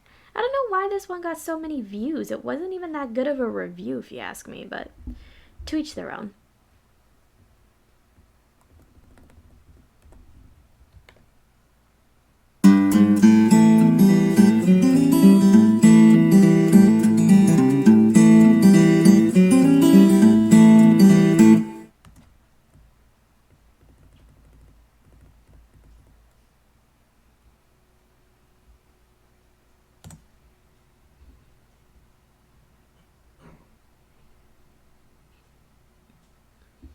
Hi little skeletons, it is Disney Queen Skelly here. Welcome back to another Disney media review. Not to get like very pervy about this, but was it clicked on a lot because the word babes was in it? That's literally a term for little kids. Did people think something else about this review? So today we are reviewing the Disney short Babes in the Woods. It's a Silly Symphony cartoon. So how my reviews work is I read... I'm so sad because that shirt doesn't fit me anymore. Time to lose weight. Some stuff from IMDb to kind of give you a basis of what the short or movie or whatever I'm reviewing is. And then I kind of give you my own rating plus a couple of details that I either liked or didn't like from the movie. And yeah, we're just going to do it like that. Okay, so here is what I found on Babes in the Woods before I actually watched the short. IMDb rating 6.5 out of 10 stars. Running time 8 minutes. Plot summary. 2 Dutch children stumble upon a clearing in the woods where gnomes are going about their business. The gnomes are friendly. This is basically just a retelling of Hansel and Gretel, looking back on it. To the children. A witch comes and takes them away on her broom to her gingerbread house where she turns nasty on them, turning the boy into a spider, her yowling cat to a stone, and tries to turn the girl into a rat when a gnome's arrow stops her. While the gnomes are fighting the witch, Hansel and Gretel free the other children who have been imprisoned and transformed by the witch. So I gave this short 6 out of 10 skulls. It wasn't exactly my favorite short. It didn't really capture my attention as much as some of the other ones did. And, not to say that I only like the ones I do because of nostalgia, but I mean, I had never seen Santa's Workshop before, and that got one of my highest ratings here on Disney Media Reviews. But here's some of the reasons why I maybe did and didn't like Babes in the Woods. One other thing I'm going to mention, I hate that notebook that I'm writing in because it requires a certain pen to use in order to be able to see the text. But now I've just been using pencils because I can actually see the pencil in that book, and I absolutely hate it. I cannot wait to use it up. So, there was great singing and harmonies. I really liked that. And I know you're probably asking, like, well, why can't you just use a different notebook? I will. I just like filling up my notebooks. That way I can use them up and then get new ones in the future. When it comes to the silly symphonies, Disney really knows what they're doing in terms of like who they get and to sing for them and who, like, what they do in order to make all the music possible. The scary forest that the kids are running through reminds me of Snow White, like how the trees and like all the animals look really scary, like they look just so menacing, and then they turn out to be, just sweet and beautiful and, just all around nice. The gnomes looked like the elves from Santa's Workshop. I thought that was kind of cute, actually. They remind me of the dwarves with how they act, kind of like how the elves did in Santa's Workshop. These gnomes remind me of them too. Specifically, how they clean, how they treat the kids, and how they play like instruments and sing. It definitely reminded me of the dwarves from Snow White. So I'm thinking maybe like Disney took some inspiration from like these shorts to make the dwarves from Snow White. But when the witch came, it was funny because she's flying down, right? So all the gnomes are like, oh no, the witch, the witch. So they're all running in their houses, and the one gnome's like, oh shit, can't forget my beer. And he grabs his beer and goes back inside. Which would be like 90% of my family. That would actually happen. Like, if something were to happen, like a witch dive bomb to grab like one of us, it's like, save the beer, save the beer. It kind of reminds me of Jurassic World, how like everyone was running away and the guy was focused on like the 2 margaritas. At the gingerbread house, it didn't look like, I know this was the 30s, but the 20s, 30s, early decade. I think it was the 30s. I think you're right on that one. Early 1900s. That gingerbread house did not look like it was well kept. It looked like it was melting. I don't know if it was just the animation, but the gingerbread house itself looked like it was melting. And I'm thinking, if you're gonna make something look appetizing to kids, the least you could probably do is make it not look melty. Like the frosting looked like it had sat there for days. It was so disgusting. Oh, one of my favorite lines. Sugar, spice, and everything nice. That's what children are made of. It definitely reminded me of Powerpuff Girls. I was like, oh, that's so cool. Sugar, spice, everything nice. She did have a lot of the kids turned into spiders, especially Hansel, which was, I love spiders, so kind of seeing that was cute, but I still felt bad for the kids. Yeah, the poor kitty got turned to stone. Like, I have a huge thing when it comes to animals and kids. Like, if I see a kid or an animal get hurt in a movie or done something to, I get sad. I just learned about this recently. There is a website called doesthedogdieinttheend.com, and it'll tell you what movies have animals that die in the end or kids die or like triggers and stuff like that, and I did not know about it until the other day. Well, I think I was told about it like early on, like in high school or middle school or something, but I totally forgot about it until like literally just recently. And I saw that poor cat get turned into stone, and he looked so sad. Made me sad. So the gnomes and the witches' final battle kind of remind me of the 7 dwarves and the evil queen's battle from Snow White. A lot of this is reminding me of Snow White for some reason. But yeah, their final battle really reminded me of the final battle in Snow White and the 7 dwarves, which was really cool. So I was like, oh, that looks like that. That looks like that. I was just getting happy watching that bit. It was an interesting retelling of Hansel and Gretel. I can read my own mind. I know the original story, not the original, because I think there might be a darker version than what we were told as kids, but I don't know that version. The version I know is Hansel and Gretel left breadcrumbs to get themselves back home, and they got to the witch's cottage, and, they almost got ate, stuff like that. But this is definitely a more interesting retelling, just because they added the gnomes in there, and not only that, but, the way they defeated the witch, it was really cool too. But yeah, it wasn't exactly my favorite short that I have watched so far. I I personally didn't like it too much, but I mean, some parts were really good. Some parts were really, really good. Just unfortunately, it didn't grab my attention like a lot of the other shorts did. So, we'll see what happens next time I do a media review, guys. So, thank y'all so much for watching. I do encourage you to watch the short for yourself if you have Disney Plus, or if not, I think some of them actually might be on YouTube. But other than that, I thank y'all so much for watching. Bye, little skeletons. Stay safe. I love you guys.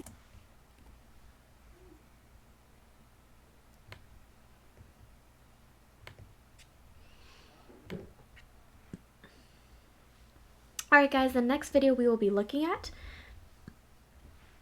is Happy 92nd Birthday Mickey Mouse. This got 50 views and was uploaded November 18th of 2020.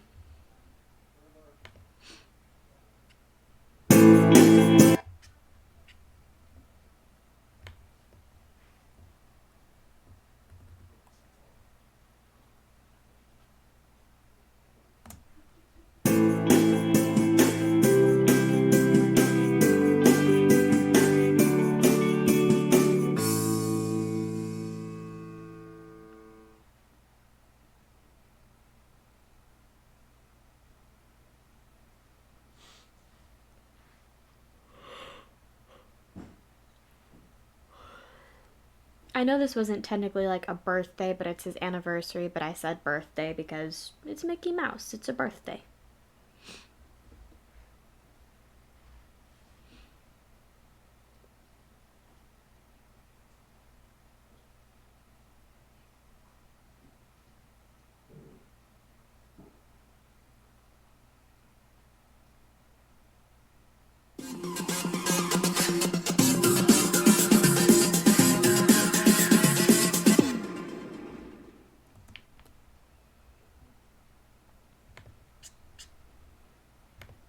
Alright guys, the next video we are going to be looking at is Going Rogue number 13, Taste of Merry Farm, opening day November 20th, 2020, featuring the hubby.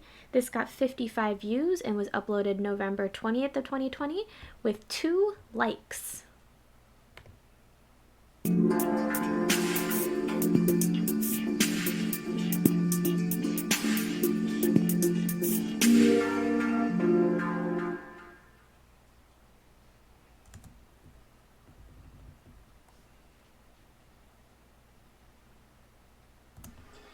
Skeletons, it is Disney Queen Skelly here, and today hubby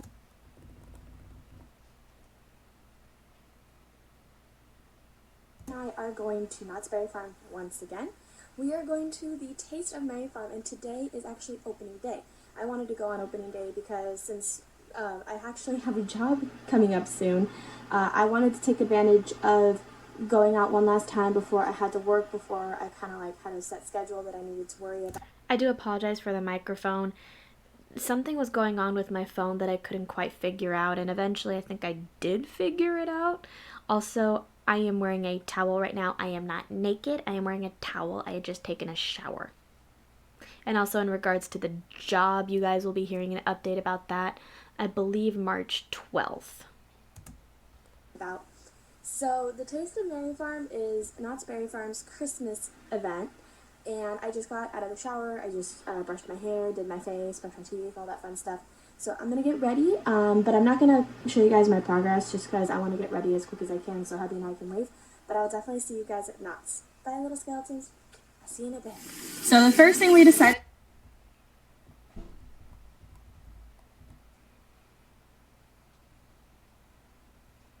to get literally was a piece of pizza.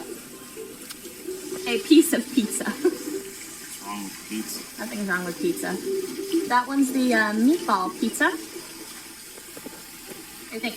Just normal meatball pizza. Normal meatball pizza. Are the meatballs good? Because you know Knott's is known for their meatballs. I haven't tasted it yet. Other than their chicken.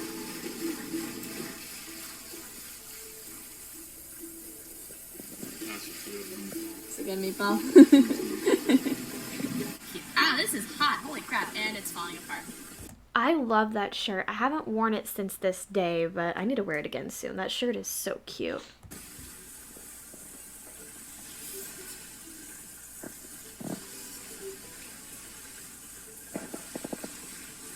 Oh, that was very cool.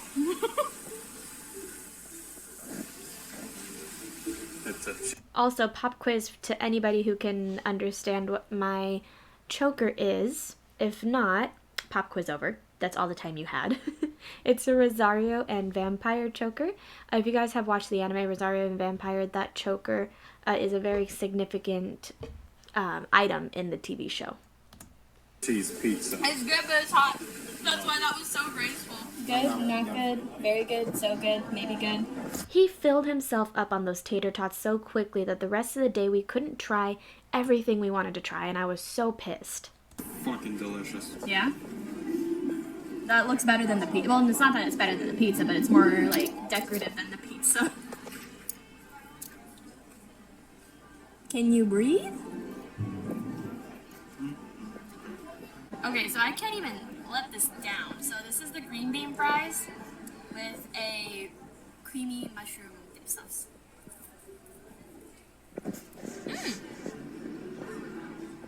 Alright. It was really good, but there was a lot of it. I wish they had like a smaller portion. Since this is just a taste, I feel like that it would be in regards to just something smaller, not something big.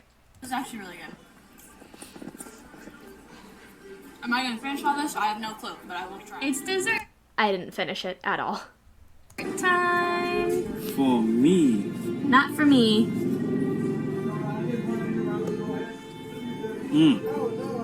That's what the raspberry something, red raspberry cheesecake. Is it good? So out of the three things we've tried, the meatball, you tried the meatball pizza slice, and the turkey tater tots, and now the cheesecake. Turkey tater tots. Still the best ones? So what would you rank the meatball pizza? I mean, it didn't taste bad. It was still a pizza. Probably 5. What about the tater tots? 10. And these? The cheesecake? It's actually really freaking good. I'm going with 9. 9? Yes. Very generous. I got the pulled pork mac and cheese, although, how much pulled pork is it? It's okay. Let's see if I can just jab it.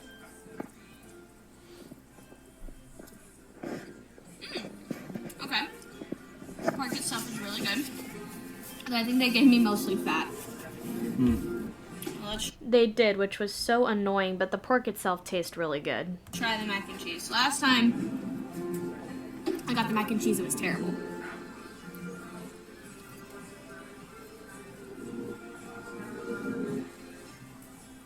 It's still just as bad. You think I'd learned my lesson, but I think I just really, really wanted the pork part of the pulled pork mac and cheese. Seriously? I was hoping the pulled pork would make a difference, but it doesn't.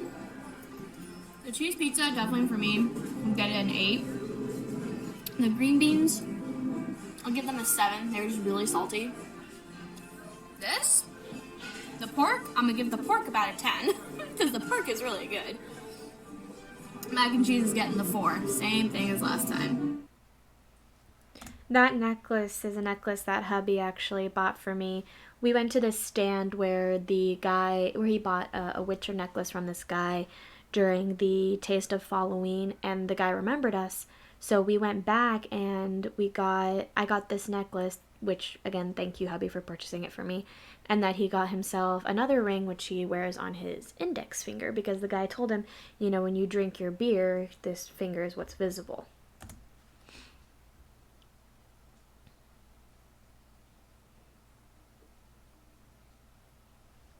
Those guys were so cool. I'm still glad that they had like people walking around doing these kinds of things.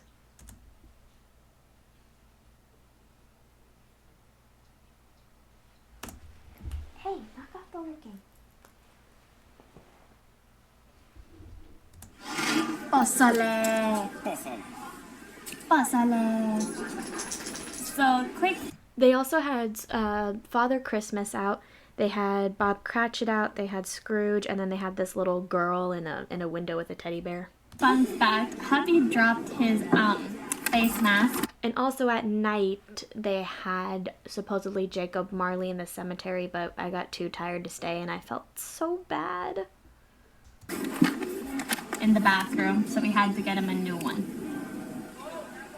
It dropped in the toity. And he's been stealing my black mask ever since. Tell me how it tastes.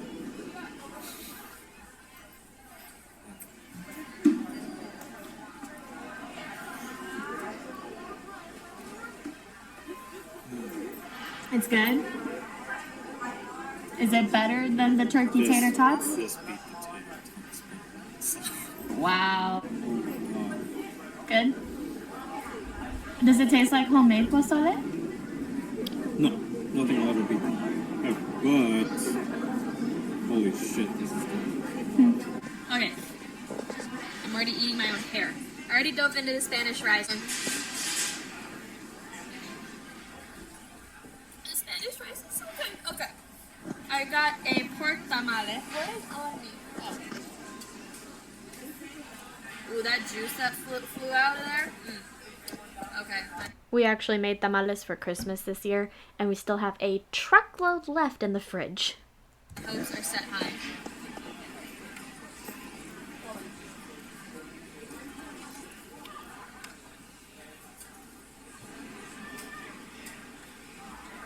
Those are good.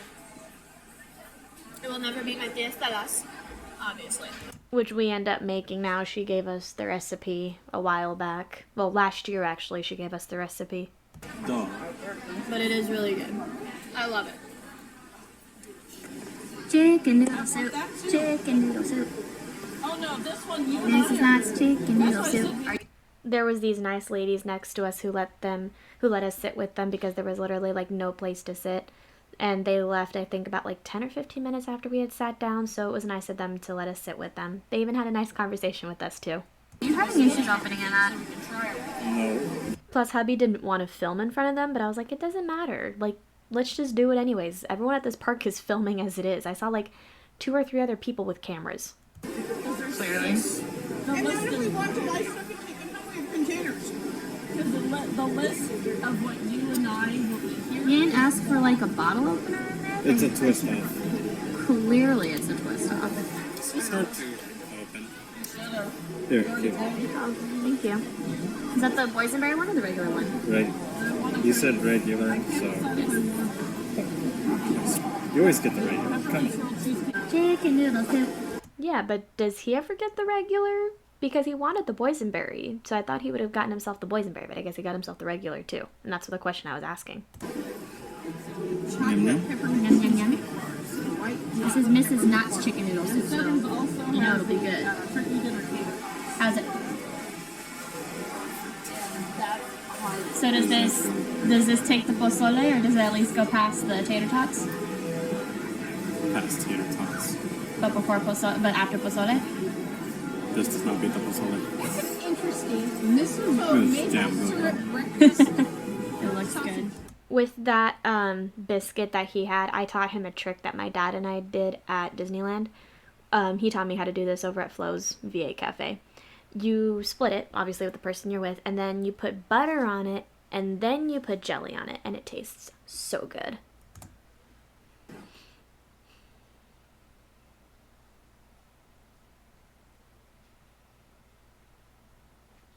That was an old friend of mine from the games department. He's a very sweet guy. I miss him very much so.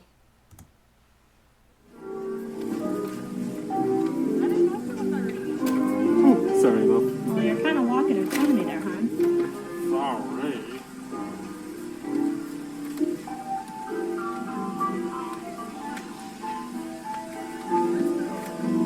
Think it might be this way?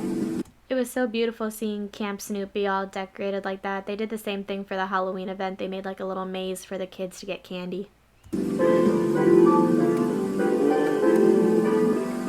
Plus, it's always so nostalgic hearing the Peanuts music when you walk in there. It's really nice to hear. Penguin? There's a penguin. Penguin. Oh, look, there's elves in the swing.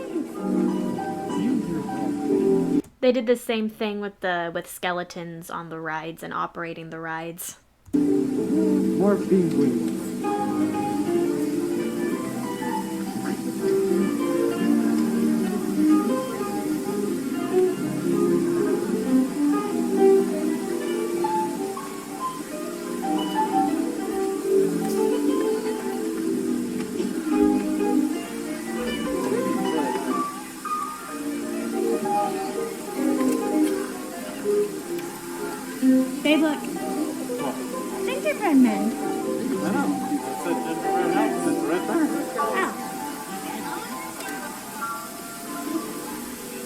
Right now we are on a mission to get cookies and milk for me.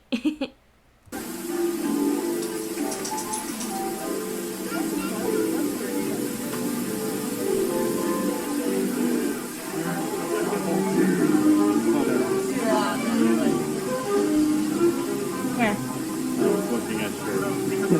Oh. Ew. I think that's it over there.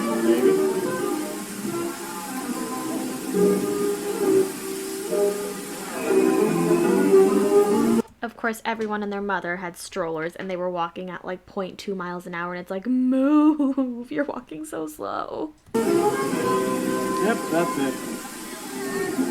No.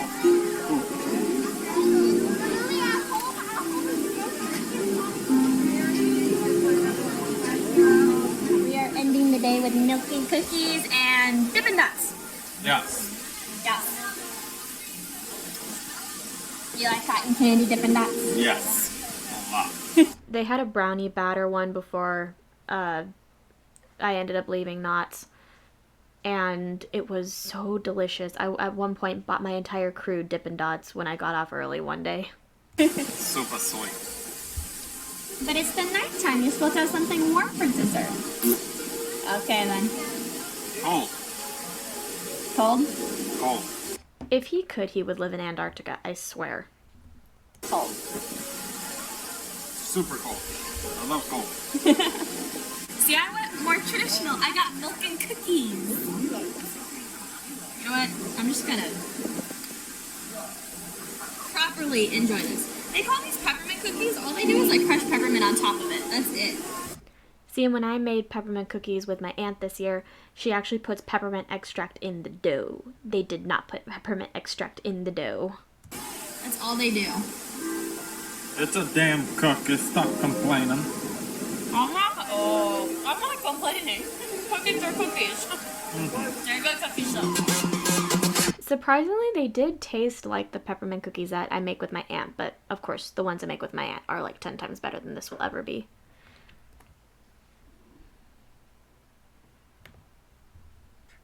Hi, little... Alright guys, the next video we are going to be tackling is talking about the first GMM live stream, 11/19/2020. This was uploaded November 21st of 2020.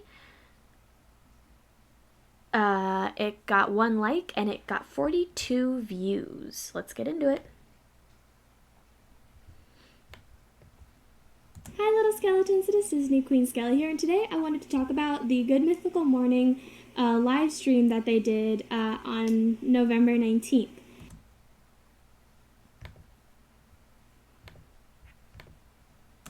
It was so incredible. Like, I remember, I'm not one to watch live streams. I usually am never are. The only live stream that I usually am, never are. Grammar. I really watched, like, consistently was the Creepypasta, Mr. Creepypasta live stream that he does, the 24-hour nonstop horror radio thing. That's what I watch. Typically, other than that, I won't watch a live stream. However, Good Mythical Morning did a live stream on the 19th, and it was incredible. They had announced it the week before, so I was kind of like, oh, should I watch it? Should I not watch it? And then the night before, I was like, you know what? I'm actually going to give it a shot and watch it, because I think it'll actually be, like, a really cool thing to experience. So I got up. I literally planned this out the night before. I was going to get up at 8:30.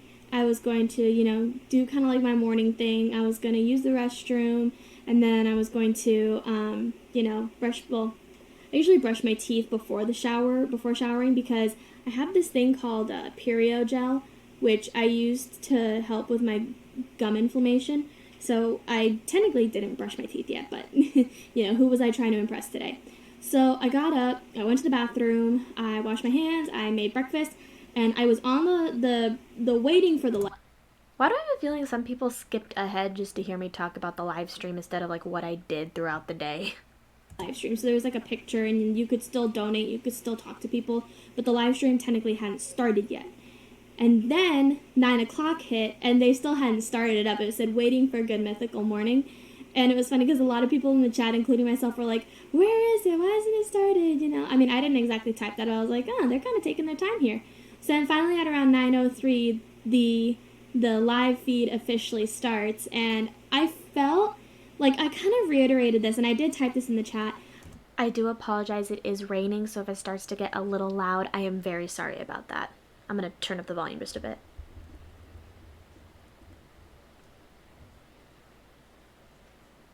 I felt like those days where I'm going to Disneyland.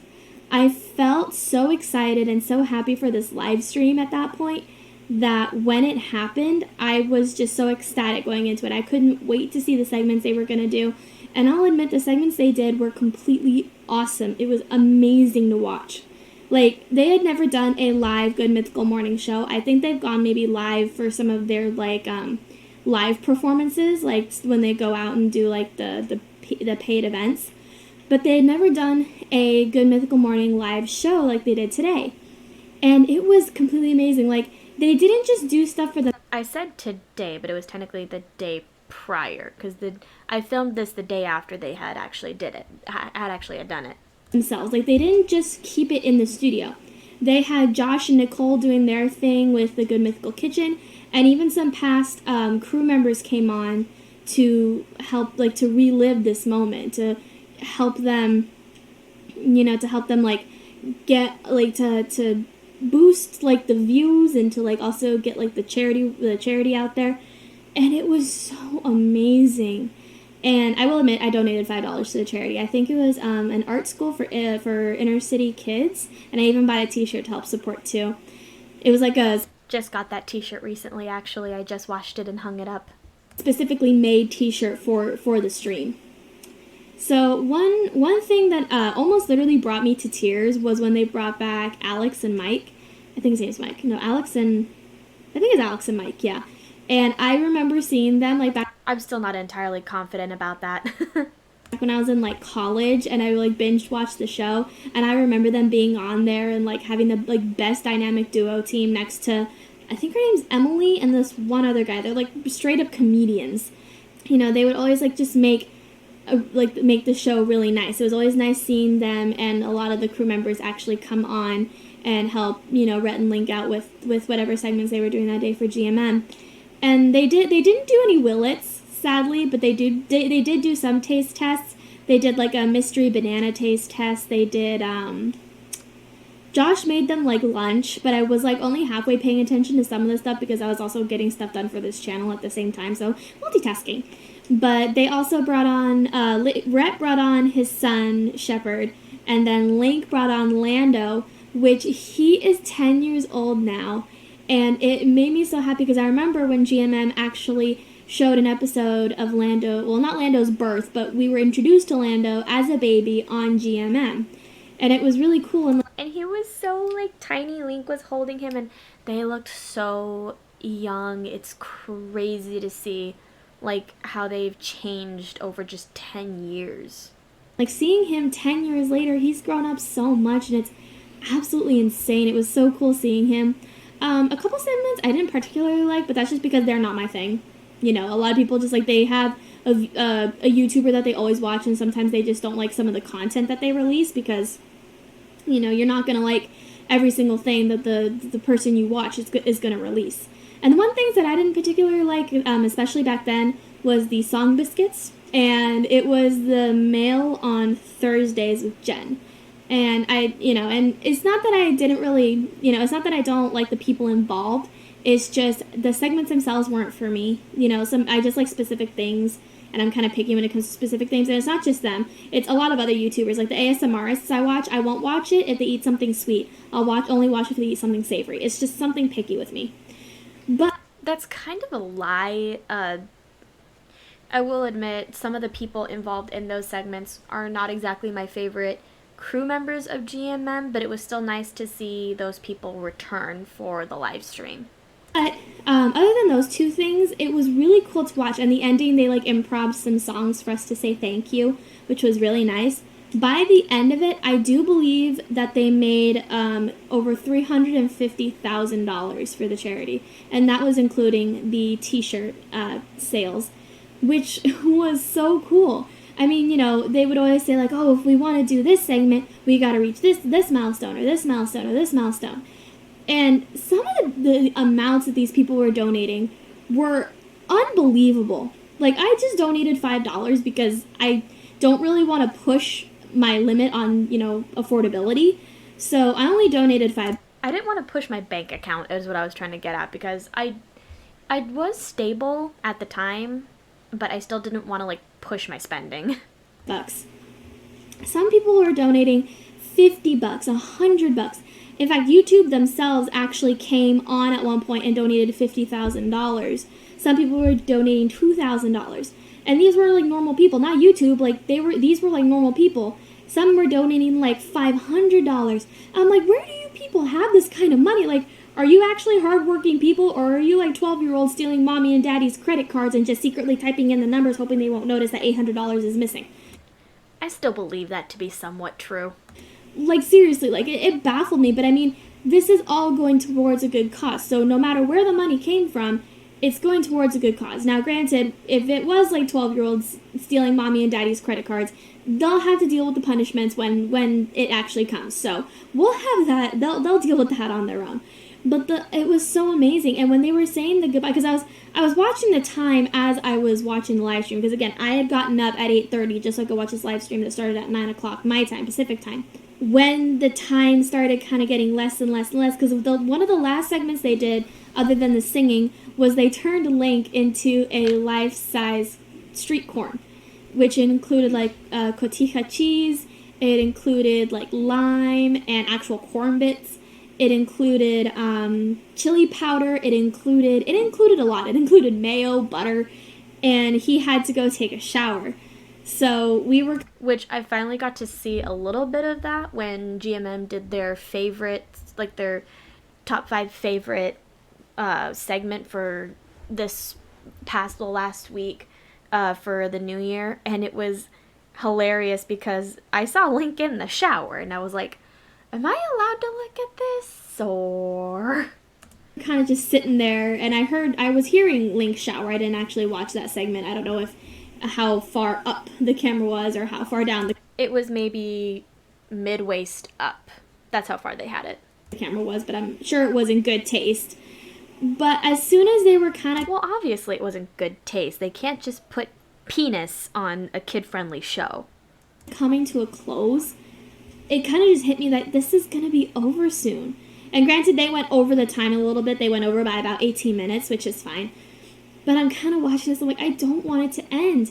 Because I know once it ends, that's it. I feel like, again, I just feel like a kid who had gone to Disneyland, who was like waking up to go to Disney. Because every time I'd wake up to go to Disneyland, I would be so excited. I'd be like planning my outfit, I'd be planning my makeup, my jewelry, everything. And then I'd be out the door exactly at 7 o'clock, waiting in line at 7:30 just to get my ass through the parking. One of my asses, one of my ass cheek, both my ass cheeks, all the ass cheeks.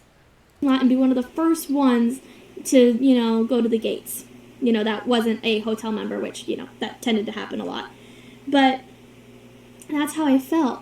And usually when I come home from Disney, I'm always so, like, exhausted and just done with the day, and I just kind of want to go to bed and just forget about the next day. I don't necessarily want to forget about it. I just kind of want to fall asleep and, kind of recharge my battery from the day. But in this case, when the live stream was ending, I was so sad. I felt empty for a minute. I felt like there was nothing else for me to do for the day because that took up most of my day. So and it's hilarious because hubby watched a live stream of 2 of his favorite characters from Has Been Hotel signing like autographs and shit, and he was able to talk to both of them. And then when both of their live streams ended, he just kind of came to me and he goes, I feel empty inside now. I was like, damn, babe. You know how I feel after the GMM live stream. I kind of was done with it. I'm like, well, what the hell am I supposed to do now? I mean, yeah, I was going to film for you guys. That was like my initial plan for today. But then I was like, what am I supposed to do with my day? What am I supposed to do? How am I supposed to feel? But it's all in good fun. And so I guess I did film this on the 19th, but I uploaded it for the next day on the 20th. Got it. I really hope that GMM does another live stream where the proceeds go to another charity, which, I know they're in partners with the school, the art school. But I'm hoping they could do other charities that also, need help in raising money as well. One of my favorite charities, just because I'm a little bit biased, is the charity for St. Jude Hospital, just because I was born at St. Jude's, and I always love showing my support for St. Jude's, especially because they really help with kids in cancer care.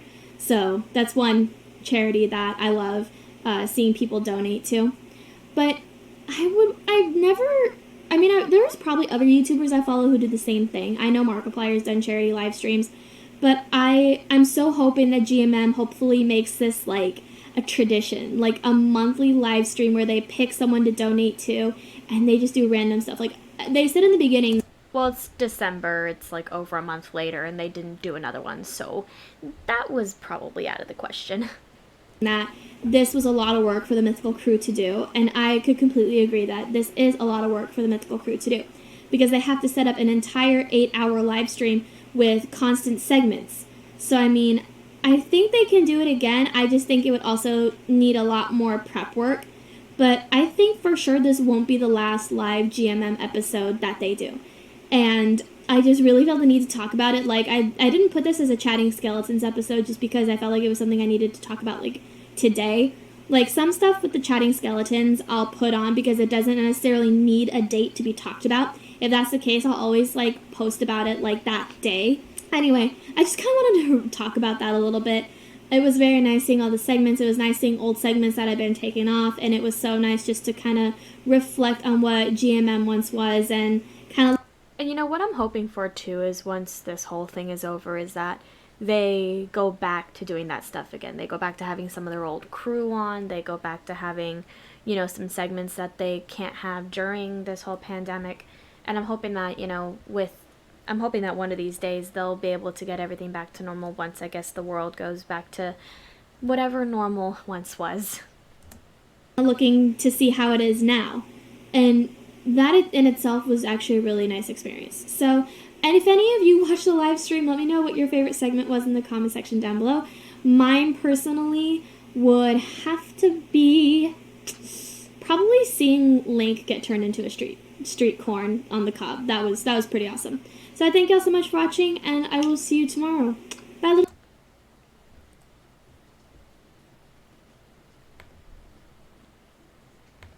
Alright guys, so the final video that we are watching for today, first of all I just want to say if you've made it this far, thank you so much for sticking with me through this entire video. I know it is so much longer than I intended it to be, I'm very sorry about that, but I, just wanted to do this because 2020 was a wild year, and the fact that I had so many supporters, especially at the start of 2020, I only had 10 of you, and now at day of filming, I believe I have 44 of you. Let me check, hold on. Yeah, I have 44 of you as of today, which unfortunately we didn't get our goal to 50 at the end of the year, but that's alright. Who knows, maybe in 2021 I'll actually be able to get to 50 subscribers or more, you never know. So the last video we are going to be watching is McDonald's mukbang in my car. This was uploaded December 11th of 2020 with 31 views and 1 like. And again, thank you so much for sticking through this entire video with me. Thank you all for spending 2020 with me, and thank you to all of the veteran little skeletons, the new little skeletons, and all the ones who will join in the future. You are what make this channel worth it for me. You are what makes this channel beautiful. So thank you guys so much for making Disney Queen Skelly one of my favorite things in 2020.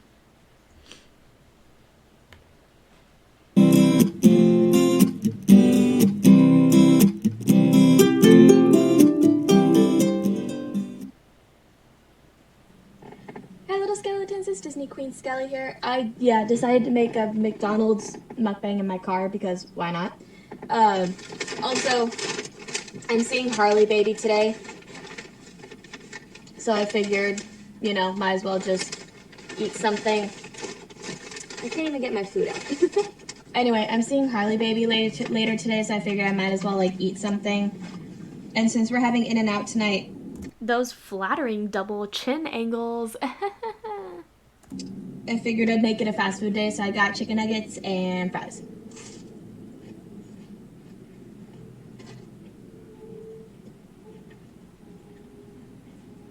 They're really hot.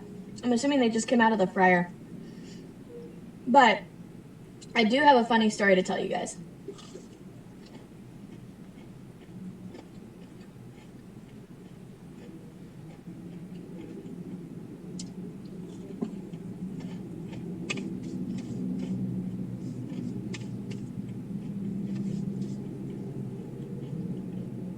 So, I was in my house, and I was getting ready to leave because hubby actually has an interview today for a new job, which I'm really proud of him for. Unfortunately, he did not get the position, sad to say. Also, I don't know why I wiped my hands like that. This is gonna sound disgusting. I like leaving the salt on my fingers until I'm done eating my nuggets and my fries because my fingers taste salty and I like licking it off. So I don't know why I wiped them like that.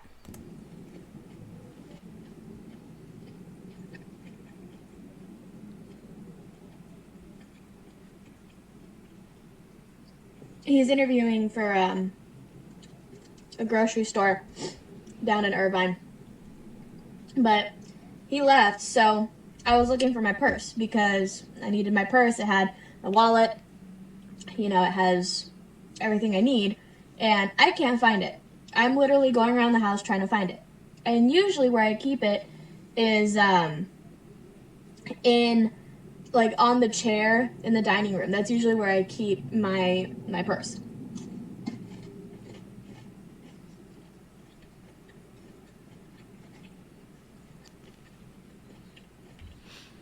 But unfortunately it wasn't there.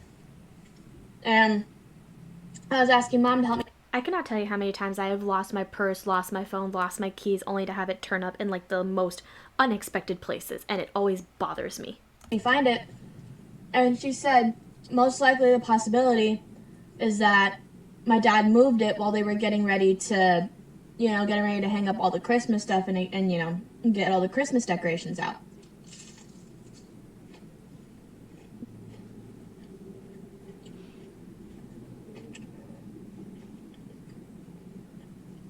At the same time, I'm thinking to myself, why would Dad move my purse if it was on the chair?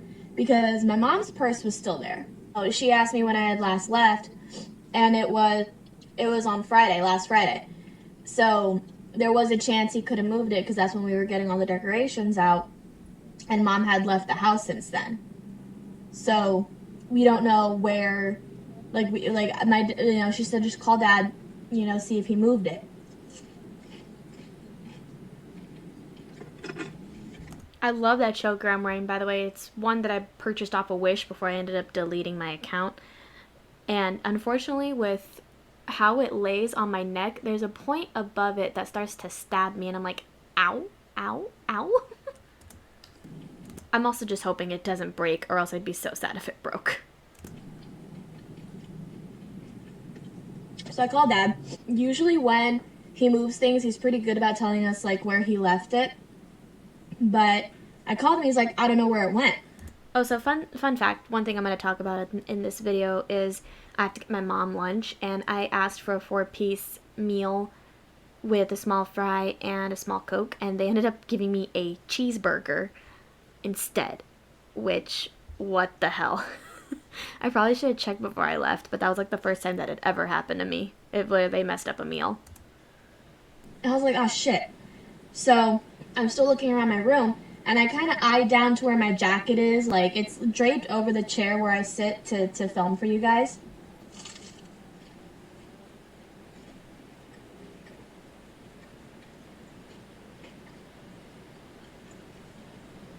But as I'm looking at it, I mean, there's no way there's something under there because I don't see like a bump, I don't see like a gap or anything. I don't see like something that would indicate that my purse is there.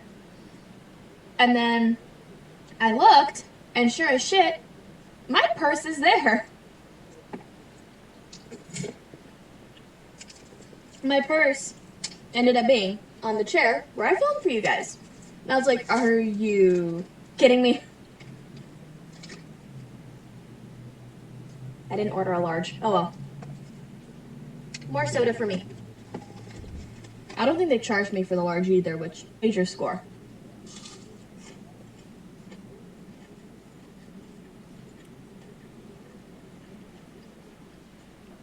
Getting out of here is gonna be shit. It's Friday. at like 12, everyone and their mother is getting lunch. And I decide now of all times would be a good time to get lunch and go get like food for my animals.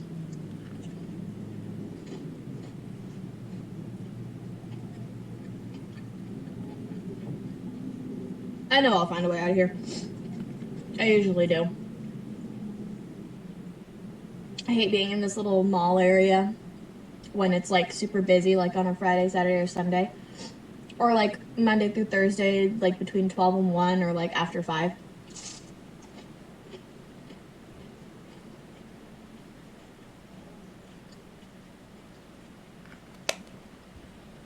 Sometimes you can't help it though, sometimes it just kind of happens.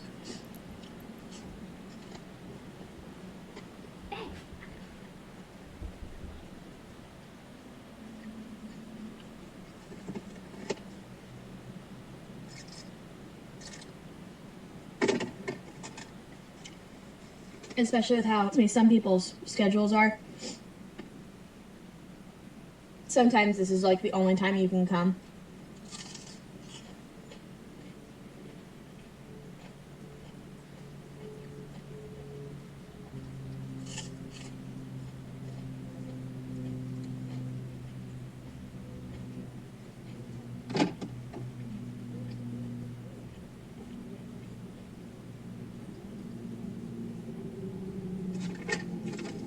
I cut this part out, but I bit into something that like wasn't chewable in the nugget. It usually happens. It's like a little like, probably a piece of fat or something.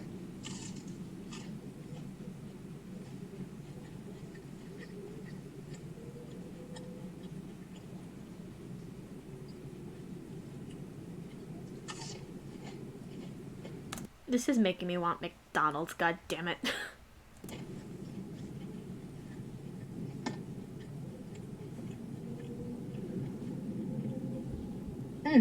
Got another story to tell you guys. I think last week, pretty sure it was last week, I was on my phone, you know, doing what I do.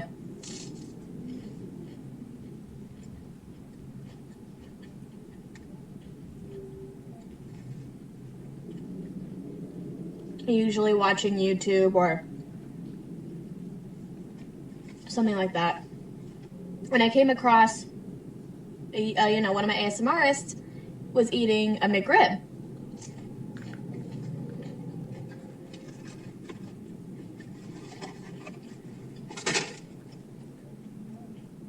And I looked at hubby, I'm like, babe, the McRib is back. Now, he got excited, as did I, because up until that point, I had never had a McRib. I never knew what a McRib tasted like.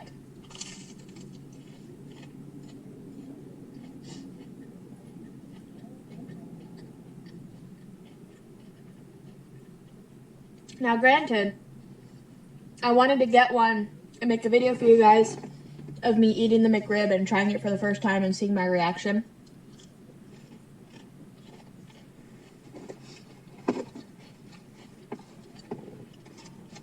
But hubby was just way too excited.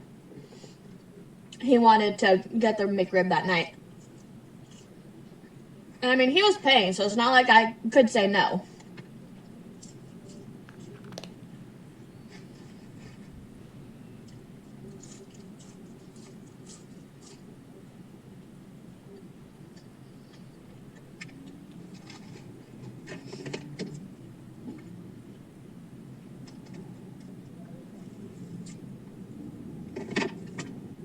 We got the McRib.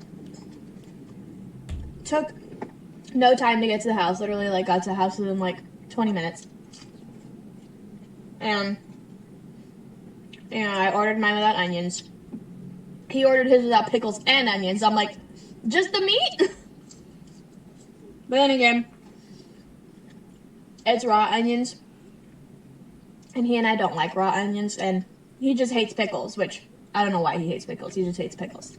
My entire family, like, chastises him for hating pickles, too. It's like, how can you hate pickles? But then again, I'm the odd one out for not liking, like, caramel and stuff like that, so.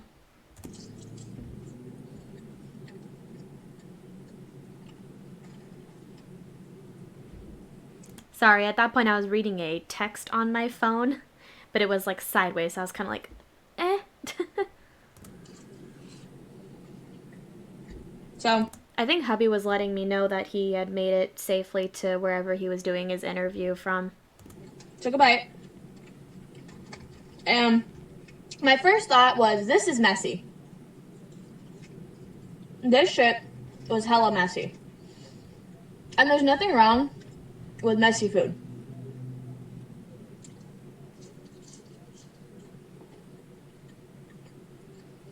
In fact, if you ask me, the only way you eat a burger is messy. I still hold true to that to this day. It's cute because after Harley Baby watched us, she was all like, "It's okay, we'll be messy together." And I was like, "Thank you." Which surprisingly, I didn't get that messy eating In-N-Out. Which, in going to In-N-Out with Harley Baby today, I'm also going to her place. And I'm a little nervous to eat that messily in front of her parents. But, you know, it's whatever.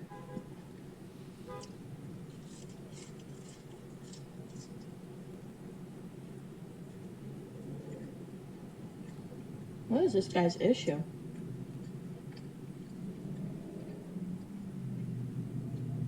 Jesus, someone has somewhere to be.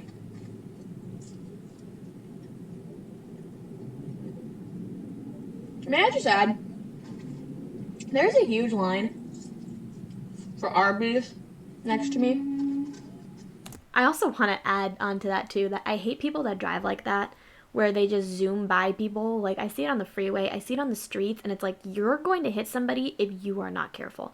I don't understand why or how people drive like that. And I'm not the biggest fan of Arby's. I don't like Arby's. And I'm sorry to all of you who like Arby's. I just personally don't like it. So I'm kind of questioning why there's a long line for a sort of shitty fast food restaurant. Then again, I mean, look at what I'm eating. God, next year is going to be hell not being able to eat fast food all that much anymore, which you shouldn't. I mean, fast food is not good for you. But I'm going to talk about this in tomorrow's video anyways, in regards to what's going to be on Queen Skelly for 2021. McDonald's has always been like a guilty pleasure since I was a kid.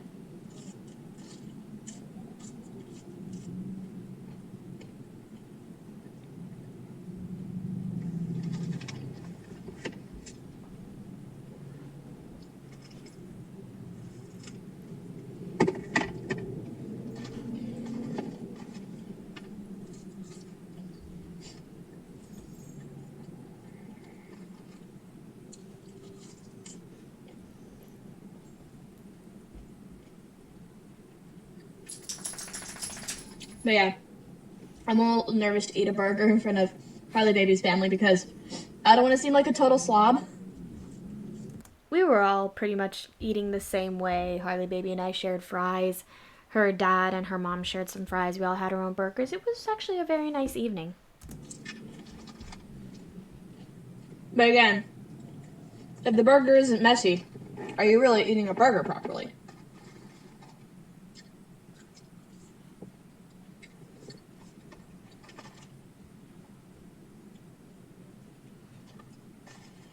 I'm gonna have to circle back around and get back in line because Mom wanted food. But I didn't want to get the food and then have it be cold, so I was gonna get it before I left. Which, getting back in that line was hell. And I felt so bad for the people working at McDonald's that day. Like, everyone and their mother decided they wanted McDonald's. But to be fair, it was also like 11, 12, 1-ish. So, like, it was lunchtime anyways.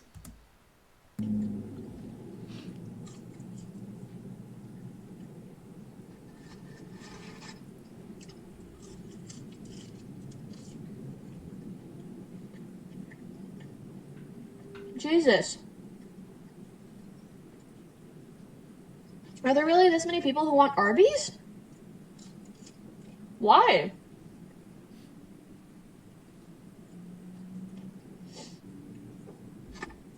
Like I said, I've only ever had Arby's twice.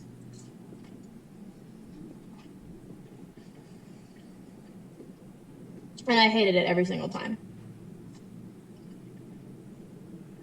I think I've had Arby's more than twice, but it was so like immemorable that I guess I didn't really want to didn't want to remember like any experience I had with Arby's.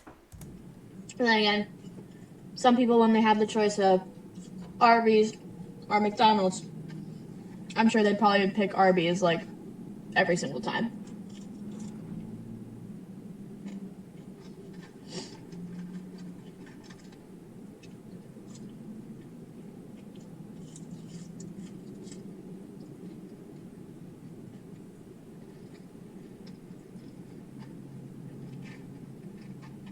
Really, dude? There's this guy who's just parked behind me. Okay, there we go. He's moving. Okay, never mind. He's still behind me. I suffer from like extreme road rage, so I say worse shit on the road than I am saying right now. Like, I feel like if I were to film myself on the road while I'm going home, pretty much I would get canceled like right then and there. That's okay. I still got fries to finish.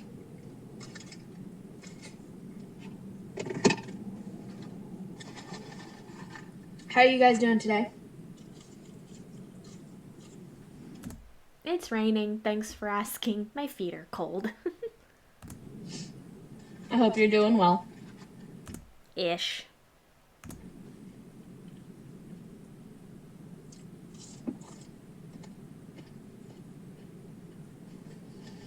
Wow, I didn't realize how hungry I was. I was kind of gonna get a large, but then I kind of went against it.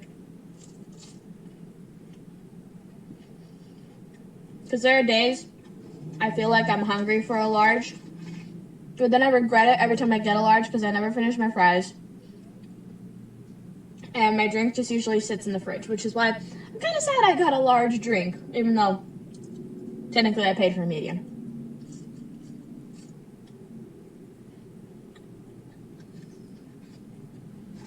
I mean, I really wouldn't complain paying for a medium and getting a large. That's like, thank you. I'll never complain. See, exactly. Also, oh my god, that was an attractive face to pause on. That day that I was seeing Harley Baby and was also seeing her parents, I didn't want to wear my blue lipstick that I would normally wear. Just because I always get like that funny ass joke, oh, your lips are blue, are you cold? Ha ha ha. Yes, I hear that joke every time I put on dang lipstick. I have gotten so sick of it at this point, and I knew for a fact her dad and her mom were gonna crack that joke on me, specifically her dad. And I have nothing wrong with it. Her dad's amazing. Just didn't want to hear the joke.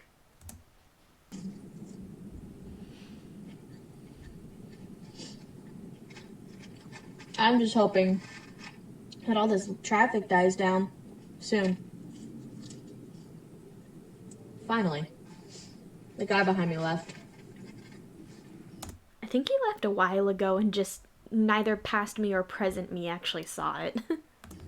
That's one thing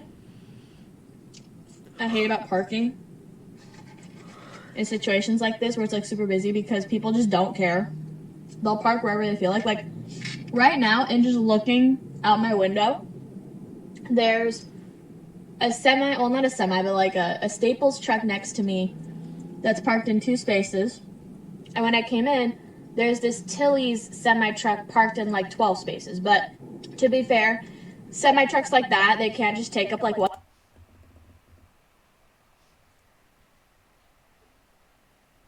space like regular cars do, because then they'd be peeking out over the lines. Like they'd be peeking out into like the driving areas. So, I mean, obviously they kind of have to park like that. But this Staples van, like, he could have pulled up another foot and would have been like perfectly fine.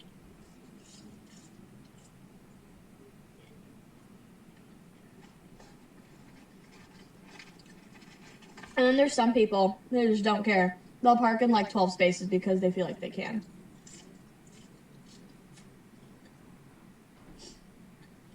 Like,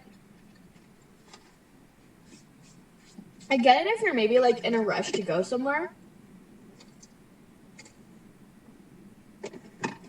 Like, you quickly park, grab what you need, and then go.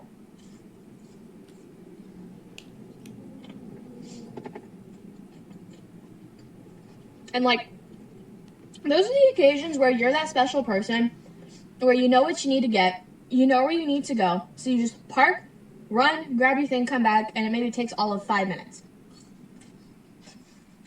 But when you're parked, like I just looked up and the Chili's truck was gone.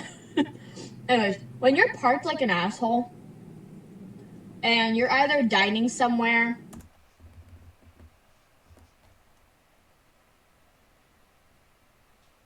or you're out doing something that's going to take you a while, and you're parked in like 4 parking spaces, why? Like, why do you feel the need to do that?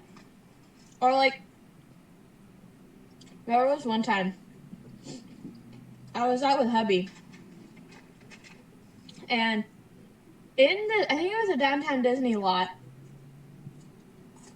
there was a car that wasn't parked like how the parking spaces were.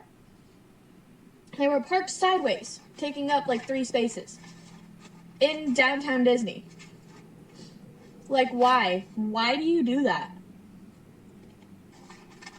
You're not just gonna spend 5 minutes in downtown Disney. You're gonna take your time there. I don't know if maybe this person thought, like, since it was an area that people normally don't park at, maybe, like, they could get away with it, but it was, like, a freaking... might have been, like, a Friday or a Saturday or whatever, but anyways, I'm done eating. I gotta go get food for my mom, and then get crickets for my creepy crawlies at home. Which, if you don't know, my creepy crawlies are a lizard and a spider.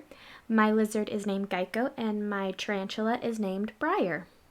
Because she's a rose gold tarantula, so Briar, Rose, Briar, you get it. Wow, prime example. This person just pulled up... Not rose gold tarantula, rose-haired tarantula. I've been spending way too much time with Harley, baby. Into a parking spot and literally just... oh, they're moving. Okay. Well, anyways, I gotta go, little skeletons. I'm gonna film later today. I'm gonna doll my face up and film for a little bit. But I'll see you guys tomorrow. Bye, little skeletons. Stay safe. Love you guys.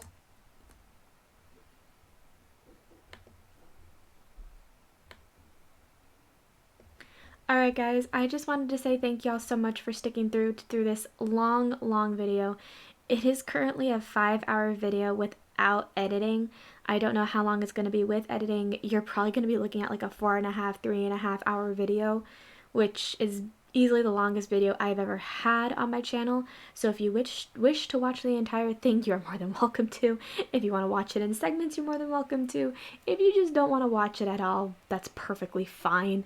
I will be linking every single video that I have watched in the description box down below, so that way if you guys want to watch it without me talking, you are more than welcome to watch those videos, you know, without even having to watch my video on them. So once again, thank you for making 2020 DQS. You know, thank you just for making DQS one of my favorite things about 2020.